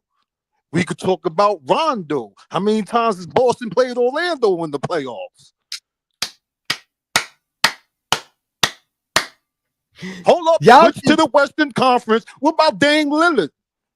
Then he had to guard James Harden and Russell Westbrook when the Lakers played Houston in the bubble. What about Jamal Murray? Come on. He played against Steph Curry in the Western Conference Finals with James Harden. Yes, he did. When James Harden had 13 turnovers in Game 5. See, I'm just going off the top of the head with this, man. Like they bring up top 75. I remember more than I forgot more than what you remember. Anchoring top 10 defenses as well. Don't even forget about that. He's been anchoring top 10 defenses for a very long time. The bubble defense. Dwight Howard. Playing, they out there and they was mad because Dwight went and got one because you know how he was getting it. Throw it up. Throw it up. Rondo and Braun all day. It was Lob City. It was Lob City in the bubble. Nah, it's okay. Listen, we don't have to keep going, LeBron boy. We know they don't know basketball. Here we go. Perfect example of idiots who say idiot stuff. Hey Johnny, if everything new is received and better, why has no one come close to Bolt's 100 record in 17 years? Every generation has phenoms. Exactly. We got to wait for the next generation. You don't think the white people are going to beat Usain Bolt's numbers? They will. And Bolt just left. Bolt didn't retire like 20 years ago. Like I mean, he set the record 20 years ago, but even he couldn't beat his record, and he's been racing ever again. But again, somebody's gonna beat his record, and if they don't, then we can sit there and say that's still the fastest man in the world, and you can't argue that. That's the point. That's why stats matter. That's why the numbers matter. The fact that y'all want to dismiss numbers because it doesn't suit you shows why you guys can't talk basketball. Like it don't make sense. So let's let Lamont in the building. Shout out to Lamont, man. Peace and blessings, brother. Man, it's been funny as hell, man. Funny show, man. Swear to God. Did y'all like? That's why I wish Vish was still here, because there's a lot of glorification of what Hakeem could or couldn't do defensively, which for the 90s, Hakeem's defense was great. For today's game, the things that Hakeem struggled with will get exploited. But like what? It's hard for us to talk about his for example, Hakeem's defense against high usage guards. Whenever Hakeem got stretched out beyond 10 to 15 feet, how his defense started to look. And so and we don't have to go off y'all memory, because lucky for y'all, people like Synergy have already tracked this data. And so when we look at how much more efficient guards like John Stockton, Kevin Johnson, or Gary Payton got, especially when they got switches onto players like Hakeem Olajuwon. Hakeem Olajuwon's defense outside of the paint by the numbers just was not very good, and that was just against 90s guards. That was against. Hold on one second, my guy. I can only address one point at a time. I'm just talking about how Hakeem's defense would translate. So when we talk about Dwight Howard also had similar struggles, but you're talking about a Dwight Howard who is also adjusted to this era. So his defense versus these types of switches is much more elite. All right. And so it's going to look a little bit different. So I just don't think that plucking one person out of an era and then dropping them to another is just the best argument, because what you then do is you take away what made Hakeem Olajuwon a great defender, plucking them into this era. I don't know if you get the same elite defender. I just don't know if you get that same. I think defense only really works retroactively. I think it's much easier to pluck players from today and drop them. I do. Okay, hold on one second, King Shai. I've been hearing you talk for hours. I don't care what you go by either. All I'm saying is defense only works retroactively because the game keeps progressing. And so these bigs, what I call it is like your processing speed, your computer. They have to process in today's games more and more things than bigs ever did. When you in the 90s, there was far much less things to process, because with the legal defense, with really playing one-on-one basketball the entire time, not really leaving your man much, not having to go outside to paint much, your processing speed, your internal computer in your brain was running on running on slow mode. You really didn't need to do much. This is why we saw people like Mark Eaton succeed in the paint. Sean Bradley succeeded in the paint. There were a lot of bigs who succeeded defensively in the 90s who just would not succeed today, because Mark Eaton got exposed by the late 80s though. One athletically they wouldn't adjust, and two, their processing speed, they would have to compute too much. I don't know if they could keep up with today's game as far as the switches and the rotations and all this. I just don't know why y'all do that to Hakeem, putting him in a situation where we know you're just putting him in this, arguing that how he would do in today's era. You're just putting him in a situation where it's a losing argument, because the numbers, according to Synergy, the numbers don't support him doing well in this era based on how the game is played today. It's not the 90s. I look at it like any great you could put in any era. That's just me. Fuck what Synergy claimed. People like Mark Eaton. Hold on, people like Mark Eaton, I agree. Mark Eaton was already getting exposed by late 80s. People like George Murison. I think even Yao will be not. Well, Yao is already getting exposed by Carlos Boozer by 4 years in, 5 years in. So I agree with majority of what you said. But I think when you elite, you great in any era. I think people like Wilt, you can put it in any era. I think people like Giannis, you can put it in any era. But at the end of the day, what you think and how you feel, like you can say screw synergy. The only thing synergy is hold on. Synergy is not opinion. Synergy is just another word for your tendencies. The numbers just reflect you. The numbers reflect what you do well. Hold on one second, Viz. Y'all don't like the fact that the numbers reflect what you do well the most, but the numbers also reflect what you don't do well the most. And it typically is right. So again, if the numbers reflect you can't guard the pick and roll well, we're probably going to watch the film and we're going to be like, yeah, he's struggling in the pick and roll. It's not biased. It's either you could do it or you can't. And for us just to say, oh, he's a great player, I can throw him anywhere in any area, he's just going to be great. Unfortunately, that just don't how basketball work. That it just don't work like that. It's all about what you do well versus what. So if what you do well does not correlate well to what today's game is doing, which you got errors, Lamont. I got a question about all that, though. I don't get why y'all just and it's okay. Like if y'all just leave Hakeem in the 90s, let him be great in the 90s. Quit trying to pretend that he can come into this era and be great. It ain't gonna work. Just don't work like that. Let him be great in the 90s. Lamont, let me ask you a question. How good was Shaq's pick and roll defense? I could pull it up for you. Yeah. See, this is what we're talking about. And this more heavy pick and roll now.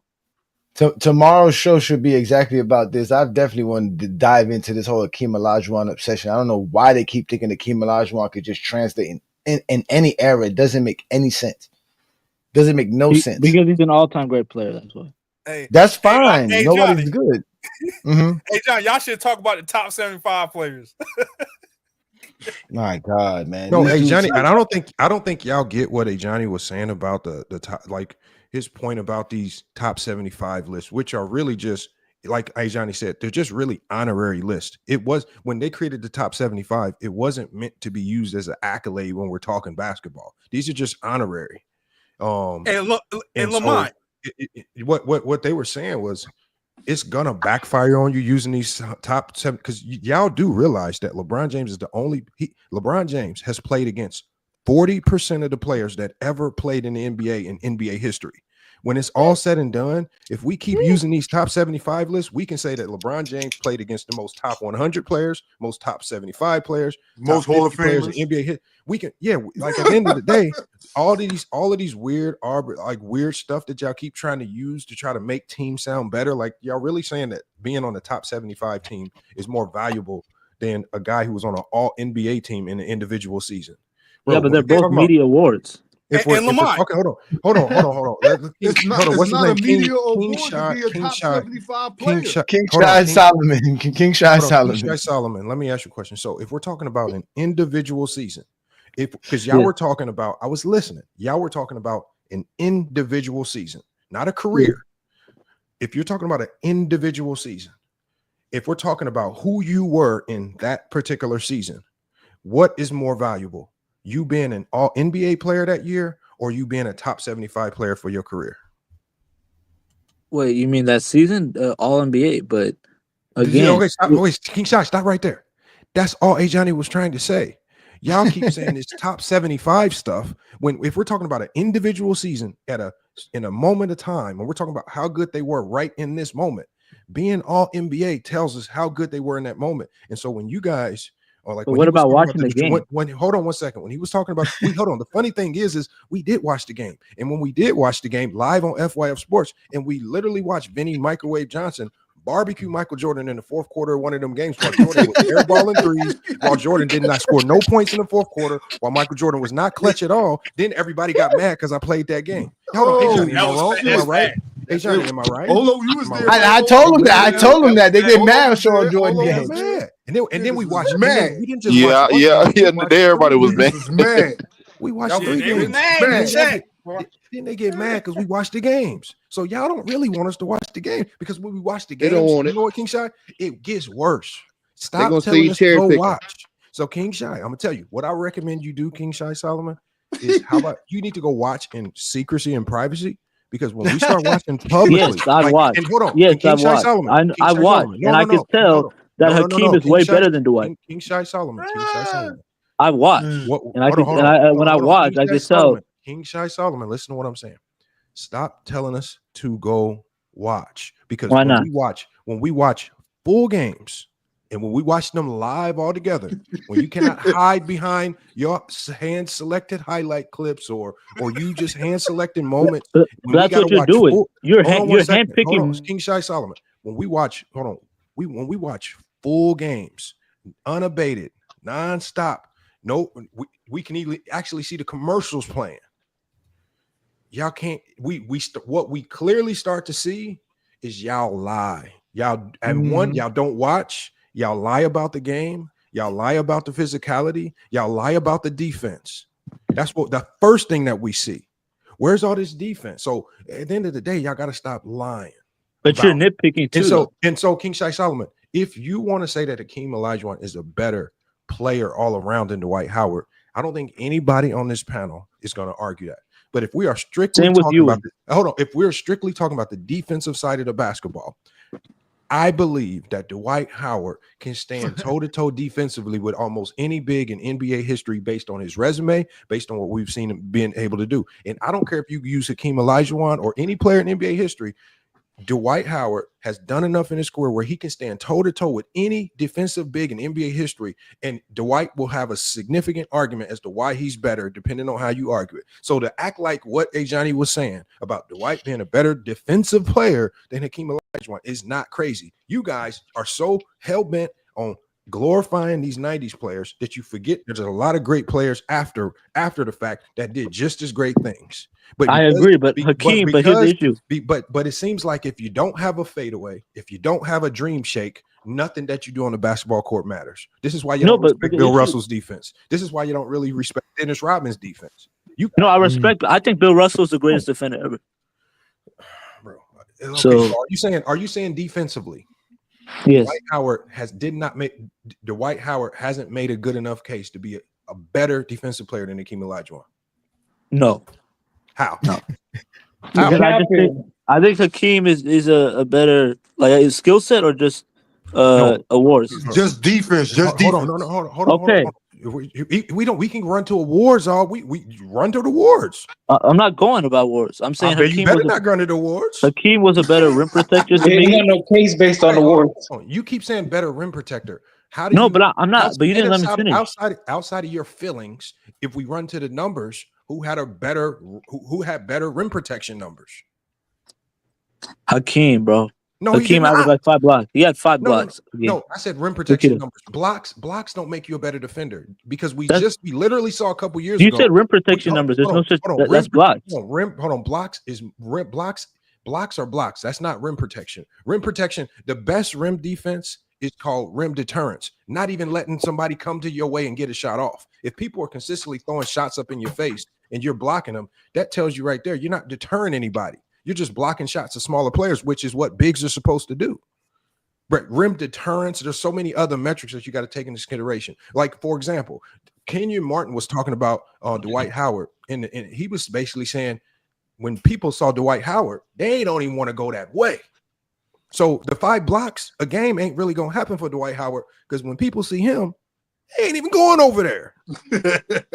So how do we quantify that when you so crazy defensively, ain't nobody coming your way for you to get the block? All right, who was a better post defender, Hakeem or Dwight? I think Dwight was. Dwight was bigger, stronger, faster. No, I don't think he was at all. But you thinking that, and you just thinking that. I just don't think, but because I'm saying off of what I watch, I disagree with you. Opinion, man. Just trust me, bro. It's my opinion. Yo, I'm clipping all this shit tonight. Trust me, bro. Trust me, bro. Trust me, bro. All right, who was more disciplined as a defender? Dwight Howard. No, he was not. Dwight was one of the most undisciplined defenders. Dwight was not that disciplined as a defender. How do you measure these things? By watching them play, you notice when someone blocks a shot and it goes out of bounds. Hakeem, when I see Dwight play, I see Unless you're a basketball scout, there is absolutely no way you have watched enough games of Hakeem and Dwight to even measure that. You're just making stuff up. No, I'm not making stuff up. I watched them play. It's not about how many games. You can watch about a few games. Just watch a few games of them per season. All you got to do. Give us one game to watch of Hakeem Olajuwon. Give us one game of Hakeem Olajuwon that we can go watch. Okay, 1987, or off the top of my head, I guess 1987 versus Sonics when he had 49 and 25. He ran to his points. He ran to his point game. It's not about points. I mean, you said one game. You said 1980. You said 1987. Tell us one game to watch of Hakeem Olajuwon that displays the fact that he's a far significant better defender than Dwight Howard. What game? 95. Okay, 95 versus Spurs. Just watch the 95 series versus Spurs. So hold on. So I'm gonna one of these days, because I always put this silly stuff to the test. So when we watch this game, we're gonna see Hakeem Olajuwon. We're gonna see his defense being so imposing that it's just gonna be unquestionable that we're gonna say, "Oh, this is a much better defender than Dwight Howard." Correct? You could watch 95 versus Spurs too. That's what you just said. Yes. You said 95 yeah, we're versus gonna watch. Spurs, right? Yeah. Okay, so y'all remember this now. When we go watch the game, yes, when we don't see this great defensive stuff, I already know what we're gonna see. Especially if we're watching the 90s game, we're gonna see a slow, lethargic, one-on-one driven game, and the defensive plays that are not gonna impress anybody. That's what we're gonna see. I promise you. Oh, I'm pulling it up right now. Yes. And the thing about this nigga really pulled it up. No, and I don't know why they always bring up shot blocking when you don't always have to block a shot at. We basketball fans. Hey, men lie, women lie, but film don't. I want to see this. This better look like Here we go. NBA Jam. Hakeem also faced tougher comp than here we go. Okay, we be about to see. Straight to the basket. Wait. That's one play. That's one play. They use one play. They use one play. They use one play. One play. It's the first play of the game. You only want to do one play. That's the funny thing. Watch the whole game. First play of the game. That's Avery Johnson. That's one play, bro. That's one play. That's one play. No, stop. This is how we watch film. Don't tell us how to do it. And that's a pick and roll. That's a pick and roll. This is a normal. You said normal pick and roll. Now, normally, Lamont. And that's Avery Johnson, y'all. No, this is one play. Lamont, you know how I feel about this defense, right? You know exactly how I feel about what a defender should be. Drop coverage. Right? Here we go. So what does he do here? Look, let's see this. Look here. First of all, he's standing straight up off the top. He's about to get cooked. That's why he didn't do nothing. He's not in the stance. He's not even. Not in the stance. Look right here. What does he do? Does he contest the shot? Does he? No. Look, that is a free layup. Okay, I agree. Hakeem didn't play the defense on that play. I agree with you, but that's one play. That's one play. They cook Jokic for doing the same shit. Okay, hold on. First play. We'll give him that first play. He got barbecued. Okay, that's one play. Game. That's one play. I agree. Dwight Howard can't do this. Look what. Come on, that's simple stuff for Dwight Howard. No, he can't because Dwight was not good in the post. No, Dwight was not good in the post. We on defense. Dwight was not good in the post. Okay, well, let's watch the defense. You know they're going to the big man again. They can't do nothing. Look, there you go. Okay, where's the king? Look, Hakeem out of sync. Hakeem's not okay. Hakeem got rebound. Hakeem got the defensive rebound. You don't care about that? Dwight can do that. Dwight can do that. Okay. But hold on. I'm doing the same thing. I'm doing the same thing y'all are doing. Y'all are nitpicking. I'm doing the same thing. Here, we got to mute him because what he's going to do is he's going to try to talk us out of watching. Watch. Another bucket. Wait a minute. Dennis Rodman. Was Johnson and Dennis Rodman got the first two buckets. Wait a minute. Right on Hakeem Olajuwon. Solid defense in the paint. Here we go again. What is Hakeem doing? Look, Hakeem just looks. Doesn't look. Oh my God. Even he laughing. Woo! He laughing like Go James Kingdom gonna see this shit. Bro. Here we go. Hakeem had Dennis Rodman, Avery Johnson. Look at this. Look at that. Look at his. Hold on. Hakeem doesn't. Look at Drexler. What was that? Yo, Hakeem just got out rebounded right there. Look straight. Look at this. West Coast, you a sad nigga too. Look at the perimeter defense. Look at the perimeter defense. Get that. They were not playing, bro. Look at the perimeter defense, bro. That's not only Hakeem's fault. Oh my God, here we go, y'all. Oh man, Hakeem got go. 2 buckets put on him the first 2 minutes of the game, man. Oh, here we go. Look, this is what we want to see. Look, another contested shot. He makes that one. Okay, he makes it though. At least they use his offense as his defense. When he scores, they think that's his defense. No. Here we go again. Okay, hold on. Okay, where's Hakeem at? Oh, this time he steps up. But Foul. He got that's a foul. That was a foul. But that was good weak side help. That was good weak side Yeah, help it by was. King. No, Dwight can't do that, y'all. Dwight can't do that. Yeah, Dwight definitely can't do that. No, Dwight can't do that. I mean, Dwight can't do that, but I mean, that's. Get out here. Hold on, Here this we go. supposed to be. Hold on, he said this was the greatest defensive performance ever. That's what we supposed to be trying to say. No, I never said that. No, he said that for real. Yeah, I said Lamar, no. You told me to pick a defensive series. Yeah, we about to see. I don't see it yet. Oh, there you go. A nice little poke. Got a deflection. Hakeem's gonna score. That's his defense. There go his defense though. He did deflect that though. That was a good steal by. Yeah, he was. Didn't he lead the league in steals? I don't think so. No, he don't have no steals titles. Yeah, I think he does. No, he doesn't. No, he doesn't. Here we go to David Robinson. Here go David Robinson. This is what. David Robinson, Hakeem's defense. Right in his mouth. Look, yeah, why no, that was great defense. That's not that good was great defense by Hakeem. That was not good defense, sir. No, that was not good. That was a He tough left his shot. feet. He forced him into a tough shot. He forced him into a tough shot. Why did he bite on the pump fake then? Of course, it's easy to play. Still forced a tough shot. Why did David Robinson take a tough shot? Oh, again, in the paint again. Wait a minute. Look at this. First of all, touch the floor. There you go. And here goes Hakeem Olajuwon doing nothing on defense. Now let me ask you a question. So, King Shot, let me ask you a question. In this moment right here, right? Here we go.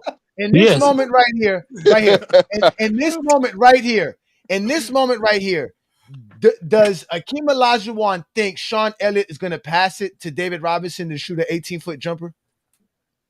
No. Okay, so why does he not help him? So why he doesn't protect the rim? Why didn't he protect the rim? Dude. Okay, so let me ask you this question: How come there was no help on the perimeter? How come they didn't? Was the help? It was on the floor. No, but that's what I'm saying. Like, there was. How come Hakeem had no perimeter help? Where was the defense on the perimeter? Clyde Drexler busted his ass. Hold on, y'all. If y'all go back to that, the help was. I want to see it again, Lamar. We're going back. We're going back. Here we go. Hakeem is the first line. He's the weak side help. He don't help. You're supposed to leave David Robinson, make him shoot that 18-footer where we know that's a lower percentage shot. You don't give up layups. He gave up the layup. Hakeem's bro, he just got his teammate got crossed up, bro. I got you. Hakeem's still the weak side help. I got you, but like I asked you, at this point right here, when we're right here, at this point, Hakeem Olajuwon clearly sees this man is beaten. He clearly sees that.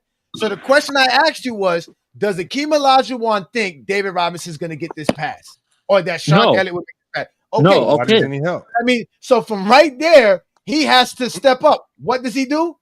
Nothing. He didn't do nothing. And the crazy thing, but here's the thing: we could do the same thing for Dwight. The Spurs got all 8 points in the paint. This is what happens when they tell us to watch. We could do the same thing for Dwight. I could point to a few plays. I could point to a few plays, bro. All 6 are at the rim. They still haven't took a perimeter shot yet. This is the first perimeter shot. Wide open at top of that. That's what I'm saying. But here's the thing. I could do the same thing with Dwight. There goes his defense, dude. Lamont, that was his defense again. That was Hakeem's defense again. Defense. They think his scoring is his defense. Here we go. The pick and roll. Where is the help? No. Oh my gosh. Here we go. Go back I could do the same thing for Dwight, by the way. Okay. But again, in that situation, Mario Elliott is supposed to fight over the screen, right? But he doesn't. He scores again. That's his defense, his buckets. No, that was the one. I backed it up. Right here. We're going back to the pick and roll. So here goes. So you got Vinny Del Negro, right? So you're going to get the screen from David Robinson. So here it comes, the flare screen, right? That's the flare screen. So here, right, Mario Elliott's supposed to go over the screen. So he's supposed to fight over because Del Negro could shoot. But what does he do? He wrestles and tussles with this guy, and Hakeem doesn't do nothing. Hakeem Olajuwon just gets the rebound. Because Everybody's so Hakeem has to do everything. Hakeem has to guard on the perimeter and Dwight Howard does down low. Is that He's what the you're saying? defensive anchor. Hey Johnny, can you pause it 1 second? Pause it 1 second. Dwight Howard does everything, sir. Let me. No, he doesn't. No, he doesn't. Dwight was not guarding a lead on the King, perimeter. So. King Solomon. Let me ask you a question. Now, we are only a few minutes into this game, and they are consistently going to the pick and roll, specifically on Akeem Olajuwon. Why are they targeting Akeem Olajuwon in the pick and roll? And it's just Vinny Del Negro. Because we just saw Vinny Del Negro hit a shot when his man got screened. Hakeem didn't show to stop the jumper. Hakeem's sitting back in drop coverage. Remember, Johnny, we've had this conversation with Anthony Davis all the time. So why are they targeting? Remember, when we talk about defense and we talk about a player getting targeted early in this game, why are they targeting Hakeem in the pick and roll? Because they want Hakeem to go high on the pick and rolls to take him away from the paint. That's why. That's not what I'm not asking you. I said, why are they targeting Hakeem Olajuwon on the pick and rolls? Because they want him to get high on the pick and rolls, so that way they drag him away from the paint. No, hold on. First of all, they don't target you because they want you to do the right thing. They typically target you because they know you're not going to do the right thing. What you're saying is what Hakeem should have been doing. Hakeem should have been going up, but what they're attacking Hakeem because they know he's going to sit in drop coverage and he's not going to try to contest. So if we go back to that last play, they're targeting him because they know that Hakeem Olajuwon, he is not going to give any effort outside of the paint. He's not going to try. And the more pick and rolls that we see, the more we're going to see this. Oh, we're going to have some fun watching this. And he said, watch the game. No, Johnny, keep playing it. He told us to go get this game. We didn't hand select this, y'all. He told us to get this game. Here we go again. Here comes Akeem's defense, y'all. Here goes Akeem's defense. Okay. There we go. There we go. This is defense. The more he scores, the better defender he is. Look, he didn't even get down the court. Look, they almost scored. He didn't get down the court. Here we go again. Pick and roll, like Lamont said. Here we go. Pick and roll. Pick and roll. Target him again, and he's dropping. Again, he dropped out. Hey, hold on. This is funny. Look, Hakeem, right? You don't care about everyone else on his team, right? You just care about Hakeem. You don't care about the weak defense on the perimeter. 90s defense is not that. Kenny Smith was not playing a lick of defense. But look, Olajuwon, he tired already. He breathing hard already. But he's not the only defender on the team. He can't do everything for the team. He can't do everything for the team. He can't do everything for the team. Oh, look at that. Look, boom. Look, he didn't even running down the court. Look at him. He didn't even run down the court. Look at him. He's so tired. He couldn't even run down the court. Look, where was the contest at? Look, that's what I'm saying. Where is his perimeter help? Like you're not expecting Dwight to do the same thing. Where was Hakeem's perimeter help? Where was Hakeem's perimeter help? I need to know. King Solomon. Clyde was bald like a motherfucker already by then. Wait, look. So look, he contested the shot here, right? He goes for the hustle, but watch, he don't go down on the floor. Walking back on defense. He never transition play, look, bro. It's a transition play. No, look, Lamont. He never look where he's at, Lamont. He never got past the free throw line, Lamont. Look at him. He never got past the free throw line. No effort. Hold on. Does he? And then still didn't contest the shot. He still didn't even do nothing. That was his teammate who got the foul from behind. It was Robert Horry. He in foul trouble, y'all. He got to be fair, Robert Horry was a good defender. So I mean, oh man, he got 5 fouls. He can't foul. He can't. Remember, he said go get the Spurs. 1995. I don't even know what. Yo, the crazy thing, bro, you're cherry picking. You're cherry picking. Because this is a few moments of one game, bro. We're not. These are a few minutes. These are a few moments of one game. My guy, he told us to go here. Wait. When is he gonna start playing better defense so we can get to that point? Because I don't know. I want to know. Bro, please tell me why you always capping. Just let me know when he's gonna start playing better defense. Can we go to? Is it the second quarter? Is it the third quarter? I got you. Somebody go get Mike. Y'all some sad niggas. Y'all need to go touch some grass, nigga. Somebody go get Mike Pete. This is great basketball. So this is hilarious, yo. Lamont, you a sad nigga. Hey, Johnny, a sad nigga. Oh, you're mad at us because he told us to go watch this game. He told us to go watch this game. I ain't mad at nothing. I'm just saying y'all sad. For what? I'm happy. I'm feeling good right now. Y'all some sad ass niggas, They don't man. want us. Oh, Lamont, wait for tomorrow, Lamont. I can't wait for TikTok tomorrow, Lamont. I really can't wait. Yeah, we got to clip some of this. Remember, Ajani, this whole go back and watch thing is based on the premise that they want to say it to really get you. They don't mean it. Yeah, they want to say it to be like, I watched it. If you go back and watch it, you're going to see what I'm talking about. So they try to say it to deter you. But when we go back and watch, we're like, what the hell is you talking about? What the Like Lamont said, commercials and all. Lamont, we watching commercials and all. The Alamo Dome. Hey, the way this game is looking, it looks like Dwight Howard would make the Rockets way better. How many blocks? How many blocks do you think Hakeem has this game? I was waiting for the hypothetical. There it go. Yeah, hypothetical. This whole thing is the hypothetical. The whole point was the hypothetical. Hey, that's the point. That's you talk. That's what y'all do. Y'all talking hypotheticals. All right, go to the second half of this game. Go to the second half of this game. Hold on. I want to see. I ain't gonna lie. David Robinson's playing way better defense than Hakeem has 5. Hey, I just look it up. Hakeem had 5 blocks this game. So if you're not gonna, if we're going by stats, he got 5 blocks. 5 blocks don't mean he had 1. Okay, we have 1. He might have fake stats. It's the 1800s. They used to write this shit down with pencils. That's a block right there. That's a good. Hey, I was told earlier on the show. Hey, man, I look at stats. That's what I was told. That's what Ajani said. Yeah, that's what Johnny said. So if we're going by that stats, is what you said. I got the clip, nigga. I got the clip. You can't lie. You can't lie. I got the clip. You can't lie. Hakeem has 5 blocks, so he played great defense. Hold on 1 second. My bad, Ajani. Hold on, let me pause it right quick.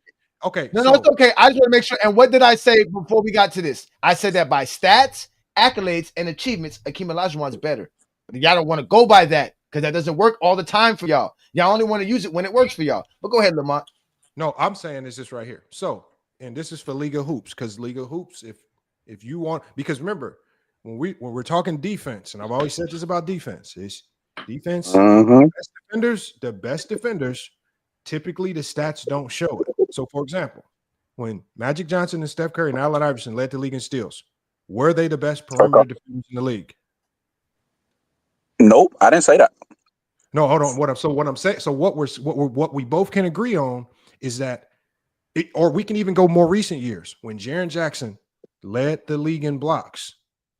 Was he the best defender in the league that year? No. Oh no, no, not to me. No.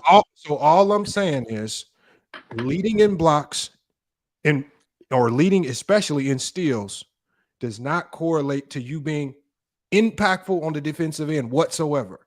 Because what's good defense is rarely rewarded with stats. There's no real stat to reward great defense. This is why great defenders really don't get any praise, because there's really no way for casuals to measure it. Casuals can only measure, for example, like when Jordan got the DPOY, Jordan was a great defender because he led the league in steals. There's no and then when we go back and watch those games, we're watching Jordan get barbecued because back then they didn't know how to quantify. They didn't know how to look at real defense. So all I'm saying is, when I say Hakeem Olajuwon, just because he got 5 blocks in a 90s era where people are just driving at him with reckless abandon like this right here, and we haven't even seen the Houston Rockets take a 3-point shot. Well, I expect him to get 5 blocks, but does that always correlate to good defense? No, it doesn't. Okay, so is Hakeem Olajuwon a great defender? Yes or no? For his time, yes. Thank you. Is he a great defender? Yes or no? No. Is he a great defender? Well, because this hypothetical situation we were talking about. No, is he a great defender in general? Hold on. No, I'm not asking no hypothetical. I asked you a direct. Come on, I got to answer the question the way the conversation's being brought forth. The conversation was about Hakeem's defense and how it would translate today's game. I came on here before we started playing the film. What did I say, Juan Boy? I said, let Hakeem be great in the 90s. I said, let him be great in the 90s, because when you start trying to move him around to all these other eras, pretending that he would take that same defensive dominance to another era, we're going to start to see that some of his flaws would start to show way more in today's game, like pick and roll defense. That's all I said. I said for the 90s, yes, he's a great defender. But is it transcendent defense that we can move across any era? No. Well, you don't. Well, can I ask? Can I respond to that? Because you don't know that because Hakeem didn't come up in this era. He wasn't under these rules. He wasn't in these same defensive schemes. So that's just a relevant point to go to a hypothetical to say what he would have done when he hasn't played in this era under these rules. So basically what you're doing, you basically no, okay, go ahead. Go ahead. I ain't gonna cut you off. Go ahead. This hypothetical conversation, we're talking about if we pluck Hakeem as is and drop him into this game, would it work? I don't believe it would work the same. So if you're talking about having him reincarnated, growing up with today's trainers, he's not Hakeem Olajuwon. He's a completely different player. If he grows up and he plays the game under today's rules and he knows how to threes, he's not Hakeem Olajuwon of the 90s no more. That's just true. We're talking about Hakeem Olajuwon as is of the 90s, plus dropping him in the game today. So that means look. Look at all these damn fouls. They got 4 fouls. That's what I was saying in reverse, though. That's how I my God. So again, the hypothetical. I get it, bro. Lamont, look at this. Lamont, look at this, Lamont. Check this out, Lamont. Watch this. Now, watch this. Now, somebody got some bad. Hold on. Somebody got some bad. That's Viz. That's Viz. Crazy noise. Yeah, Viz, you gotta chill with that. Let me go back and let me show you. Let me show you. Let me show y'all this right quick. Let me show you. He's y'all. trying to go off. I look. Here, check this out, Lamont. Look, he gets the ball. That's look now. Look where David Robinson has the ball. Right. Watch Hakeem Olajuwon. Like you said, he doesn't even go to the perimeter. Look at him. Look, he doesn't even go out there. He doesn't even to go guard his own man. He's not out there. Like they don't understand how the game was just different. This is why because Hakeem did not. He can't do everything on the court, bro. No, because because at the end of the day, back then you didn't have to worry about 15, 20 feet away from the rim. Most of those guys couldn't shoot. Thank you. So but Dwight Howard had to deal with that. Dwight Howard had to deal with players like that. That's the point. He don't got to worry about but Dwight wasn't great. Dwight was good at defensively was rim protection, post defense. Look how he's leaving David Robinson. The better perimeter. It was interior defense. Look, pay attention. Look how he's leaving David Robinson open. Why? Look, get him barbecued. Look, he's not doing nothing. And David Robinson wasn't even a bad shooter, so look. Yeah, that's why you don't leave him open. Yep. I personally think Dwight a better defender, by the way.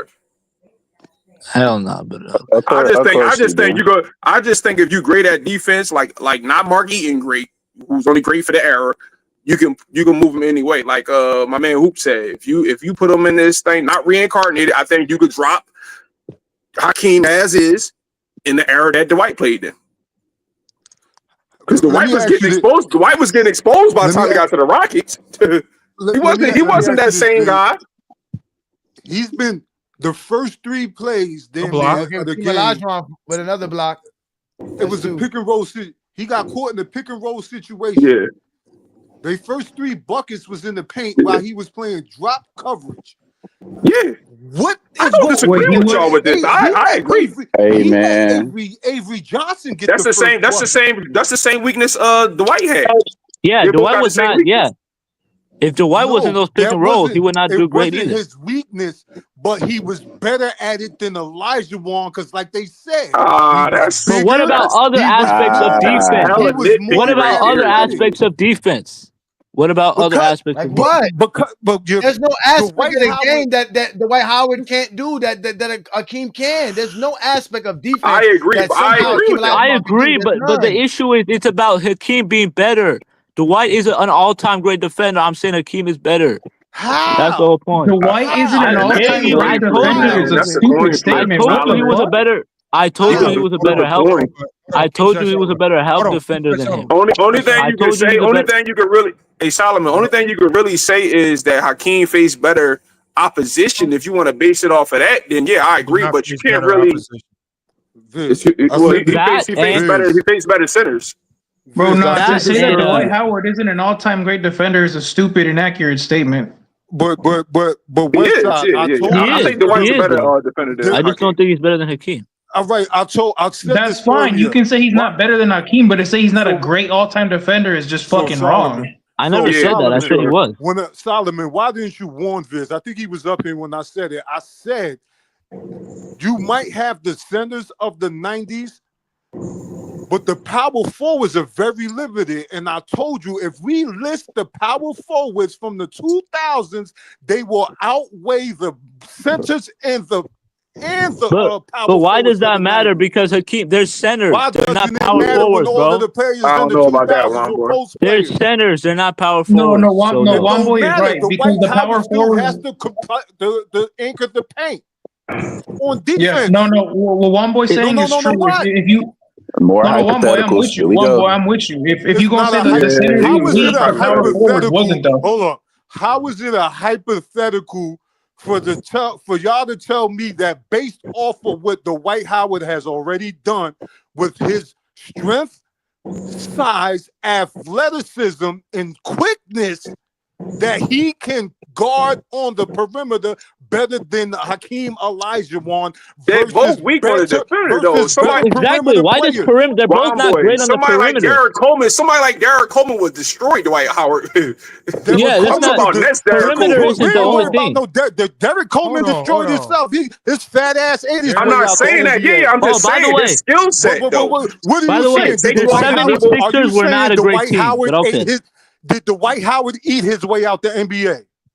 I'm not talking about that. That's why I said Nets. So I'm just why are saying you bringing his up skill Derek set. Coleman? But we're I'm not just talking saying about a perimeter guy that defense. plays. We're talking about what You they're mentioned good at. Ron boy. You mentioned power forward, so I'm giving you a power forward that was unconventional to the era. He didn't play just low post. He's somebody that can shoot threes, that can take you out the perimeter. Actually, Nets Derek Coleman, I know he played on my team. He was a fat ass. I get that, but I'm saying he had the skill set. I thought He had the Boston skill was your set that would team. expose somebody's defense like Dwight Howard. So who do you remember? Is you said Dwight Howard was, Derek Coleman was on your team. What game do you remember Derek Coleman destroying a great center in the 90s? Lamont, I said Nets specifically. Focus on the year. The Nets. Derek Coleman. Nets. Derek Coleman. That's Nets. why Derek you the Coleman. question he I didn't asked say you. fat ass Derek Coleman. Nets. Derek Coleman. Hold on, Fizz. Listen to my question, man. He just asked you that. What game do you remember? Because we can go back to these games. What game do you remember Derek Coleman on the Nets, prime Derek Coleman, barbecuing one of these great centers of the 90s? And we can go back and watch. I'm talking about the skill. Okay. But you disregard what I said. I said the skill set he possessed. He can take you off the dribble. He can drive on you. He possessed those skills that was unconventional to the bigs of that time in that era. How do you know it actually? How do you know it actually worked in game if you didn't see him do it against a great player? Brother, go find an assortment of Derek Coleman's games where he can take you off the dribble. I don't know these games. I'm just talking about his skill set though. His skill set.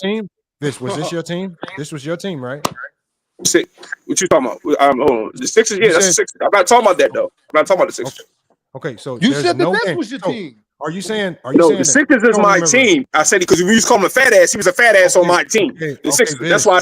Y'all talk to try to get away from the conversation. Go ahead, Lamar. You said if I had the balls to say that somebody could cook one of the best defenders ever in NBA history, like Dwight Howard, you need to have vivid examples in your brain that you can reflect on where he barbecued a great player, and you can use that as a staple point to bring your point home to justify this outlandish statement. When do you remember Derek Coleman? Okay, I can just go off the skill set he has though. He has a skill set where I believe Dwight he got can out rebounded. They didn't play nobody. Centers did not play. I can say anybody with a great skill set, if it don't translate in game, is that's not the only way you can decide that, though, Lamar. There's other ways. That's not the only way you can decide that. That's not the only way, though, brother.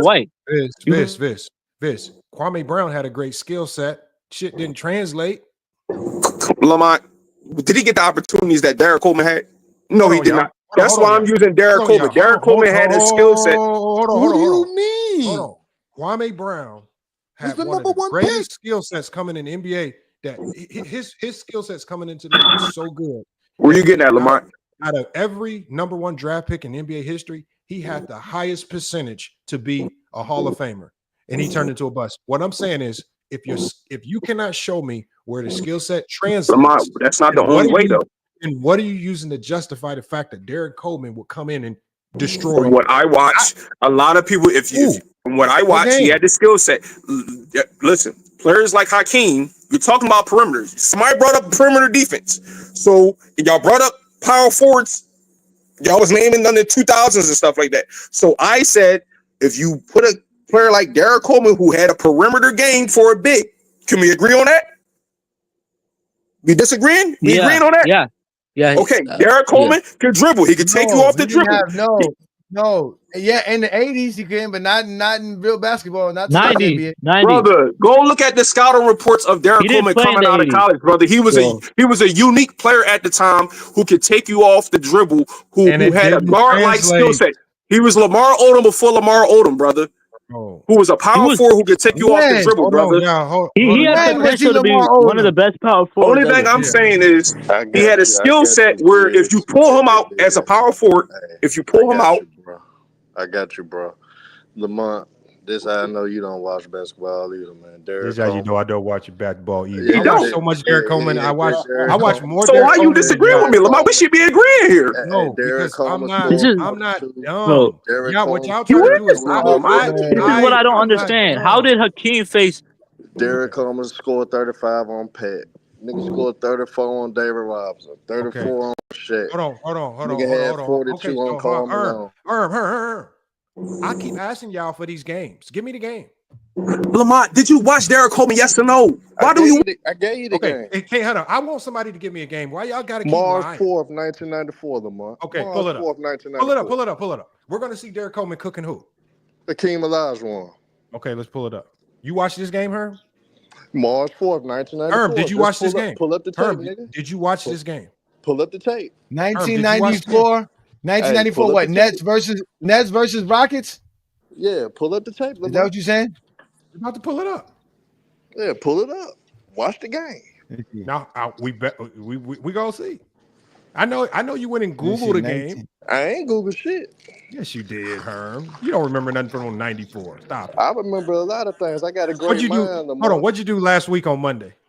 Last week on Monday, I was Monday, at work. don't even know. I was at work and I did my homework assignment. I did my homework assignment online. I had my online. Hold on. We're gonna watch the game. I mean, I know. I gotta find it. There's no Nets game on TV like that, Lamont. They got Nets games. And guess what, Lamont? That's how we know Herm didn't watch it. Yeah, the Nets. Wasn't nobody watching the checking for the Nets in the 90s, man?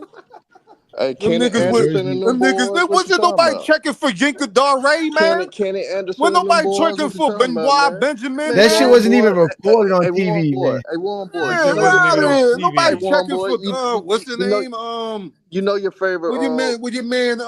Your man Chris. Tell us how good Chris Morris was. Hey, you know your favorite. Guy, no. My favorite shit is going back to run off. I can tell you right now. I can run off all the. I can run off all the number one draft picks from 1990 until now. Can you shut That's up? That's how sharp I am. I tell you something that you've been bragging about the whole time. Your homie Pau Gasol cooked the White House. Cooked them. In the final. No. In the final. He cooked them. He cooked them. Here we go, man. This is January 24th, 1993. Let's see some highlights. Here we go. Hakeem Olajuwon. I said 94. I said March 4th, 1994. I can't find it. 1994. We can't find that game, sir. It's not available, sir. We can't watch those games. We keep telling y'all be lying. We can't watch games. It's not available. Oh, with the move on bum ass Sam Bowie. Sam Bowie is guarding Hakeem. Look at this. Now, but you were talking about Derek Coleman. Sam Bowie is guarding Hakeem, not Derek Coleman. Nah, you said who Derek Coleman destroyed. I'm trying to see Derek Coleman. They're supposed to show me Derek Coleman. He's not even. Here you go, Derek Coleman. Look. Get that shit out of here, man. Come on, man. Get that shit out of here. I didn't pull up 94. Oh, he blew the dunk. I didn't pull up 94, so I don't know what's going on. You didn't watch that game. I just put up Derek Coleman versus Hakeem, man. Get that shit out of here. All right, here go Hakeem. Look. This is what Hakeem is not. Oh my God, that's the highlight. That was against Sam Bowie. Oh my God, this is why they say. This is why he got great defense. Here go Derek Coleman. Here go Derek Coleman. One dribble, pull up. These niggas got one dribble. Hold on, where's Akeem? Bro, hold on, Here we where's go again. Akeem at? Was One, Akeem 2, guarding? 3, pull up. 2 pull That's ups. Otis Thorpe on them too. That ain't No, Akeem ain't guarding him.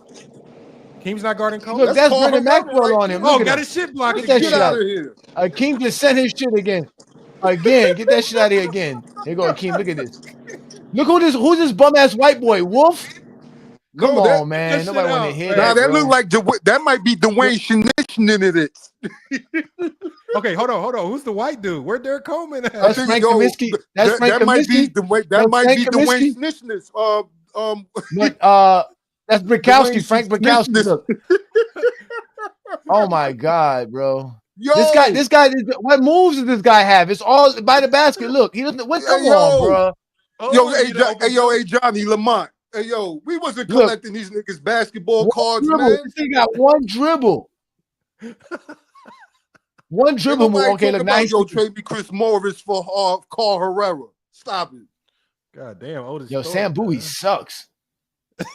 Oh, he could shoot a 3. Okay, there you go. He could shoot the 3. Okay, so that's what he was. He could shoot from the outside. But he's not guarding a king. No, but he's not also creating his own shot.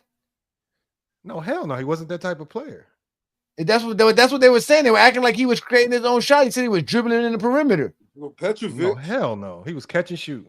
Look at that. Oh, Akeem Olajuwon. He doing that to Akeem? Wait, hold up. That nigga with the Chris Paul. Hey, wait a minute. He did that on Akeem Olajuwon, the greatest defender of the 90s? Oh, my God. You got to tell me this game. Telling us to go back and watch. No, I got to clip that. A key hit with the okey doke. That's what Chris Paul be doing to them niggas. Oh, no, wait, let me send it to you right now, Lamar. I'm going to put it in the private private chat. This is what happens to Akeem when he get outside the paint. People, they start playing games with this man.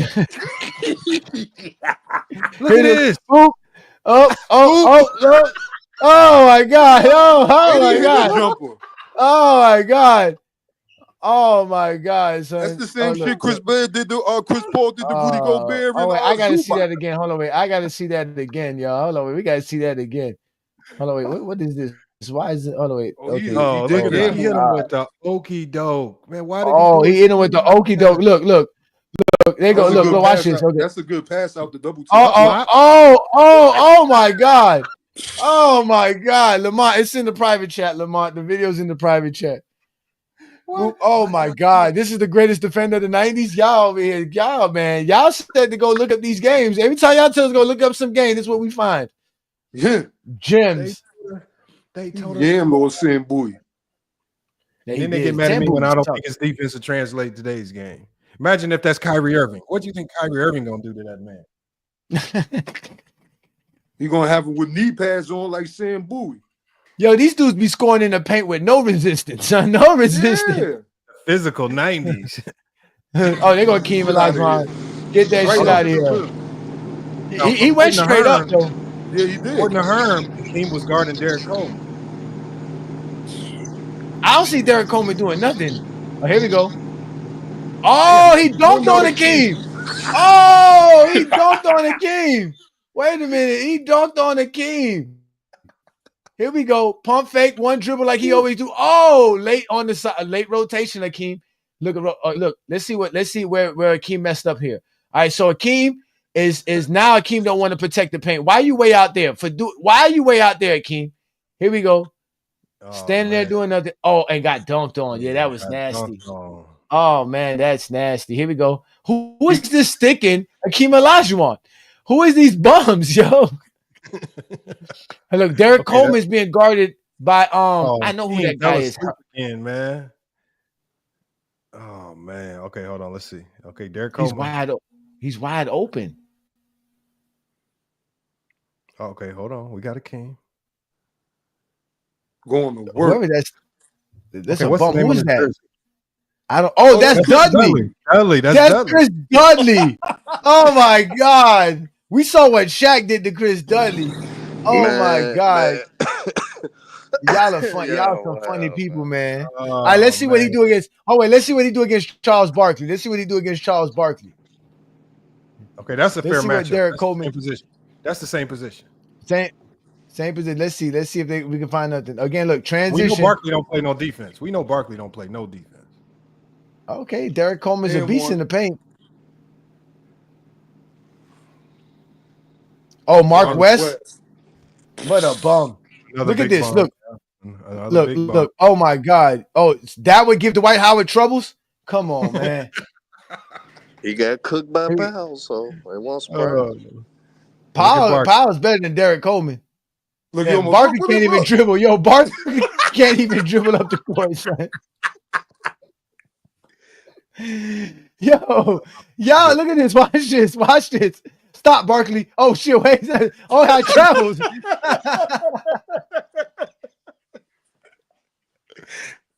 He almost oh, buckled my his kneecap. God. I ain't gonna lie. When I was 12, this shit looked good at 12, bitch. I'm 44 now. This shit is trash. Nigga, you wouldn't even score a point on Kevin Johnson, nigga. Shut your ass. I wouldn't. I probably wouldn't. At all. Here we go. Look. Oh, there go Barkley with the good defense. Okay, Barkley. Oh, nice. Oh, my God. Come on, Thunder Dan. Why did they put that on the highlight reel? Okay, wait. No, hold on. Wait. Now, Lamont, we were talking turnovers on TikTok, right? That will go on Charles Barkley's resume as a turnover. What's that Charles Barkley's fault? Hell no. That was a great pass. This is a great pass. And that's and now, mind you, Lamont, the reason he has it. Jordan. Yeah, and the reason he has that turnover is because he's trying to make a play. He really was making that was a difficult pass to make, and he still made it. But it led to a turnover. So that's what happens when you try to make plays. Yes, you turnovers. But yes. Like, oh my God. Tell you that turnovers mean you a trash player. Okay, so Derek Coleman had a jumper. He could pop and shoot from the outside. Okay, Derek. Everything. Here go Barkley and Coleman. Everything we've seen from Coleman, he looks like Sam Perkins.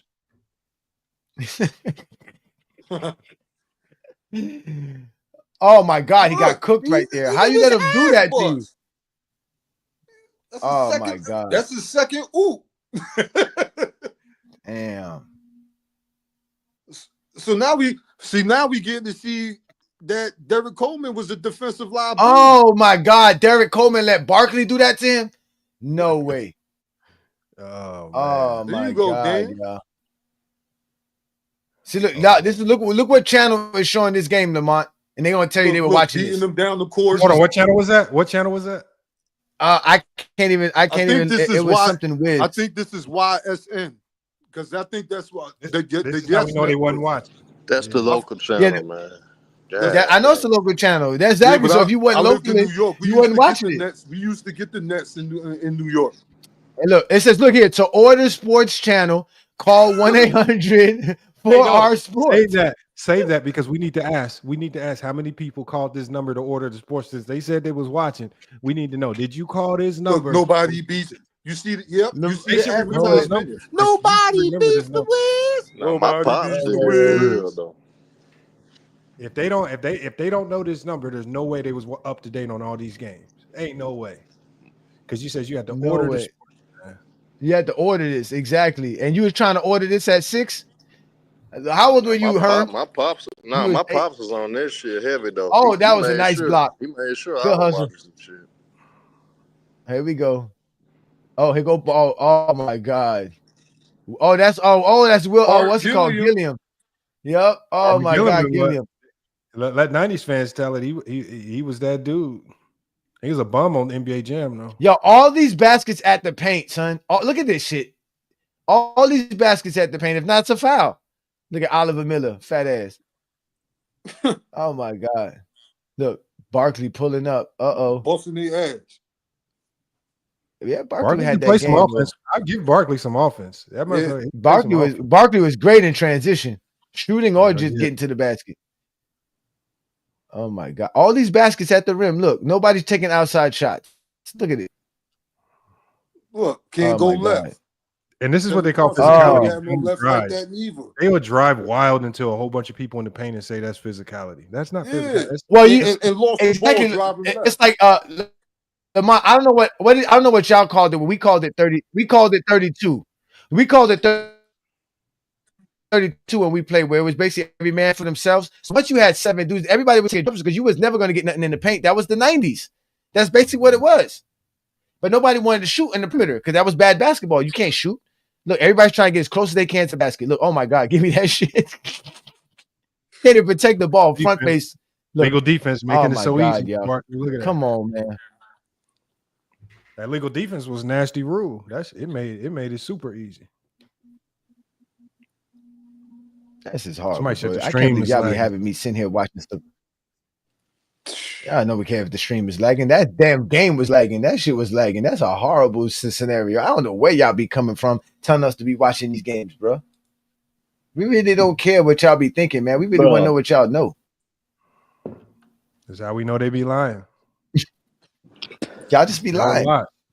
But this is what I don't understand. How can you say Hakeem faced tougher competition than Dwight, but Dwight played in a tougher era? Well, how did he face tougher competition? Where? No, because we can agree that Hakeem faced tougher competition at his position. You just saw Chris Dudley out there and Mark West. What are you talking about? Hold on. Yeah, I was being critical of King, and he was fast. Going through Ramadan, he always fast. Who saw better offenses? Hakeem Olajuwon or Dwight Howard? Who saw better Johnny, offense? you should understand what fast Herm, is. please hold on, Herm, so I can answer him this question. King Shai Solomon. You go do a rabbit hole talk. Who saw better offenses? Yeah. Offenses. In the playoffs or in general? Hakeem. Okay, so what made the offenses better than the offenses that you saw in the 2000s?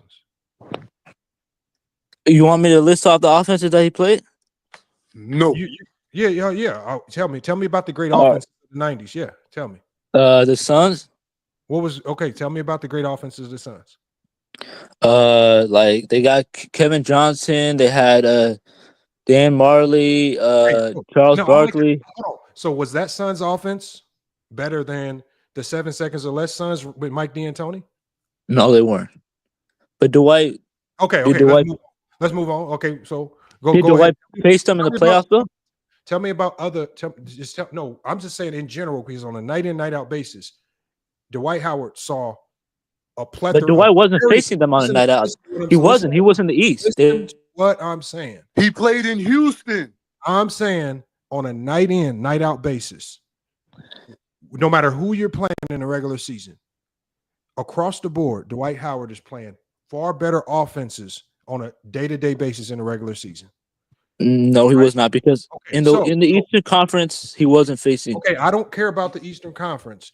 What I'm saying is, if you are saying that the offenses were better in the 90s, you need to be telling me about the great offenses of the 90s and what made them great. Because I can tell you about the great offenses of so I can tell you about great offenses that Dwight faced. But tell me about the great offenses of the 90s. Suns in the West. Jazz. What was great about it? Okay, what was great about them? They were a really fast team. They ran through Kevin Johnson and Dan Marley. Their 2-man game in the late 80s. So just say you don't know what made them great. You already said the Suns as well. Next team.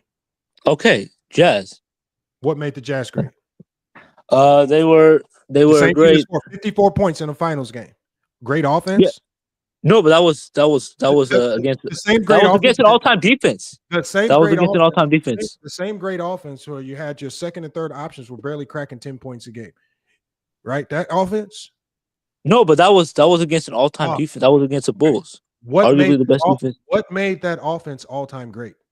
What made it They had Malone and Stockton. They had their 2-man game. They had. I don't think you understand what I'm saying because you think names make the offense great. Names don't make the offense great. The offense makes the offense. System, great. Yes. What made the Jazz offense great? I told you they were great. They were great in the pick and roll. They had complementary pieces like Thurl Bailey and Jeff Malone that could play off ball. What made the offense great? He said Thurl Bailey. No, but I'm saying, Thurl Bailey. He was a complementary piece on those teams. Okay, so what made the offense great? What do you mean? The system? I told you it was built around Malone and Stockton, and they would bring complementary pieces to play off them. Okay, so it wasn't a great offense. Okay, so we know that wasn't a great offense because it was just built around Malone and Stockton. It was just the pick and roll. This is why they struggled to get out the first round a lot of times. This is why they struggled to win a lot of playoff games. And this is why they struggled against the Chicago Bulls. Okay, I agree, but I need to hear. Hold on, King Size Solomon. You cannot tell me a team that's super extremely one-dimensional is a great offense. They were one-dimensional. They were built off one primary goal, which is pick and roll with Stockton and Malone, and you don't remember anything else about that offense outside of Stockton and Malone. Just say that. It was not a great offense. All right, two things. First of all, I named you guys outside of Stockton and Malone. So this is going to dead this conversation right here, right? This is what I don't understand. Name me the offenses Dwight was facing. No, let me dead this. Let me dead this conversation. What team that was offensively better that Elijah Wan faced that was better than the 2015 Warriors that Dwight faced when he played with Houston, since you talk about he played in the East? He wasn't in his prime then. He wasn't playing good. Yes, he was. Shaq No, he was not. Orlando Magic Yes, was on that 2015 Dwight?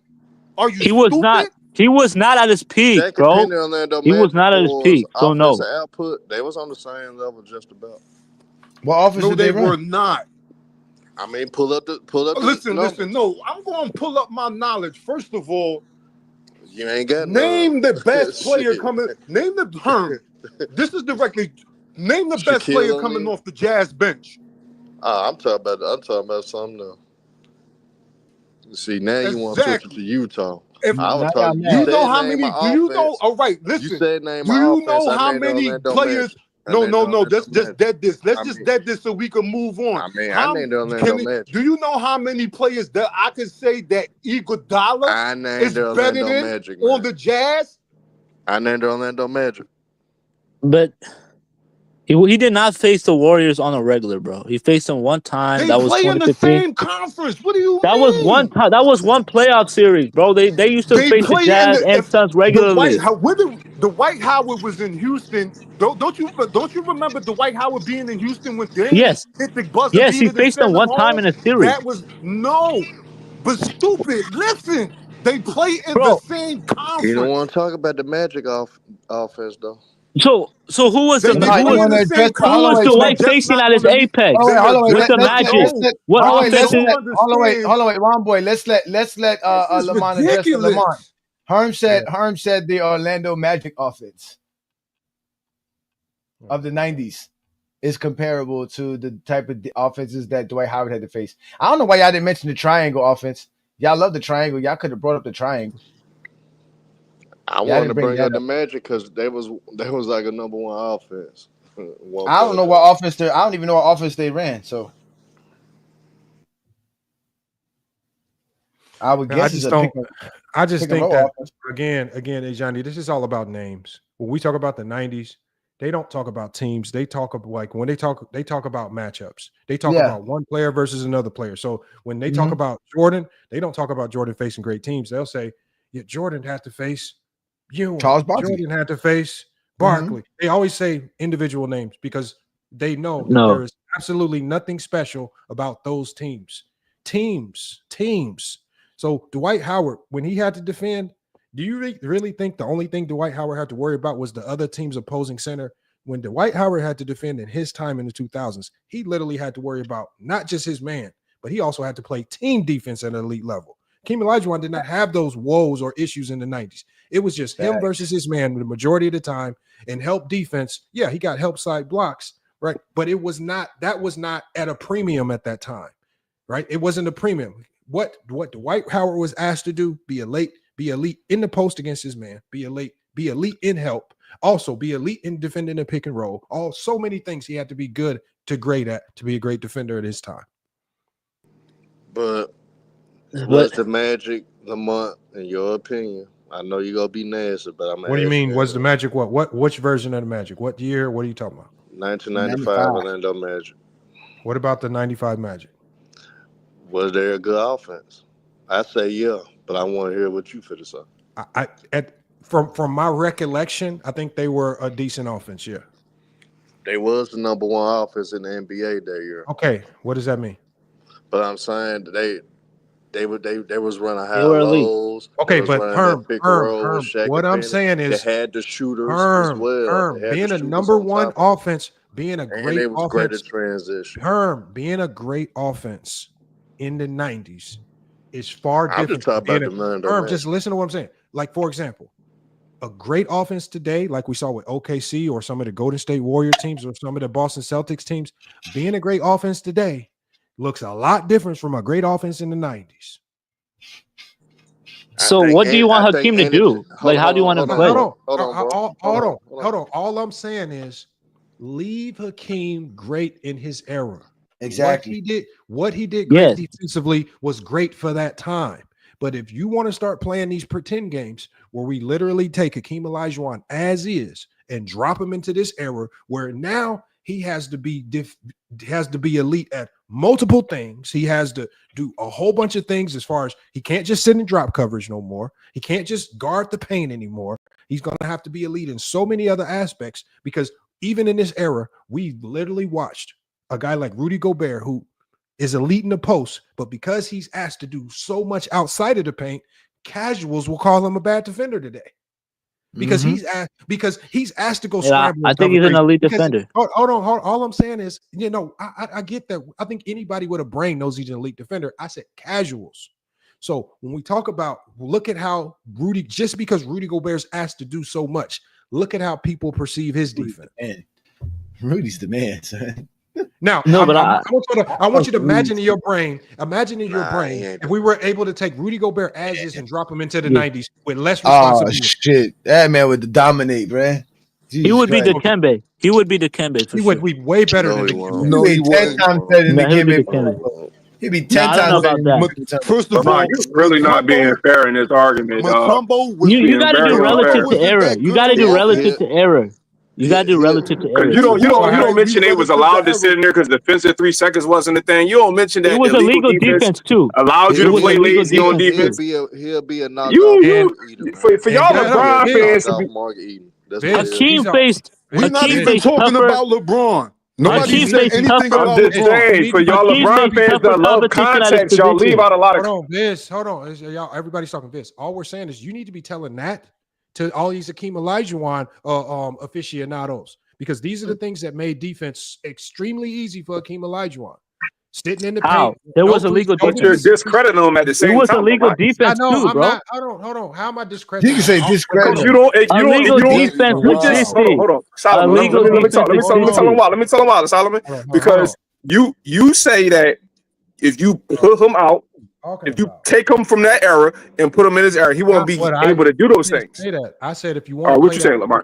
Yeah, I said if you want to play that hypothetical game, the only thing. Hold on. First of all, even if you go look at my college teams, I'm a defensive coach. I got the stats over the last 7 years to prove. All I do is defense. And so all you're doing is you're asking me, because all I push my teams to do is be the best defensive team in the country. But you want me, the way I see the game today, with what it takes to be a great defensive team today, and you want me to pluck Hakeem Olajuwon straight from the 90s, drop him in today's game, and pretend that what he was doing in the 90s will translate today. To me, based on the way I see the game, based on all the basketball that I've watched, based on what I know, what it takes to be a great defender, I'm telling you, based on this is not biased. This is just unless he makes significant changes to his game, not just his game, but just his effort and willingness to defend outside of the paint, it would not translate. But y'all act like I'm trying to tear down a king. I'm taking him as is. I'm taking him as is. Based on, we literally just watched 10 minutes of Hakeem Olajuwon, and what did we see? We saw a guy that had absolutely no willingness to defend outside of the paint. He had a lot of energy when it came to blocking shots, but when it came to actually giving effort to defend outside of the paint, he was very lethargic. And if you're telling me that translate to today's game, you must be an absolute idiot. I've told you guys this before. But Lamar, you get more freedom in the 2000s, though. Hold on. There's no more freedom. I can't give you effort and energy. He has no effort and energy outside the paint. He does not defend outside of the paint. I've been telling y'all this for years. We should not have to watch the film and make him look dumb to see it. He just doesn't. This is one of his weaknesses. I gave you the synergy numbers, and you know what you said? Screw synergy. I don't believe synergy. So when we pull up the film and we start seeing the exact same issues, now you get mad. I'm not mad. I think Dwight's a better defender for one. So I'm not. I think Dwight's a better defender than Hakeem. So don't come at me with that shit. I got you. I'm just telling you. I don't like that you discredit them. You go at the 90s players like it just bums them. all around. It's and I know the game that you played. I said You are I discrediting him because you're saying because you're not saying that he don't got the skill set to do that. He has the lateral movement. He has the athleticism. He has the reaction time. No, he doesn't. Is he not? Is he? Did I say he wasn't great in the 90s?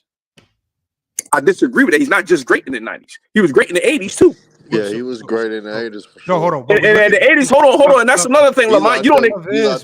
Hold on. We not talking about the 80s. It's not going to be good now. We look at Hakeem because what did I say earlier? I said that if retroactively, all players, if you put Hakeem in the 80s, the 70s, or any previous era, Hakeem's going to be supremely elite. I said it does not work pushing these players forward because the game changes too much. So when you stop telling us to throw these players forward, it don't really work right because now your microcomputer in your brain, your processing speed as a defender is completely different. Dwight Howard, the things that he has to process as a defender today is nothing like what Hakeem had to see. Nothing like it's not the same. He played in a faster pace in the 80s though. And Lamont, and then what they contradict themselves. Every Jordan fan says that Jordan would destroy this era, and they say this era sucked. But immediately LeBron fan switches on them. LeBron fan says LeBron would destroy the 80s or 90s. They say you're being disrespectful. They say you're not putting the proper context. Shut your ass up, man. Man, mute this guy, man. I'm on y'all side. I think Dwight's a better defender than Hakeem for one. So I don't got no sides in this. I'm just trying to be fair. You seen Hakeem 90s defense is not the same as Hakeem 80s defense. He had to play at a faster play. I just think you like to make up reasons to argue with me and Ajani. Yeah, I'm not. I agree with you. Hold on. Solomon thinks he's a better defender. I don't. So I'm not arguing with y'all.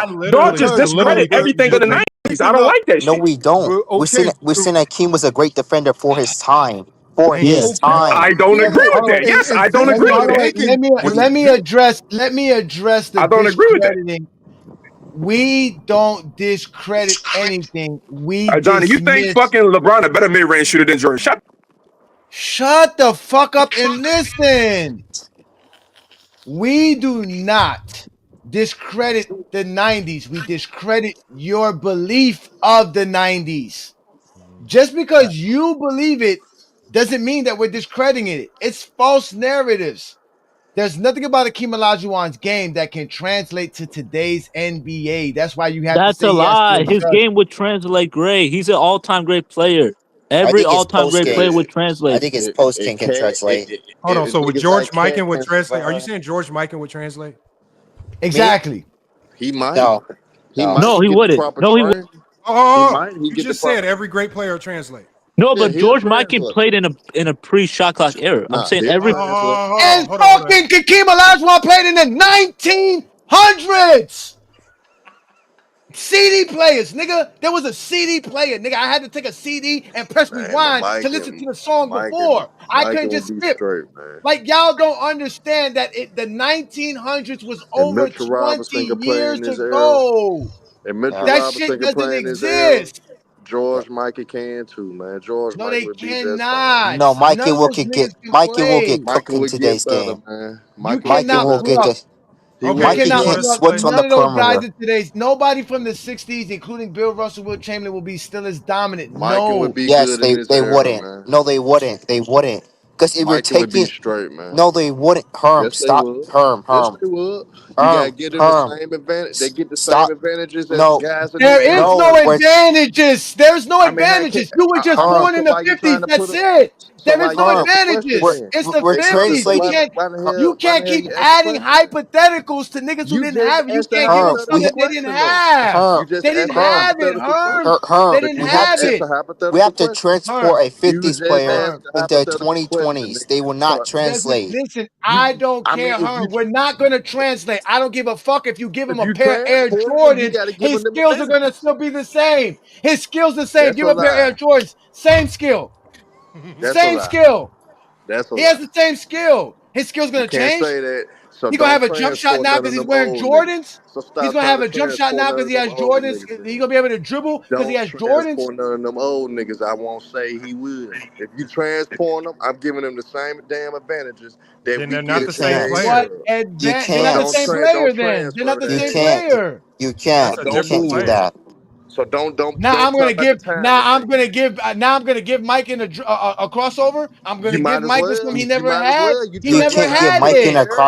You crossover. trying to put him He in You the doesn't can't era. get have Mike in a it. crossover. You trying to Herm, put him in the era. So he might develop that if you put him in this era. he So might yeah, I'm develop gonna it, but give him we don't benefit of the know. doubt. I might I'm gonna develop. give He that doesn't great. I'm have gonna it. We're give not that saying what great he might player. not I'm do. gonna We're give saying that what he great can player a benefit do. of the doubt that Yeah, he he can do can't do it, Herm. There's no benefit of no How can you doubt. say He that? couldn't How do it can you then. say He that? couldn't do it If then. How I'm gonna can give you a say? great, That's I'm what gonna How give an can you say he can all-time great dominate the the benefit of the the doubt. 2020s, Herm? I'm gonna What? get the What? all-time great benefit of the doubt. So No, y'all can't say Mike and will get destroyed in stop today's trying to game. put Mike in the era. Then y'all try to put We Mike in the never do era. that. I So do I'm giving him relative to benefit of the era. doubt. I do.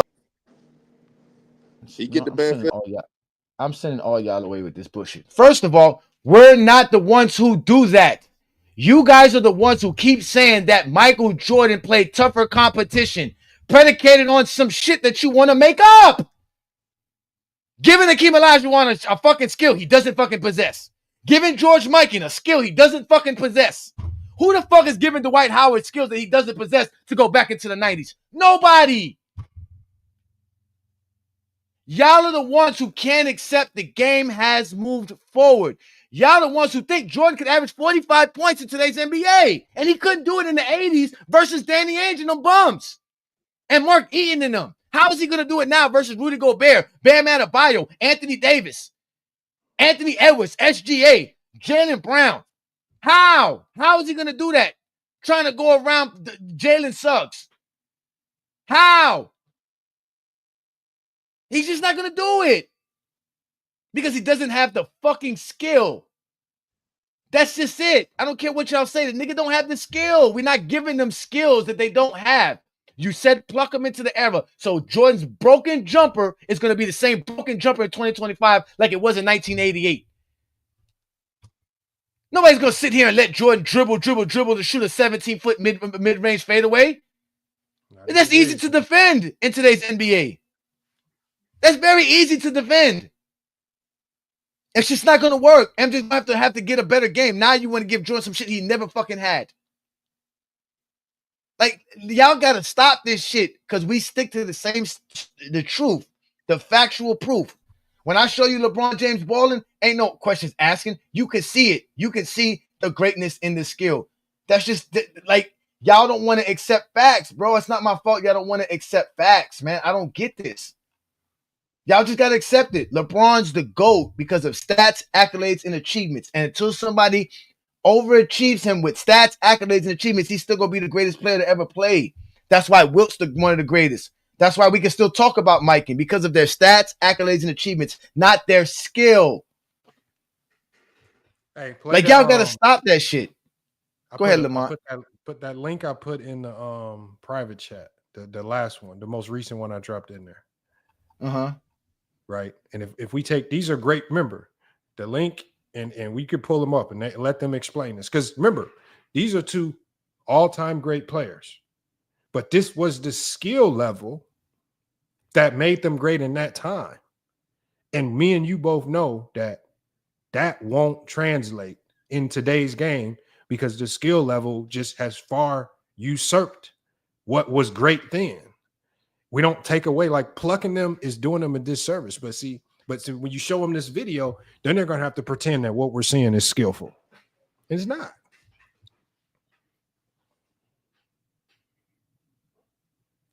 Skillful. Come on, man.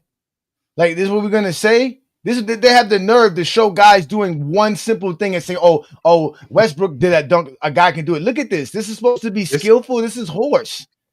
This is skillful to them. Look at this. Come on. And he missed it. And he fucking missed it. This was skillful back then. This is horse. Look. With the left hand. It's supposed to be hard. Look, he missed it. Look. He's supposed to make it harder for him. Watch this. Look at this, guys. Come on, man. This is skillful to back then. This is supposed to, like they said, any great player translate, but this is supposed to translate. Pete and mind you, a reverse layup. It can't. But how are you going to survive in today's NBA without a reverse layup? Explain this. Bob McAdoo, great player, can't do a reverse layup with absolutely nobody on the court. Remember, these guys they do tease videos of Angel Reese missing these same shots by herself on the court. These dudes, these are pros doing it by themselves in a game of horse. Come on, man. Look, he's gonna try to do this. Look. No coordination, no nothing. Me and you both know sixth graders that can do that. Sixth graders. Me and you both know eighth graders that could win this horse contest right now. If me and you. What is that? What is that? He airballed it. This is what they want us to believe could come in today's NBA and drop 40. And yeah. No, we're gonna give him some Jared Jordans, and he's gonna be able to make that reverse layup. Look. Coordination just in the garbage can. He's trying to figure out how to do this. How Oh my God. Oh my God. He's like, I don't even know how to do this. I don't know how am I supposed to. He's like, man, I'll take the S. Give me the S. Just give me the S. Look at this. This is about to look crazy. Look. This is one of the greatest scorers in the league. He did it. Look at him. This is hard to these guys. This is hard. This is supposed to be hard. This was hard for an average person to do. Oh, he tried it again. Oh, he made it this time. Reverse layup. Oh my God. Wow. Come on, guys. Again, these are one of the most skilled players of the day in the 70s. Oh, he missed it. Oh my God. Now you got an R. Oh, this is looking horrible for you, bro. Oh, he's gonna go around the back, and I'm gonna do something simple. Look, just all I can do is go around the back. I can't do nothing. I can't drill between the legs. Can't do nothing. Bro, I can play better videos of Julian Newman. I can play better video of Kai Cenat playing basketball. Okay, we see guys dang near do that in a game, in traffic. Yeah. And it's normal. Look, oh wait, they gotta show you the replay. Look, mind you, he has to travel to do this. Now he has to travel. He can't dribble and do this. Here we go. 1, 2, between the legs. Okay. Check out Pistol Pete. Look at Pistol Pete. And shout out to Pistol Pete. Look, he trying to teach him. He's like, look now. Hold on. Now, this is one of the greatest scorers of that time. Oh my God.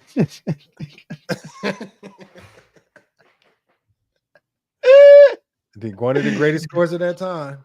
Oh my God, bro. Oh look. Oh, he's gonna do it the other way now. He's like, I'm gonna go behind the back with my left hand, then I'm gonna score with my right hand. Oh wow. He missed it, but he missed it. Oh my God. And they playing in the projects too. So they in the middle of the project somewhere. Oh, he said, fuck it, I'll just take this jumper. Oh my God. Oh, he made it. Okay, we take it. I guess they can't dunk because I guess Pistol Pete can't really dunk.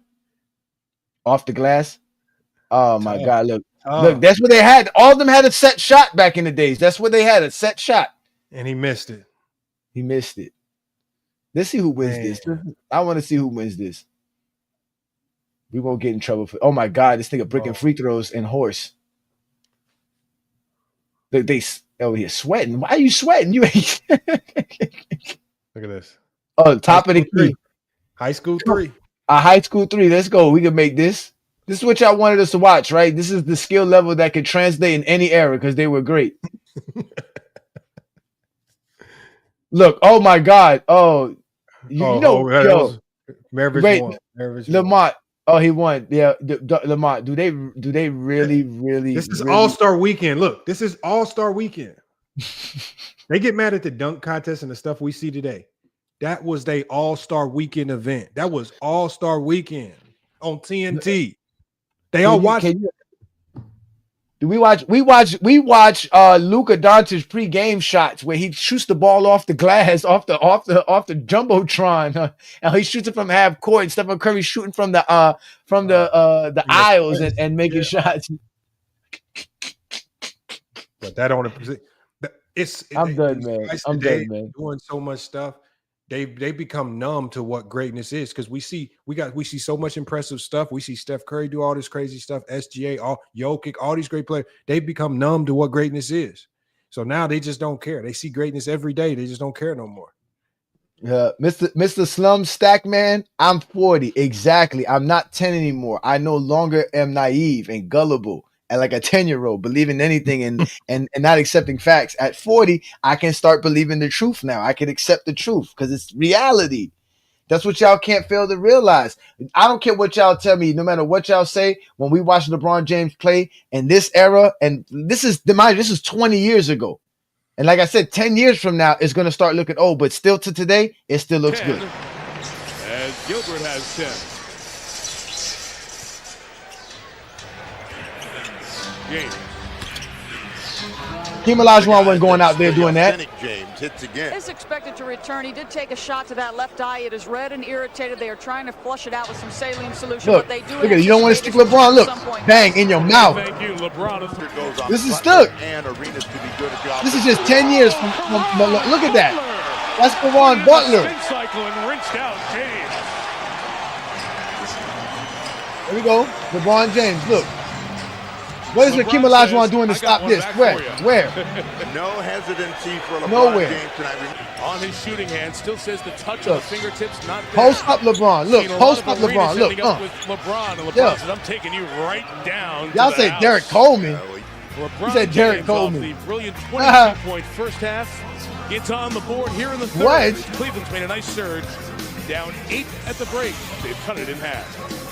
In basketball, and going back to guys you never saw, like a Here we go again. Look, guys who paved the way. ain't nothing Hakeem can do to stop that. Making it a 2-point Nothing. game. Dives in, deep kick out to LeBron. Can't double him there. Whoa, what a pass! Oh my God. It went right by the ear of Haywood, who never saw it. Game tied at 67. LeBron, 2-point Wizard lead.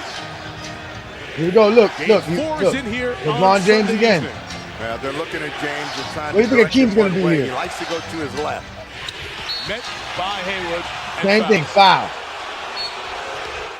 That's all you're going to see. That's all you're going to see is LeBron James dominate. It doesn't matter what center is there or not.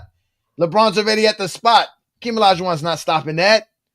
That's the difference, ladies and gentlemen. Today's players are faster, smarter, and they're just more skilled with the basketball. They can do so much. They can go right. They can go left. They can shoot from 30. They can hit floaters. They can reverse. I can't wait till we go live on TikTok tomorrow. Oh, I can't wait tomorrow, man. Talk about that, ladies and gentlemen. Y'all know, like I said, man, it is a GJK and FYF takeover of TikTok. We are going to be doing a live 8 p.m. Eastern on Lamont's TikTok page, which is obviously FYF Sports Debate. So y'all make sure to follow us. And Lamont picks the topic, and I'm just there to just help coordinate as the co-host. And yeah, we're gonna take it over, man. It's a wrap for them. It really is a wrap for them now. They done messed up. They don't let Lamont get a TikTok page and get excited about it. So it's a wrap for y'all. They gave me too much access over there. Now we can really, cook them now, man. We getting too much reach. And yeah, it's crazy. 8 p.m. Eastern, and we're gonna let people up. It was, and I'm not gonna lie, Lamont, the live was actually better than I thought it was. I'm so glad you reposted it because I wanted to see everything in all the moments, and yeah, we really and they gave me a gem too. They done messed up with that best player in the championship stuff. They done messed up there. They done messed up. Yeah, he said, why TikTok? Because TikTok has opened up the platform for FYF Sports Debate. Yeah, they gave me some perks that YouTube ain't giving. So now to get the lives, y'all just gotta, if you don't watch it on TikTok, you just gotta watch the replay on YouTube. Yeah, so it's going to be recorded, so y'all get it on YouTube as well. And another thing is that again, TikTok is another platform. It's another wave of us to be able to go out there and do stuff. So since TikTok wants real content creators that's talking basketball, FYF is the place to be, because they're tired of the Zesty Jeffries over there lying. I mean, you heard it, Lamont. They brought up Wilt Chamberlain being better than Bill Russell several times, right? They use the same arguments over there because they all stay in the same huddle and they all like I told you, they all share lies, and whoever comes up with the best lie, that's what they run with. So the best lie for them right now is Jordan has the most championships as the best player in the world or in the league. You know what I didn't think of when that guy was saying the best player on a team that wins the championship? Mm-hmm. And remember we were talking Wilt and Bill Russell. Mm-hmm. If Wilt only has 2 championships, so that means it's only really 2 times in his career he could have been the best team player on a team that won the championship, while Bill Russell had 11 attempts at that thing. I'm pretty sure there's at least 3 of those times where he was the best player on the championship team, no matter how you slice it. And so, I think they like to try to create special parameters for what they're trying to talk about, but it really don't apply in no other situation. No, but this is the thing, Lamont. Okay, let's just say this. So what they're basically saying is that Wilt Chamberlain's best player and majority of Bill Russell's championships, he wasn't the best player in the league, so they're not going to count it. That's what makes it so funny. But like you said, then that means Bill. But what they messed up is that the same way that they're using for Bill Russell Wilt Chamberlain to be better than Bill Russell. Why isn't Karl Malone better than Jordan then in 96, 97, and 98? How's Jordan automatically the best player? If we're just going off of production, Jordan's not better than Karl Malone in 96, 97, and in 98. If we're doing how they're doing it for Wilt Chamberlain and Bill Russell, because they're not going to use MVPs. You can't say, well, Jordan has 2 MVPs and Karl Malone has 1. They both made all NBA first teams. You can't say Jordan's 1 all defensive team makes him better than Karl Malone.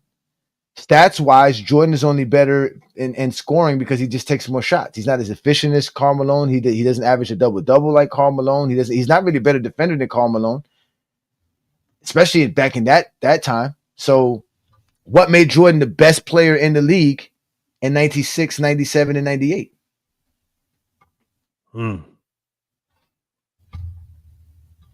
They gave me that, Jim. I wasn't even thinking that because when they were trying to say, because basically what he was trying to say was Bill Russell was never the best player and has the most championships because when he was winning a lot of those championships, Wilt Chamberlain was the best. But Wilt Chamberlain wasn't winning championships, so it doesn't matter. Like you said, he has the 1 championship as the best player. They're going to give Bill Russell whatever 2 or 3 championships as the best player. And at the end of the day, Jordan's the only one with 6 championships as the best player. That's how they want to do it. Yep. Hey, man. I'm gonna come up with something. We're gonna come up with something to get him. I'm gonna always come up with something to get him stirred because it's easy to get him stirred up over there. It don't take much, Akeem will do it. Tomorrow. I'm ready to talk about Akeem because I'm tired of this Akeem and Olajuwon stuff. Because they got mad at me when I said Rudy Gobert was a better defender than him as well. Because like you said, if you just pluck in skills, not just the stats, because we can't take Akeem Olajuwon's blocks into the 2000s. Like. Like we can't say, oh well, we're gonna take his 3,800 blocks and put it there. He's gonna have 3,800 blocks if he played from 2010 to 2026. He'll have 3,800. No, we can't do that. How would he translate? He can't. He just won't translate. It just don't work. It don't work. Nah, it don't work. That takes us back to what I was saying with King Rowe, because when we were talking about Rudy Gobert in today's game versus Akeem Olajuwon, I said I'm always gonna go with the player who's already well adjusted to what they do in this era. And that's why I would have to take Rudy Gobert. He's already adjusted. Like I'm not going to take a guy, a low effort guy outside of the paint, and think he's going to come out there and be this elite. It's just not going to work. But it's just hard telling them that they childhood heroes that they watched on NBC one time a month on NBC that they don't measure up to the guys today, man. They don't like that. Yep.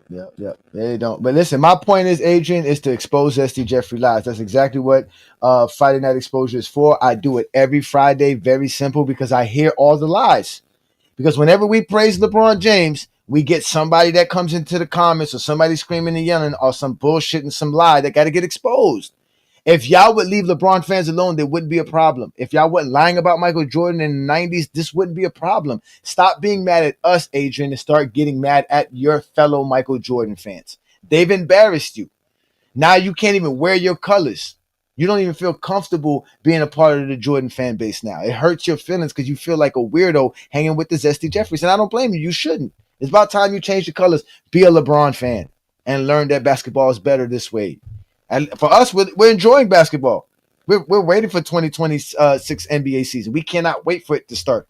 We know how to sign up for Peacock. We know how to sign up for Prime. Zesty Jeffries don't. Man, it's so fun. It's so funny hearing these guys argue because it was so funny when I re-listened to that TikTok stream. How that's why I love bringing up Bill Russell and Wilt, because they hate Bill Russell because he has the championships over Jordan.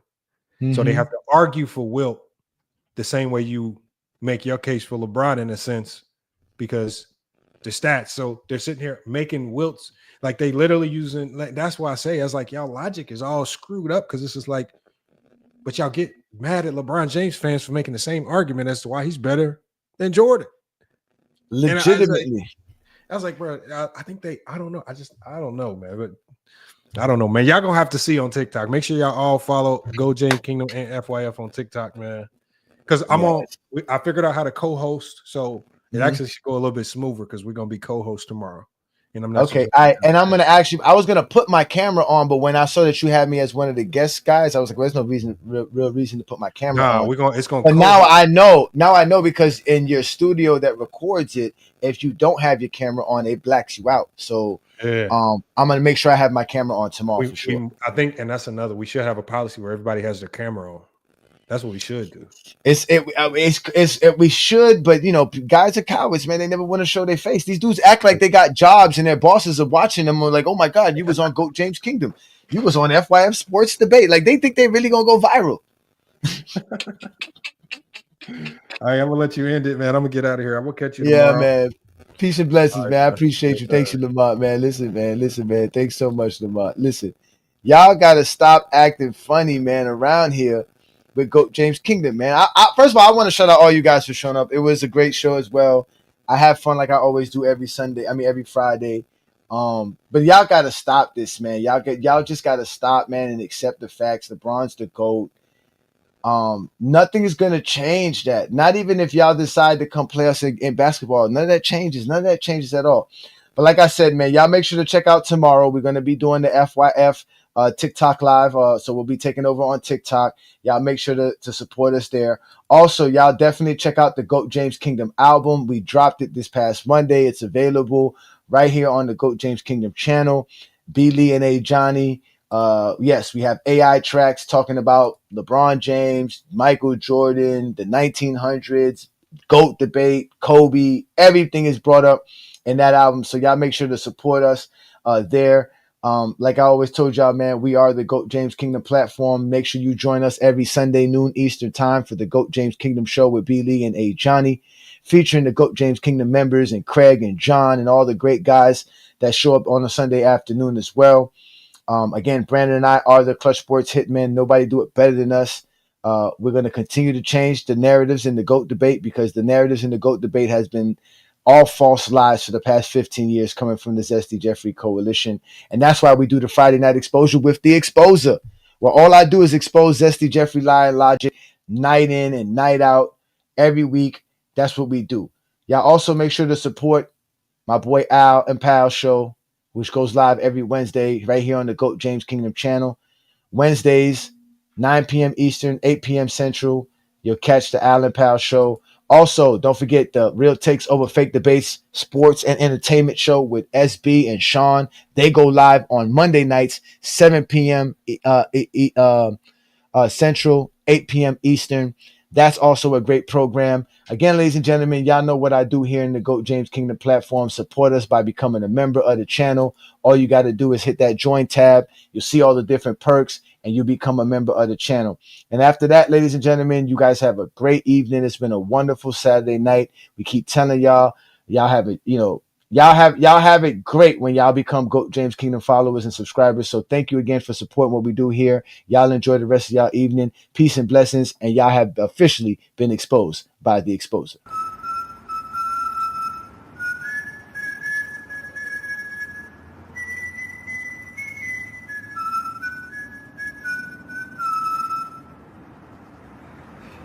Hey, yo, lesson here, babe. You come at the king, you best not miss.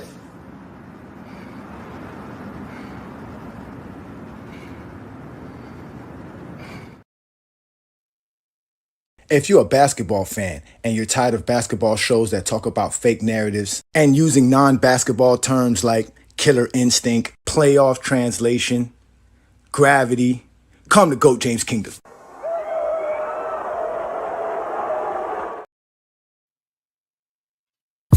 Welcome to GOAT James Kingdom, where basketball lives forever. You get to enjoy BB and Ajani talk basketball every Sunday noon Eastern Time right here on the GOAT James Kingdom channel. Support by subscribing and also check out the membership at GOAT James Kingdom.